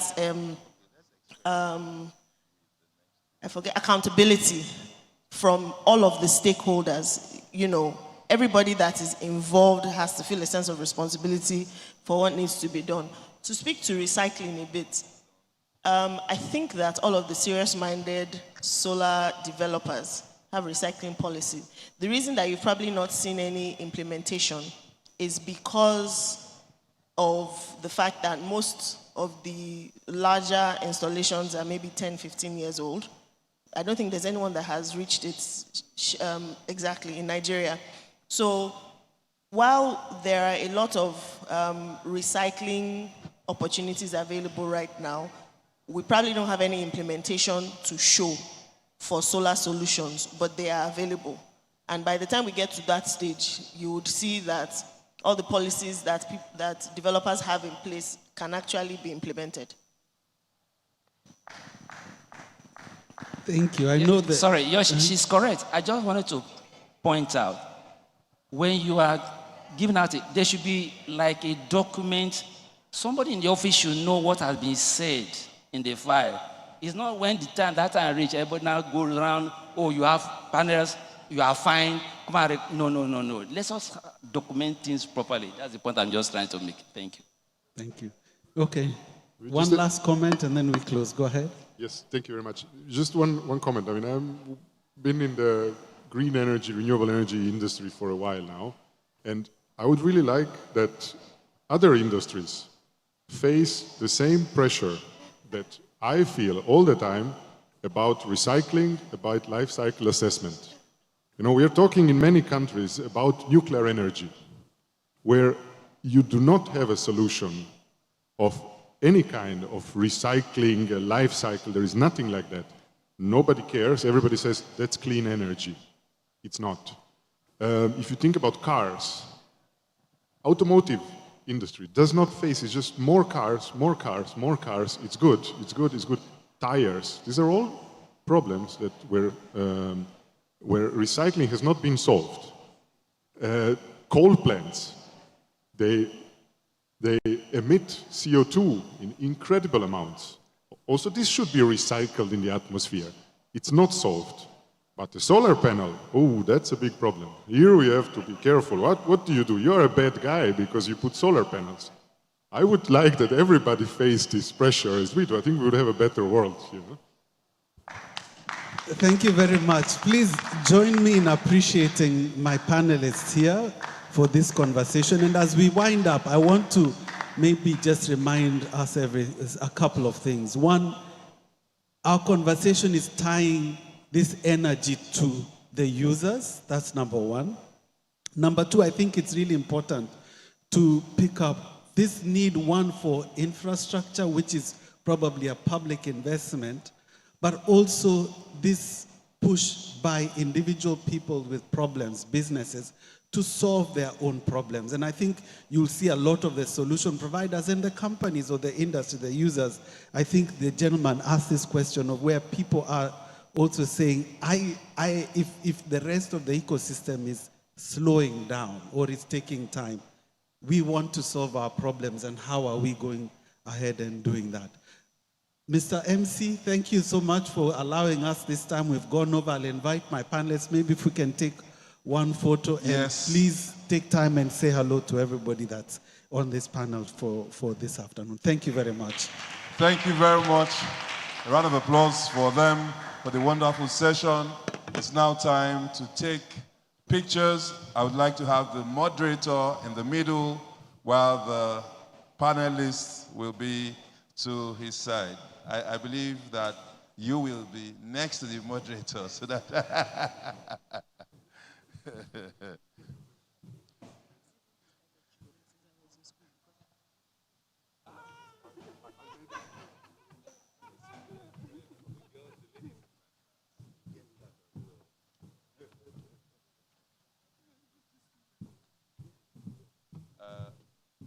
come to this side? Yes,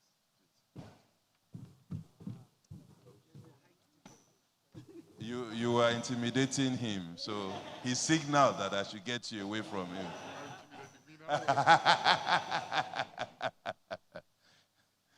So we thank you very much. We hope our GM is around. Oh, brilliant. It's been 2 days of wonderful sessions, panel sessions, exhibition, AHK, and other partners. It is time to invite to give her closing remarks the General Manager, DGIC International Business Services Limited.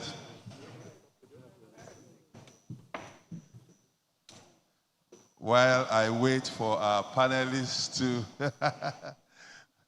thank you very much.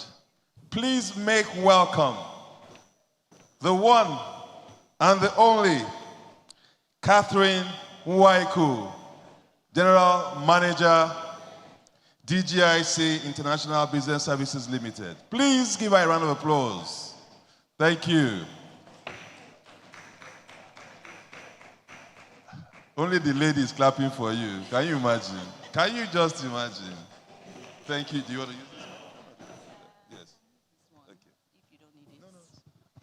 Thank you, ladies, for clapping for me. Well, as the saying goes, all good things must come to an end. We've been preparing for this West African clean energy and environment for a very long time, since last year. And now 2 days just went in a second. That's how it feels. I would like to say a very, very big thank you to everyone who made this conference to be possible. Our speakers, our sponsors, attendees, exhibitors, organizers. Special thank you to the project manager, Sunday Onwuha, and his assistant, Mike Aleze, as well as our intern, Ahmed. Thank you so much for putting this together. I appreciate you all. On behalf of Bastian Litzbar, thank you. For all those who came from afar, I wish you safe journey back. For those of us who came from Lagos, also safe journey back. I hope you don't experience any traffic today. Once again, thank you. God bless you.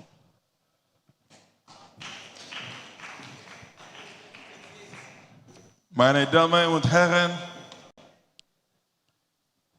entschuldigen Sie bitte. Vielen Dank. Dankeschön. This has been 2 days of wonderful sessions. I'd like to inform you that the next edition will be coming up in 2028. As you may know, we have one session in Nigeria, and the next session will be coming up in Ghana in 2027. So for us to have this in Nigeria physically, it would have to be 2028. My name is Akin Shemowo. It's been my distinct honor and pleasure of being the master of ceremony over 2 days. I thank you for the opportunity, and I look forward to seeing you in 2028. Thank you very much. I now invite all AHK staff to step forward for the photo shoot that we usually have at the end of every WACEE event. So please come forward. It's now time to have photos so we have memories of this wonderful WACEE 2026. It is now time for me, Akin Shemowo, Compare Beyond Compare, to sign out and say, see you in 2028. Thank you very much. Thank you. Thank you. Please come up stage.